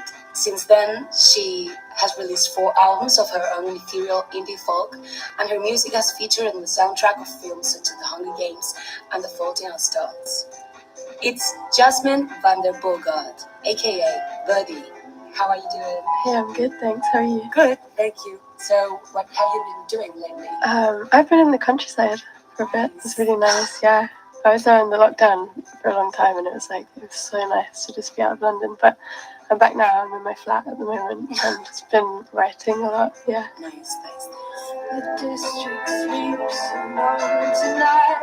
After the bars turn out the lights and leave the altar swerving into the loneliest evening. And I will finally sing. I was the one worth leaving. I was the one worth leaving. Was there a certain point at which you had enough confidence to decide to take your career to another level? Did your songwriting process or style change at this point? Matt, what can you say about that? Yeah, I mean, I suppose it felt a little more like a sort of stumbling along process rather than like a euphoric moment of like, I can do this. I think it helped starting young. I think being 13, 14, and you sort of have a bit of a confidence boost just from being able to do it, even if what you write is pretty bad. Just sort of convinced that you're a genius just because you can do it. So I feel like it was almost getting older, and maybe you lose some of your like boyish confidence, but you have done it for enough years that you know you can do it. For me, it was sort of almost like reaching the middle ground where you sort of don't have an ego in an annoying sense. You have, you know, fallibility and empathy, but you also have the confidence of just of knowing that you've done songwriting a long time, and you've listened to a lot of music, and you've tried stuff, and it's gone right, and sometimes it's gone wrong. So I'd say it was a little bit more like rocky than just one moment. Yeah. I think that's normal, right? Because there's never going to be like a clear breaking point. But I think confidence is like the key on this thing. Because, for example, when I really started to believe that my music was good was when I realized that I was doing everything like in a very honest way, and I was like judging myself a lot, which wasn't necessary, you know what I mean? So the problem really was me. My state of mind changed at some point when, I don't know, like I started believing, you know? Silvana, what can you say about this? Well, that process that you're talking about, it has been so like slow, you know, this process of believe in your own music, believe in yourself, believe in you as an artist. You know, I come from a really artsy community, and I grew up, no, I'm not an artist. Yeah. I'm not a painter, or I'm not even a classical musician, you know, I do songs, so I'm not an artist. So I started to write songs from this really lonely space, like lonely necessity of create, believing in myself. It has been so beautiful, really, such a joyful experience. I started to write music because I was really needing to, you know, I was like, if I'm not saying this, I'm gonna go crazy. And I started also really young, like 13 or 14. At some point, it just came natural, you know. I also come from this really indie way of making things. I started doing my own shows, like renting myself the theaters, you know. And when you start to see like people actually going to your shows, and you're doing like your own flyers, you know, you start to feel like, okay, I have something, I don't know what it is, but I believe in this, and people in this career, in this thing we do, the real energy that sustain us, it's mostly the people, I think. Yeah, the fact that the people get connected with the things you're doing. Yeah. That's the magic of all of this, I think. Yeah, definitely. So probably when I started to see that energy and to see that connection with the people is when I started to actually believe in myself, and I started to say like, hey, maybe I don't know what I am, but I believe in whatever this is. Yeah. So that's probably my process. And so, Jasmine, you're the last one. You have to answer, I'm sorry. Yeah, I guess that I kind of feel the same. Like there wasn't really a particular moment where I felt that, but I think there is that freeness when you're young, which is really nice, and you don't really care what anyone else thinks, and you're just doing something that feels good and that you enjoy. And I felt like I kind of lost that a little bit at some point, and then on the last record I was like really fighting to get it back. That's the point, but it's so hard. I mean, you have to fight against a lot of things in your mind. If you have like this, because when I think about when I was young and I was like doing it so naive, and it's like you trust yourself because you don't know any other thing, you know. So it's like so pure. But then when you're like exposed, it's like the game changes completely, and it's like okay, keep going. Yeah, it can be hard to just like drown out opinions. You know? You are listening to the BBC World Service, and this is Music Life. I'm Spanish singer Natalia Lacunza, joined by UK singer-songwriter Matt Maltese, Mexican musician Silvana Estrada, and UK singer-songwriter Birdie. What are the things that keep you inspired and joyful while you're in the process of writing music? Things that make you feel well or calm or connected with yourself.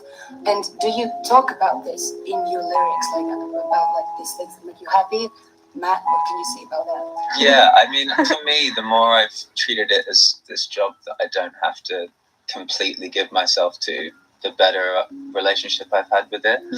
So I almost feel like for me, the best way to write an album is to live quite a fruitful life alongside it. You know, have friendships that I nurture and stay close with my family and just treat it as a daytime job. Whereas I feel like the more unhealthy relationship that you often start with is seeing it as this thing that needs to kind of take over your whole life. And I don't think that's ever really worked for me. And actually when you lose that happiness that just your general life can give you, then I think, I don't really see the point in writing a song. Yeah, exactly.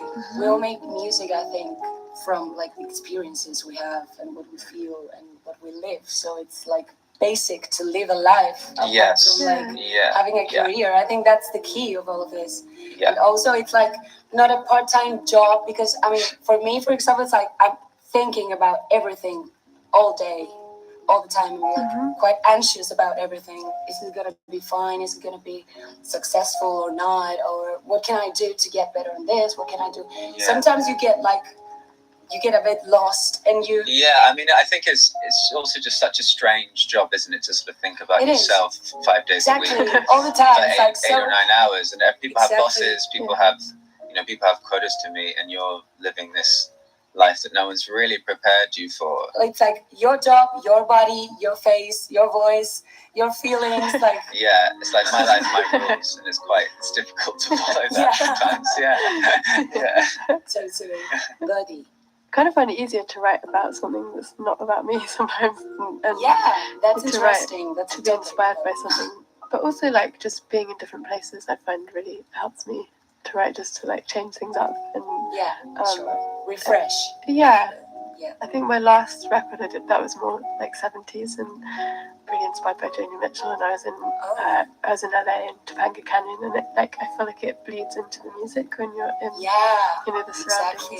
What's the song you're talking about that you wrote there? It's my last record, which is called Young Heart. Oh, nice. And I was playing guitar a lot more in it than I have done before. But it's quite different to the one before. And you, Silvana, do you want to add something? I think I'm still learning how to keep myself writing, and as you were saying, sometimes it's hard to remember that we also need to have lives.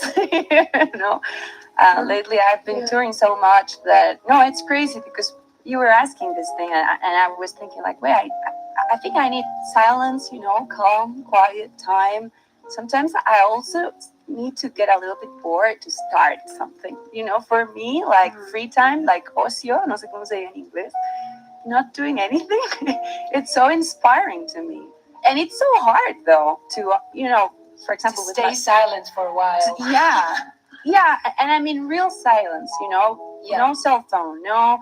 I think Jeff Buckley said something like that. Like he needed like 5 days or a week, just like being in complete silence so he can actually get into the songwriting in an honest way. And I've been like dealing with those parts, like, okay, I'm touring and I'm fine. I'm very happy that I'm playing my album, but then I miss so much just laying in bed with my guitar, just writing poems or whatever. So I think it's a whole journey, and what I've been trying is just not being too hard with myself.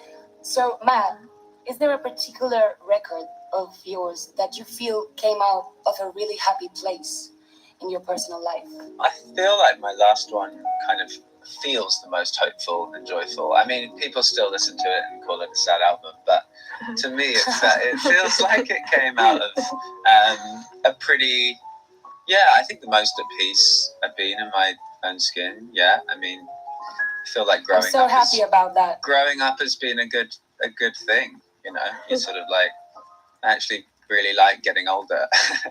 I really talk about that a lot, because I'm sure that in my 30s I will be more confident than I'm in my 20s. I'm sure my mind will be much calmer, I think. Maybe not.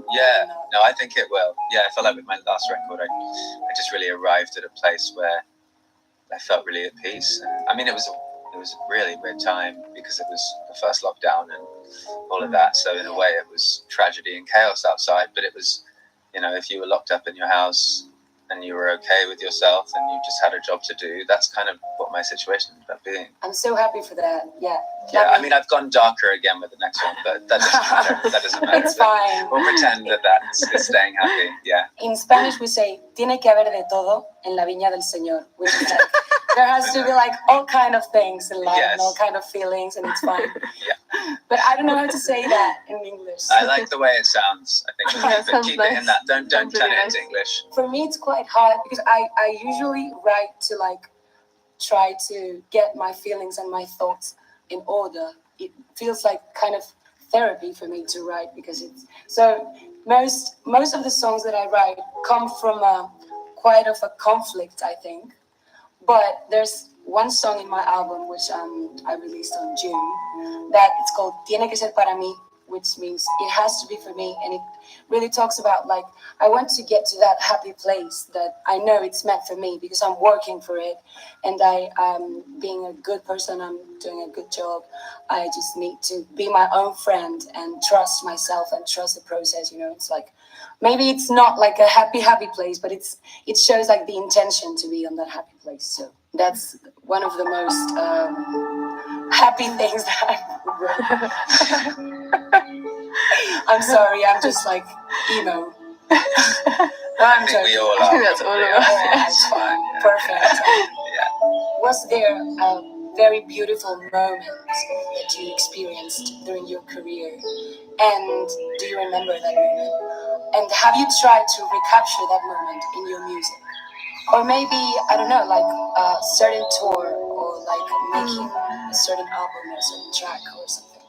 Silvana, now that we were talking about happiness, Marchita is a really dark album, but you know, I felt so released, you know, so kind of cured when I started to write this music. And at the same time, I felt so old when I was writing it. You know, it's like that's young people talking about sad things. At the beginning of this conversation, we were talking about the importance to keep like your inner child. How sometimes with time we lose that child.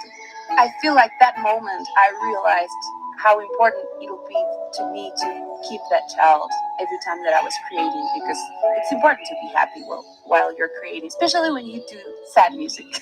You know, you need something to remind you, like, hey, it's sad, but it's not that sad. You're a musician. You guys. Yeah, we don't have any beautiful moments. You don't have super beautiful moments. I don't remember that. We've been miserable. So being like, my last track is quite from a happy place and stuff. And but I it was was like, not beautiful. I think generally touring feels like the most, in inverted commas, beautiful experience for me. I think it is connecting in the most human way that you can when you make music. It's silly how amazing it is, really. It's just like, you feel very life affirming playing to people who you've never met in your life, and you know, they're watching you as if they knew you since they're looking at you with all the love they have inside. Yeah. Coming out of their eyes. Going into Yeah. you. It's like overwhelming. There was so much pressure early on that I put on myself and maybe people around me that most shows just felt like I needed it to go well and that would be the big success, rather than actually I just really need to enjoy this because once it's done, it's done. And I feel like there's such a different attitude towards touring. That's so crazy. Like when I started to do shows, I was just happy, you know, just happy. That's great. Like that's it. Yeah. But now jealous that I'm doing that much, sometimes I'm so tired. Now I'm starting to get nervous. I never had nervous before. Oh, but now because I'm starting to be tired, and that's new to my life. So sometimes I understand you, Natalia. Thanks so much to my guests this week, Silvana Estrada, Mark Maltese, and Birdie. And thanks to you for listening. I'm Natalia Lacunza. This has been also Thank You Guys So Much. Head to the website for more music live shows, bbcworldservice.com/music live. Before we go, do you have any projects out now or coming up that you'd like to tell people about? Where can people find your music? I'm going to be playing next year, which is going to be fun. I sadly had to postpone it this year, but hopefully some new music at the end of the year and some like fun collaborations, which are quite unusual for me. I'm looking forward to. Oh, that's so nice. I love collaborating. It's always so, I don't know, and you always learn a lot when you collaborate. It's so nice to share like music. So. And you, Silvana? This year I'm going to be touring almost all year. Actually, I'm going to London for the first time. I'm going to be playing in Paris for the first time, in Italy for the first time also, in Brussels. Are you excited? I'm very, very excited. It's going to be like my first Europe tour. I've been going to Spain like for 3 years now, every summer to play, and I really love it. But you know, this year is like just fear. I'm sure it's going to be great. So much fun. Yeah, you know, I'm kind of nervous, but yeah. Yeah, I would be nervous too, but it's amazing, really. No, I'm going to Mexico, in fact, next. Really? Yeah, I'm going to play on the Lunario. Like, for the moment, that's the only, like, international thing that I'm doing. Congratulations! No, but Mexico is great. And what about you, Matt? I have tour this autumn, and yeah, hopefully some new music out before the end of the year. So you're writing now in your process? Yeah, I'm sort of recording the next album. So enjoy the process. Yeah, exactly. Trying to enjoy the process on this fine July weekend. So yeah, I just released my first album called Tiene que ser para mí. This is my first real album, and I'm so excited because it's been so nice to make. It's been quite important process in my life too, like a year and a half, 2 years that has taken me to like complete the album.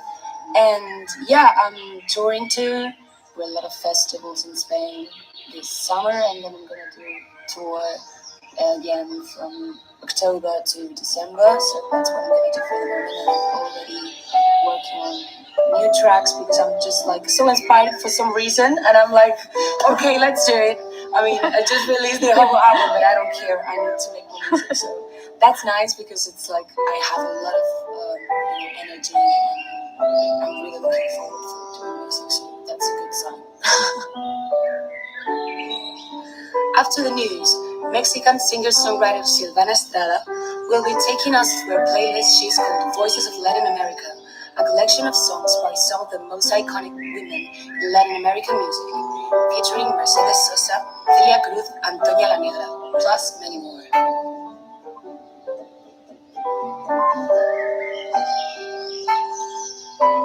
This is the BBC World Service, and Tim Samuels is telling the story of the Ukrainians who have left their war-torn country for Israel. It's a historically familiar tale with a tragic modern twist. Jewish people fleeing for their lives from Eastern Europe. Before, it was to escape persecution. An airplane is taking us to Tel Aviv to move from hell to paradise. Now, it's to escape invasion. First, I was very ashamed. I was thinking, I'm a traitor. I left my place that needed me. Now I'm feeling another way. I'm doing this for my children, not for myself. More than 1 million citizens of the former Soviet Union countries already call Israel home.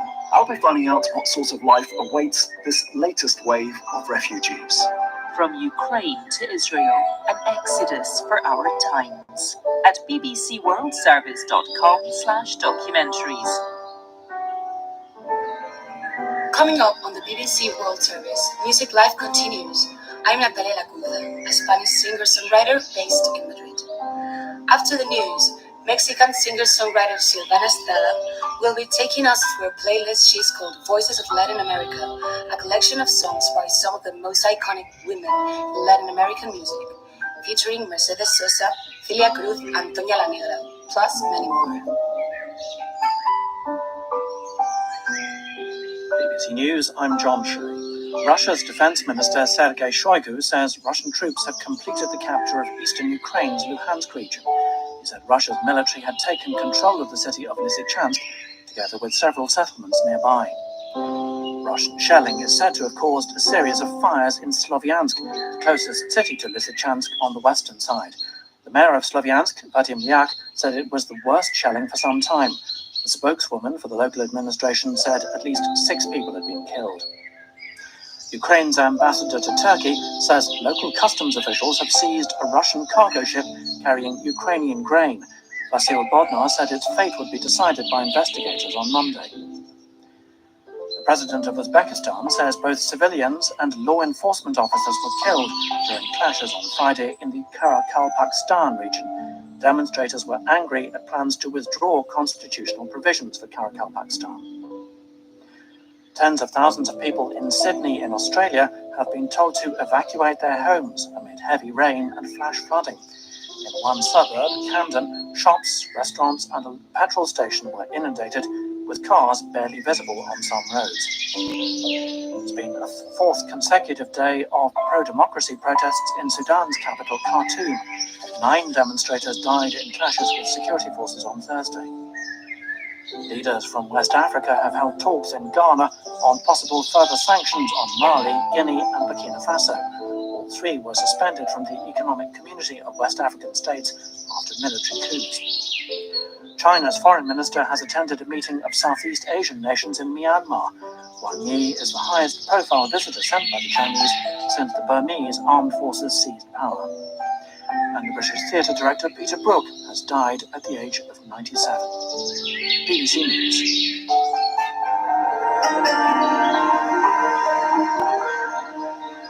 Welcome back to Music Live on the BBC World Service. I'm Natalia Lacunza, a singer-songwriter from Spain.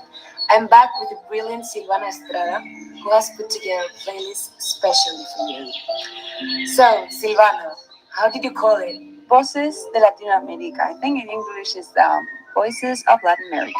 Nice. And why did you choose this thing?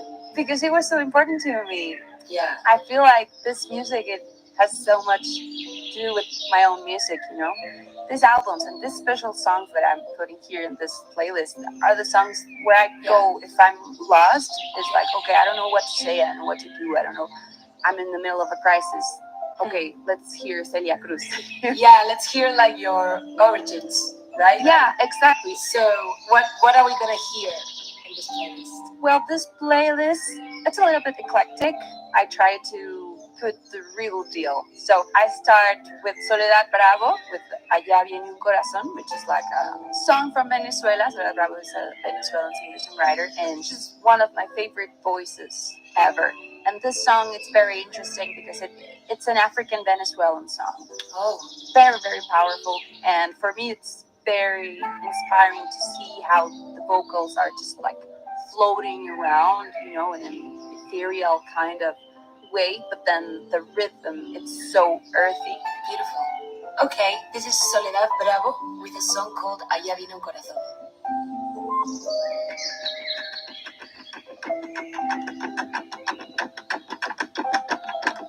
Yo no sé qué tengo yo, corazón, que tengo el pecho maluco. Ay, corazón, que tengo el pecho maluco. Allá viene un corazón, corazón bello, que tengo el pecho maluco. Allá viene un corazón. Será porque me comí, corazón, la ala de un pataruco. Ay, corazón, la ala de un pataruco. Allá viene un corazón, corazón bello, la ala de un pataruco. Allá viene un corazón. A la una canta el guapo corazón y a las dos canta el cobarde. Ay, corazón, y a las dos canta el cobarde.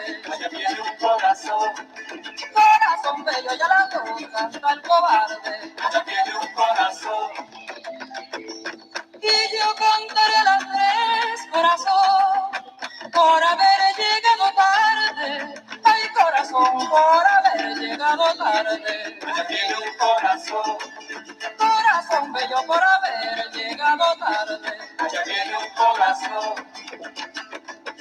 A las orillas de un río, corazón, y a la sombra de un laurel. Ay, corazón, y a la sombra de un laurel. Allá viene un corazón, corazón bello, y a la sombra de un laurel. Allá viene un corazón. Me acordé de ti bien mío, corazón, viendo las aguas correr. Ay, corazón, viendo las aguas correr.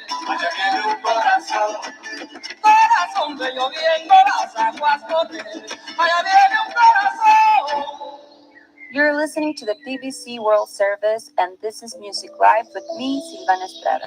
That was Soledad Bravo with Allá viene un corazón. I've chosen some music for you today in a playlist I call Voices of Latin America. Up next, this is Veracruz by Toña La Negra. Veracruz is the name of my hometown, and Toña La Negra is one of my favorite voices from Mexico. What you can hear out of Mexico, it's always music like ranchera or mariachi, music from the north part, but I'm from the south. So to me, to be sharing this in this space, it's so important because this music definitely, it's like a Polaroid of where I come from. You can hear the nostalgic that people in Veracruz, we can feel every day. It's like the history of Veracruz is so interesting. It's the first time that the Spanish people entered to Mexico, so it's full of different cultures. It has an African part, an indigenous part, an Hispanic part, and at the end of it, it's Mexico. It still Mexico. So this is Veracruz by Toña La Negra. It's very important to me to be sharing this song.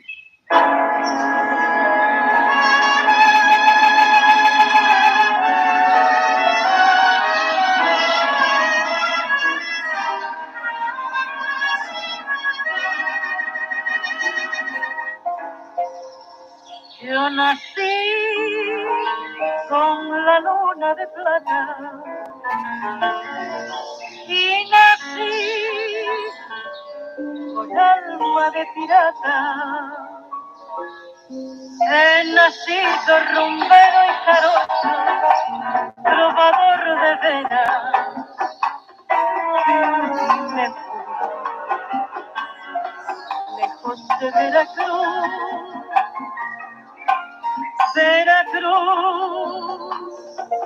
rinconcito donde hacen subir las olas del mar. Veracruz, pedacito de patria que sabe sufrir y cantar. Veracruz, son 2 noches, lluvia de estrellas, palmera y mujer. Veracruz, vibra en mi ser. Algún día hasta tus playas lejanas tendré que volver.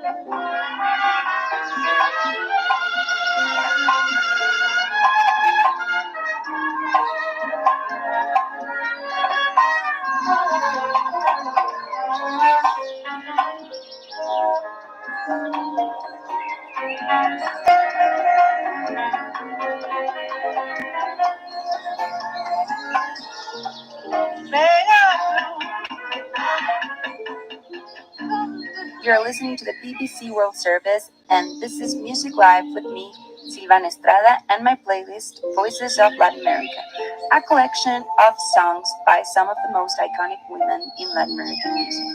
That was Veracruz by Toña La Negra. Up next is Chabela Vargas with El Día que Me Dijiste, which is one of the most beautiful songs. I'm not sure, I think it's José Alfredo Jiménez's song, but the way Chabela Vargas sings this song, it's heartbreaking. It's a love song.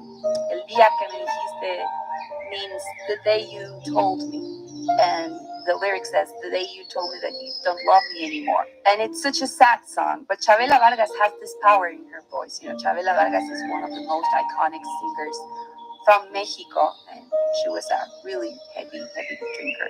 So her voice is so full of this rough color, and to sing this song about pain and about innocence, the melody of this song is so innocent. In her voice, it's such a beautiful mix. I don't know. For me, this song explains the human nature. It's full of beauty, but also it's full of pain. So this is Chabela Vargas with El Día que Me Dijiste.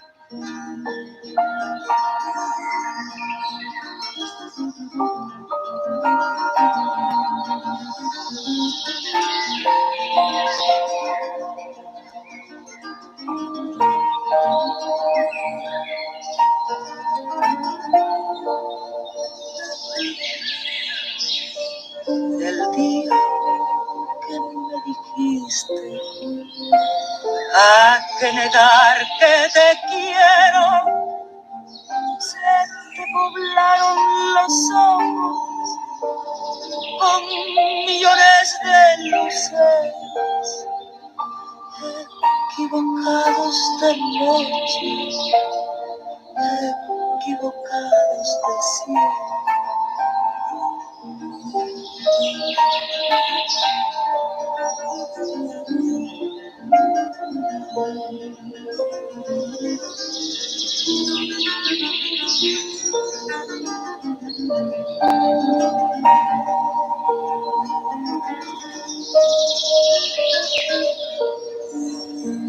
El día que me dejaste, los millones de luceros de tus ojos se escaparon y en mi pecho se metieron equivocados de noche, equivocados de cielo. Hoy camino por el mundo, llena el alma de luces, luces que equivocaron la negrura de mi duelo con la noche de tus ojos y con la noche del cielo. We've heard Chabela Vargas with El Día Que Me Dijiste. You are listening to the BBC World Service, and this is Music Live with Silvana Estrada. Now we're gonna listen to Gracias a la Vida by Mercedes Sosa. It's a song from my other icon, Violeta Parra, a Chilean singer-songwriter, and she did this beautiful song, Gracias a la Vida, sung by Mercedes Sosa, which is one of the most iconic women in the Latin American culture. Mercedes Sosa is from Argentina, and she has a beautiful and rough life. She was exiled, and she sang a lot of political songs. And this specific song, it's full of hope, and it was so important at that time. I can imagine her missing her home, just not able to see her family, singing this song just in order to give hope to her own life. And that's what I can feel every time that I hear this song. Something that I really love about her is that now she passed away like 8 years ago or something like that. And now in Argentina, she's like the face of Mother Nature. And that makes sense to me so much. So this is Gracias a la Vida by Mercedes Sosa.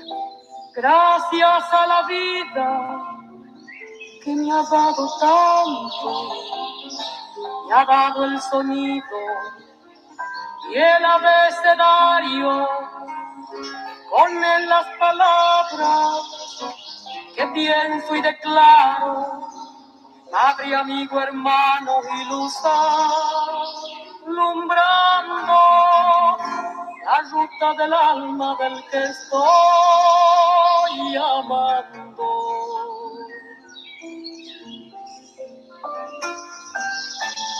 Gracias a la vida que me ha dado tanto, me ha dado la marcha de mis pies cansados, con ellos anduve ciudades y charcos, playas y desiertos, montañas y llanos, y la casa tuya, tu calle y tu patio.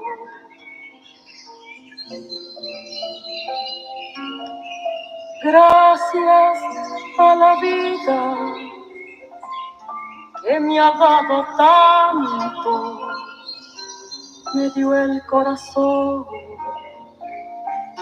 que agita su marco cuando miro el fruto del cerebro humano, cuando miro el bueno tan lejos del malo, cuando miro el fondo de tus ojos claros.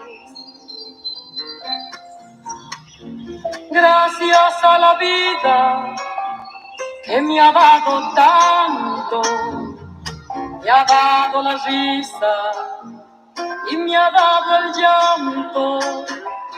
Así yo distingo dicha de quebranto, los dos materiales que forman mi canto. Y el canto de ustedes que es el mismo canto. Y el canto de todos que es mi propio canto. Gracias a la vida.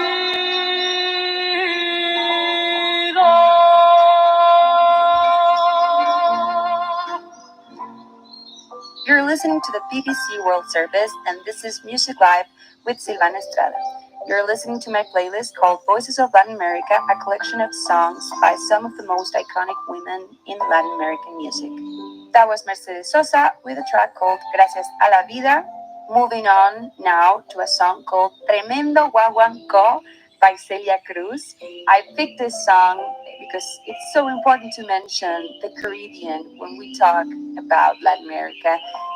And Celia Cruz is one of my favorites. She did part of La Fania All Stars, which was a really important salsa movement in Latin America and also in New York. Actually, La Fania started in New York, in New York. And Celia Cruz, it's one of the most iconic salsa singers. I think she's from Cuba. And she's definitely bringing so much joy to our lives. Like the gift she gave us with her voice. It's so important. It's like she kind of took all the happiness and the joy that the Caribbean has and gave it to all of us, you know. I'm not from the Caribbean. I'm not a great dancer, you know. But every time that I hear to Celia Cruz, I can feel that joy that Caribbean has, the joy of dance. And it has a lot to do with Africa and African Caribbean people. So for me, it's very important to have her in this playlist. So this is Tremendo Guaguancó by Celia Cruz.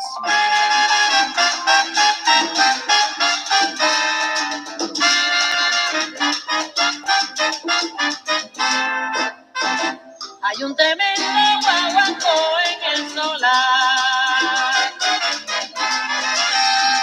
Hay un tremendo guaguancó en el solar, en donde vivo yo, que me llama, y yo quisiera que mi negrito me dejara tan siquiera echar un pie en el bebé, y aunque no quiera, ay mi mulato, no me pierdo los señores de bebé, que va, óiganlo bien. Óyalo como dice, hay un tremendo guaguancó en el solar. Hay un tremendo guaguancó en el solar, en donde vivo yo, que me llama, y yo quisiera que mi negrito me dejara tan siquiera echar un pie en el bebé, y aunque no quiera, ay mi mulato, no me pierdo los señores de bebé, que va, óiganlo bien.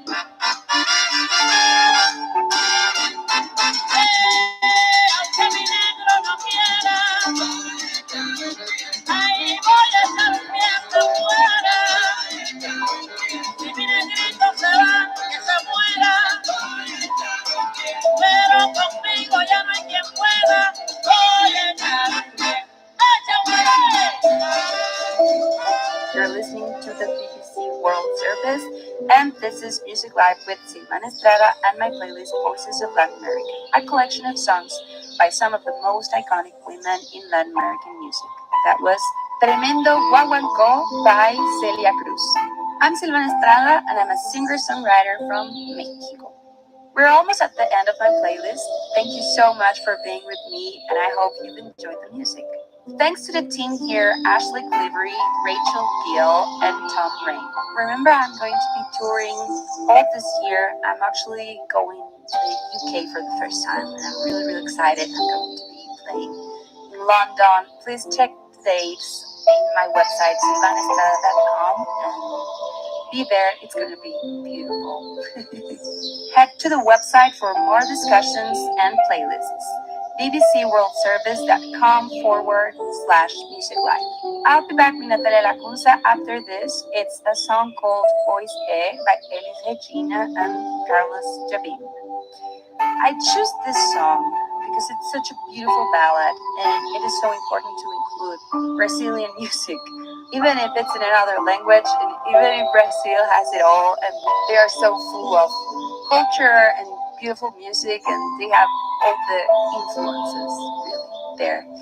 But it's still Latin America, and I'm such a great fan. I love Brazilian music. It's probably my favorite music ever, and this song, Voice E, which means at the end it's it. I think that's the translation.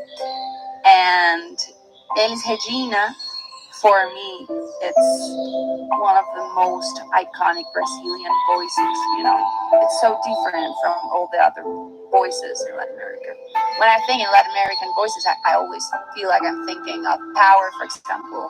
And in a way, it's very virtuoso what singers do in Latin America. And what I love about Brazilian voices is that they are so soft, so sweet, and so funny. They always have fun. You can hear it. Every time that I hear to Elis Regina, I can hear how joyful is her experience in that moment.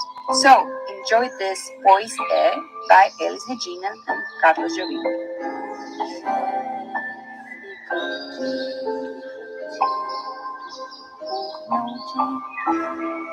E é difícil dizer cantar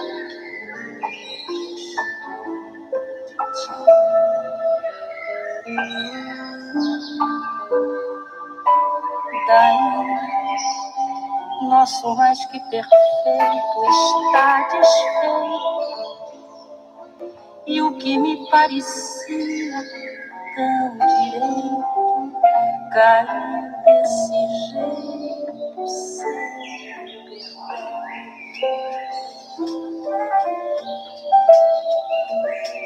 então disfarçar minha dor já não consigo, dizer que nós somos bons amigos é muita mentira para mim. E enfim, hoje na solidão ainda busco a entender como o amor foi tão injusto. Pra mim só lhe foi dedicação.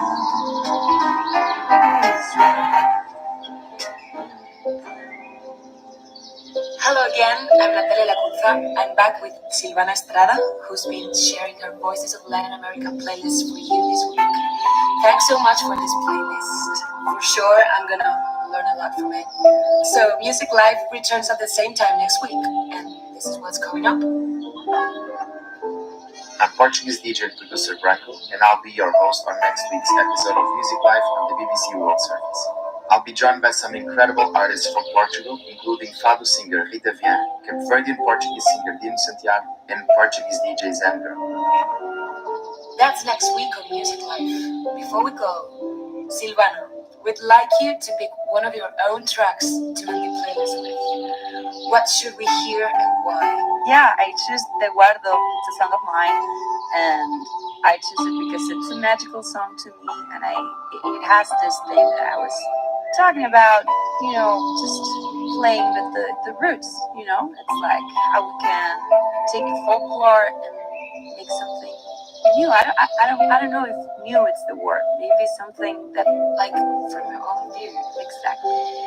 Yeah, I really do agree. This song is so magical, and like everything about it, like the music, the arrangements, the rhythm, your voice, the lyrics, like everything's so powerful. This song is so powerful. Thank you so much. Okay, thank you so much for listening. We'll see you back here next week. To end, this is Silvana Estrada with The One. Bye. Pero si un día tú me encuentras y ahora piensas diferente, te guardo mi luz de mañana, mis ojos, mi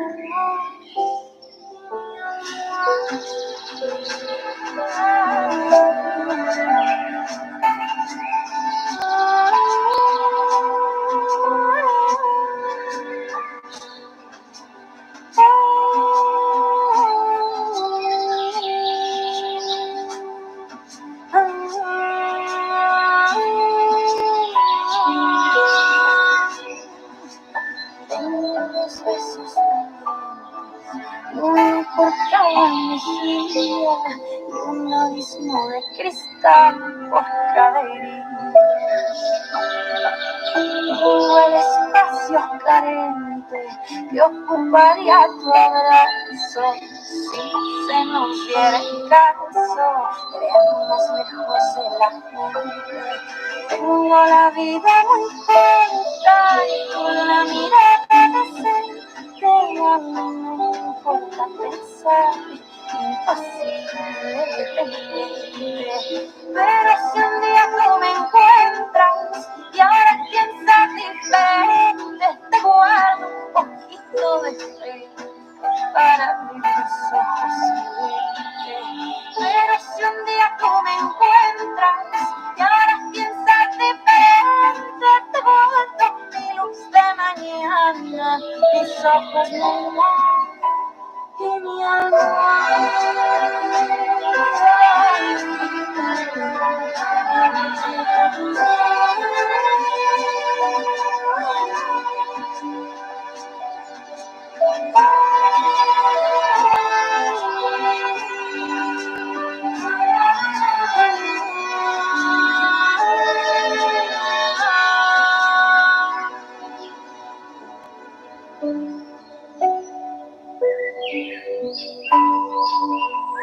This is the BBC World Service with the final episode in our series Walking the Iron Curtain.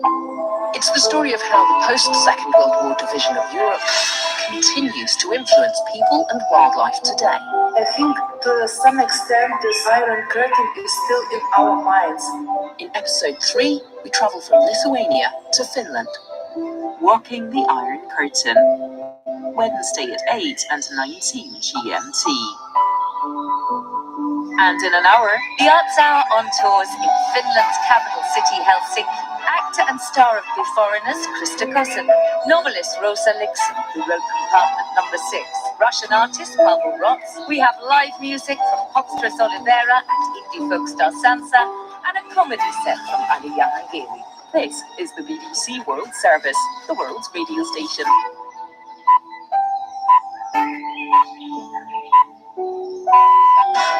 Coming up, it's World Book Club with me, Harriet Gilbert.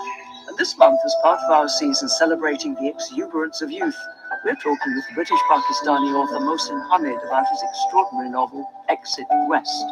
Nadia and Saeed are two ordinary young people beginning to fall in love in a world turned upside down. As civil war engulfs their homeland, they join a great outpouring of people trying to flee their collapsing city, desperate to find a new place in the world. And something extraordinary happens. Mysterious doors start appearing, doors that lead to other cities, other countries, other lives, and they're opening up all over the world. Once you leave through them, there's no coming back. Shortlisted for the Man Booker Prize, Exit West is a love story, an adventure story, and a profound meditation on love, hope, and the psychology of exile. That's World Book Club with Mohsin Hamid after the news.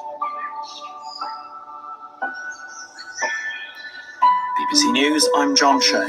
Russia's Defense Minister Sergei Shoigu says Russian troops have completed the capture of the eastern Ukrainian region of Luhansk. He told President Putin that they'd taken full control of the city of Lysychansk, as well as a number of nearby settlements. Our correspondent in Ukraine, Sarah Rainsford, has more details. Russia began claiming it had taken control of Lysychansk by posting videos of Chechen fighters celebrating the city.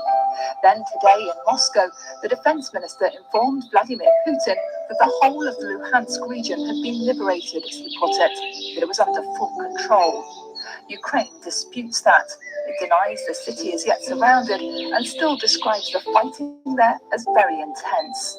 But Russia's creeping capture of eastern Ukraine continues. The mayor of Slovyansk, the closest city to the west of Lysychansk, says 15 fires are raging there after Russian shelling.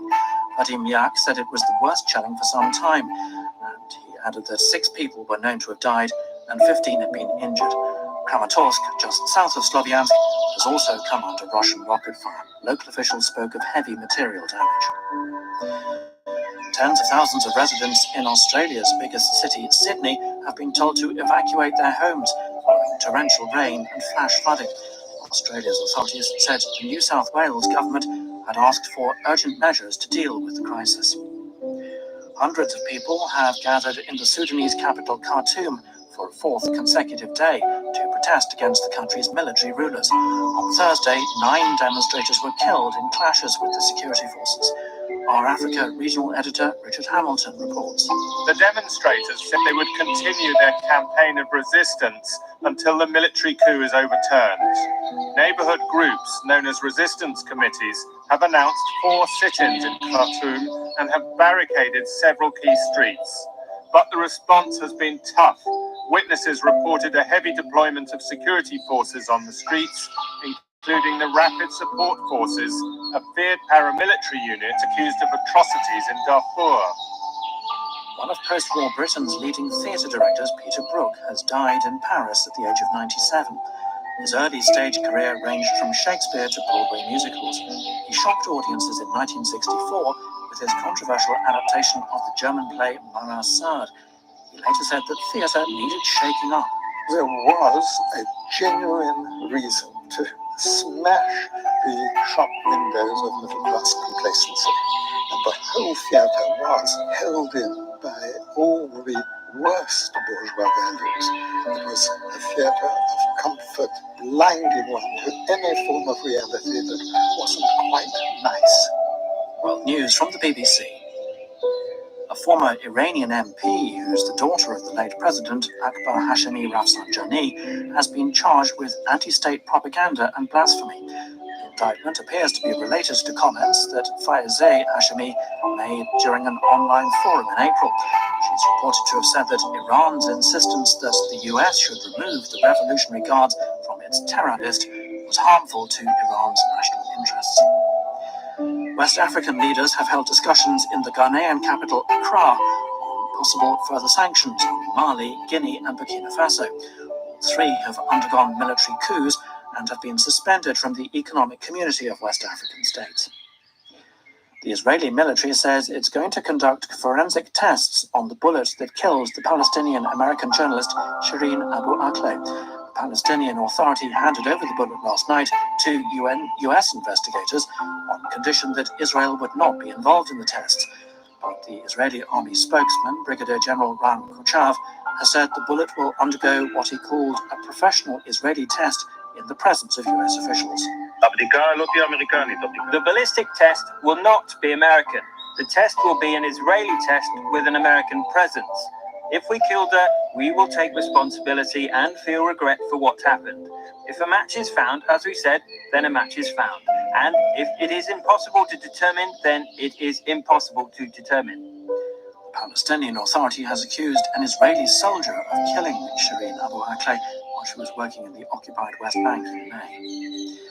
China's foreign minister has attended a regional meeting of Southeast Asian nations in Myanmar. Wang Yi is the highest profile visitor from Beijing since the military seized power 17 months ago. Mr. Wang and his counterparts from Thailand, Vietnam, Myanmar, Laos and Cambodia discussed food and energy security. BBC News. Hello, this is the BBC World Service. I'm Harriet Gilbert. Welcome to World Book Club. We're this year to mark the BBC's centenary. we're celebrating the exuberance of youth.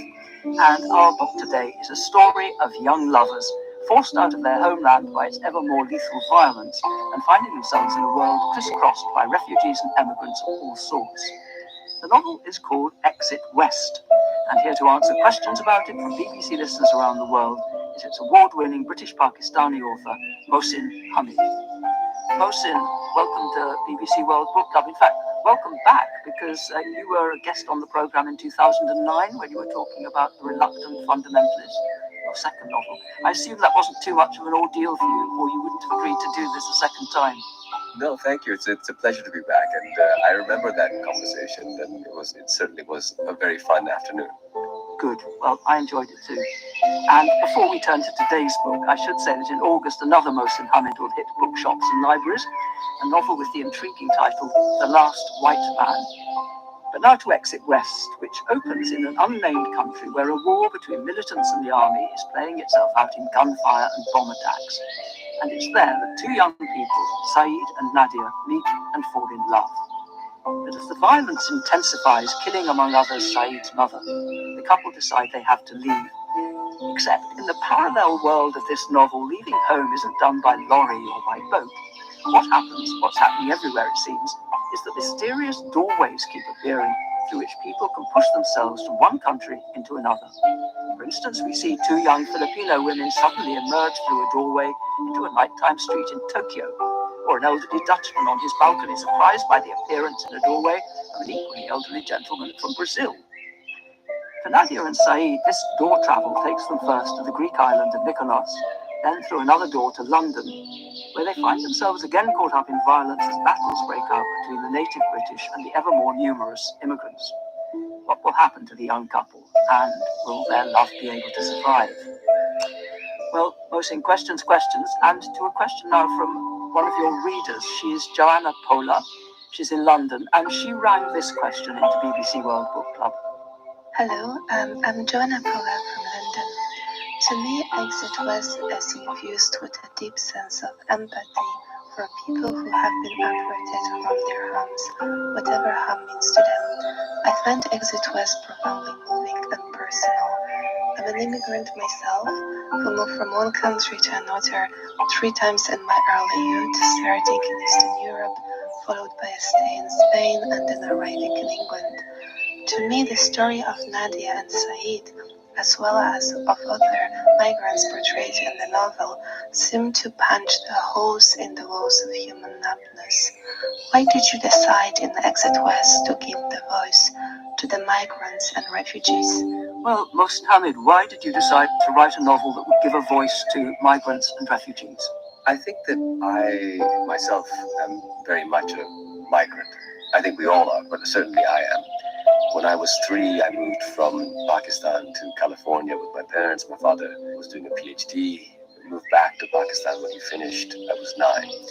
I arrived in Pakistan completely unprepared for this country I had returned to. I didn't speak Urdu. I had no memory of Pakistan. I hadn't visited in the interim. And then in 1989, I went back to America to study at the age of 18, lived there mostly until about 2001, moved to London just after my 30th birthday in 2001, was there for the next 8 years, and have spent most of the previous dozen or so years here in Pakistan. So my life is the story of migration. And I think that we live in a time where walls are going up, where division is increasing, where tribalism is ascendant. And in such a time, I think people like myself, those who are thoroughly mongrelized and hybridized, who very much conceive themselves as migrants, I think we're finding that there's less space for people like this. You know, what is the place for people who are migrants in a world where migration is being thought of as a bad thing, as a negative thing? And so I wanted to write about kind of heroic migrant journey from the point of view of migrants themselves, but also to begin to break down this dichotomy between migrants and non-migrants, between migrants and natives, by asking the question whether anyone is truly native, and to establish a kind of empathy for all of us and for each other, those who imagine themselves to be migrants and those who previously didn't, but perhaps could be encouraged to begin to do so. Well, thank you, Mohsin Hamid, and I think now is a good time to have our first reading from Exit West. This is from near the beginning of the novel. Saeed and Nadia at this point are attending the same evening class, a class in corporate identity and product branding. But they haven't spoken to each other until this moment. And I should add that Nadia is always very modestly dressed. Saeed has noticed this, that she wears a floor-length black robe. When Said spoke to Nadia for the first time, the city had yet to experience any major fighting. Just some shootings and the odd car bombing, felt in one's chest cavity as a subsonic vibration, like those emitted by large loudspeakers at music concerts. And Said and Nadia had packed up their books and were leaving class. In the stairwell, he turned to her and said, "Listen, would you like to have a coffee?" And after a brief pause added, to make it seem less forward, given her conservative attire, "In the cafeteria?" Nadia looked him in the eye. "You don't say your evening prayers?" she asked. Said conjured up his most endearing grin. Not always, sadly. Her expression did not change.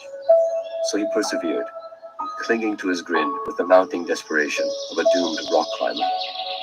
"I think it's personal. Each of us has his own way, or her own way. Nobody's perfect. And in any case," she interrupted him. "I don't pray," she said. She continued to gaze at him steadily. Then she said, "Maybe another time."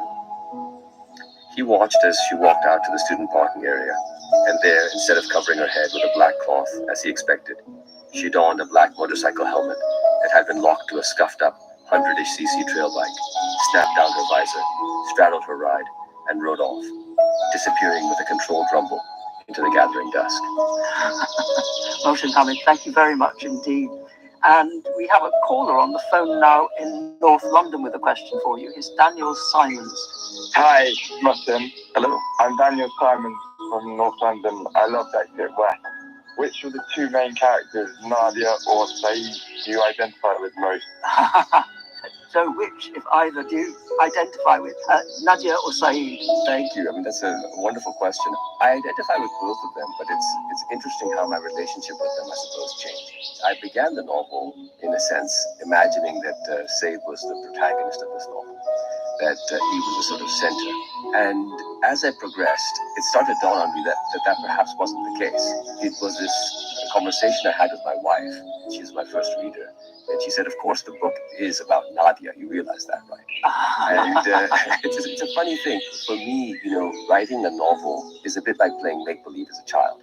And when you write characters, you imagine being them. And so as you write more of them, the degree to which your imagination is caught up in them increases.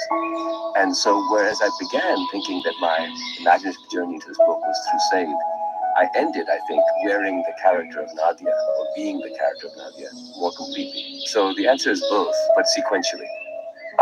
She is quite an extraordinary woman, Nadia, and not just her biking. I really admire her. I liked her a lot. Anyway, we have a question now that was rung in from a reader in Mexico, from Nanchital in Mexico. Greetings from Nanchital, Mexico. I'm Nanchi Curtido. I'm a big fan of the podcast, and thanks for the opportunity to ask a question to Mr. Hamid. Your quote, "When we migrate, we murder the people we leave behind," resonated enormously with me, as I have migrated between countries, and I have had this sense of guiltiness when I left each place. Is this profound pain one of the main things you were trying to explore? Many thanks. Yes, I think it often goes unnoticed or insufficiently remarked upon that there's an enormous degree of emotional violence that accompanies a migration. That when we move from one place to another, a life where certain people are day-to-day relationships for us, physical relationships, to one where we see them perhaps never again, or at least only virtually, something happens. Now, in the virtual world, of course, this has changed to a certain degree. So when I'm traveling, I still speak to my parents, or my children do see their grandparents. But even so, it's quite different to be thousands of miles away, talking to somebody over a computer, than it is to be able to hold their hand or to have lunch together. And so it came up for me in the context of a period where terrorism in Pakistan was increasing, and we were seeing bad headlines in the news all the time, or bomb blasts were going off in Lahore, and in other places, not far away, Syria, Afghanistan, people were being forced to flee. And I was wrestling with this question that partly gave birth to the book, which is, what would happen if we had to go? It's one thing to choose to go under circumstances which are more benign, but quite another to leave under circumstances where the people who are left behind are left in such a vulnerable state. And what would it mean to go from living next door to my parents to being very far away? And I remember thinking that there would be a real emotional devastation in such an act, that I would be inflicting a kind of pain on others, the people who love me most, as well as on myself. And so I was thinking about this, and it led to that line, which is that there is a murdering, not physically, but a murdering from our lives, these other people, these other characters of our lives. And it's important, I think, to say and to acknowledge, because the notion that people move countries and arrive utterly unworthy without having contributed or sacrificed to the new society that they are joining, I think is a deeply suspect and dangerous one. And what one has given up, the devastation that one has experienced in uprooting oneself and moving in this way, is a very high price to pay. It's an incredibly high price for a human being to pay. And so this line attempts to acknowledge that. It attempts to get at the sense of guilt many people feel, the sense of loss and suffering and pain, but also to undermine the idea that there's no price being paid by the migrant, that the migrant arrives as a freeloader, when in fact the migrant has in some senses paid the highest price that one can possibly pay. Yes, it is a very moving passage in the book, that. I mean, because Said's father won't come with the young lovers. His wife is dead. He wants to stay in the country where she is, in effect. And I found it quite tear-jerking, actually. Anyway, to the next question from Nanche Cortido, which is this. Hello again. Doors are very important in the book as portals to dimensions or realities. Could you please elaborate how the idea came up and why you decided to use doors as a mechanism for traveling between realities? Many thanks and goodbye. The novel, in a sense, began with that idea, and the idea has different aspects to it. On the one hand, it seemed to me that as a result of technology, the distance was collapsing. I was able to open up my computer and speak to people, see them in a digital window on my computer, which is much like an actual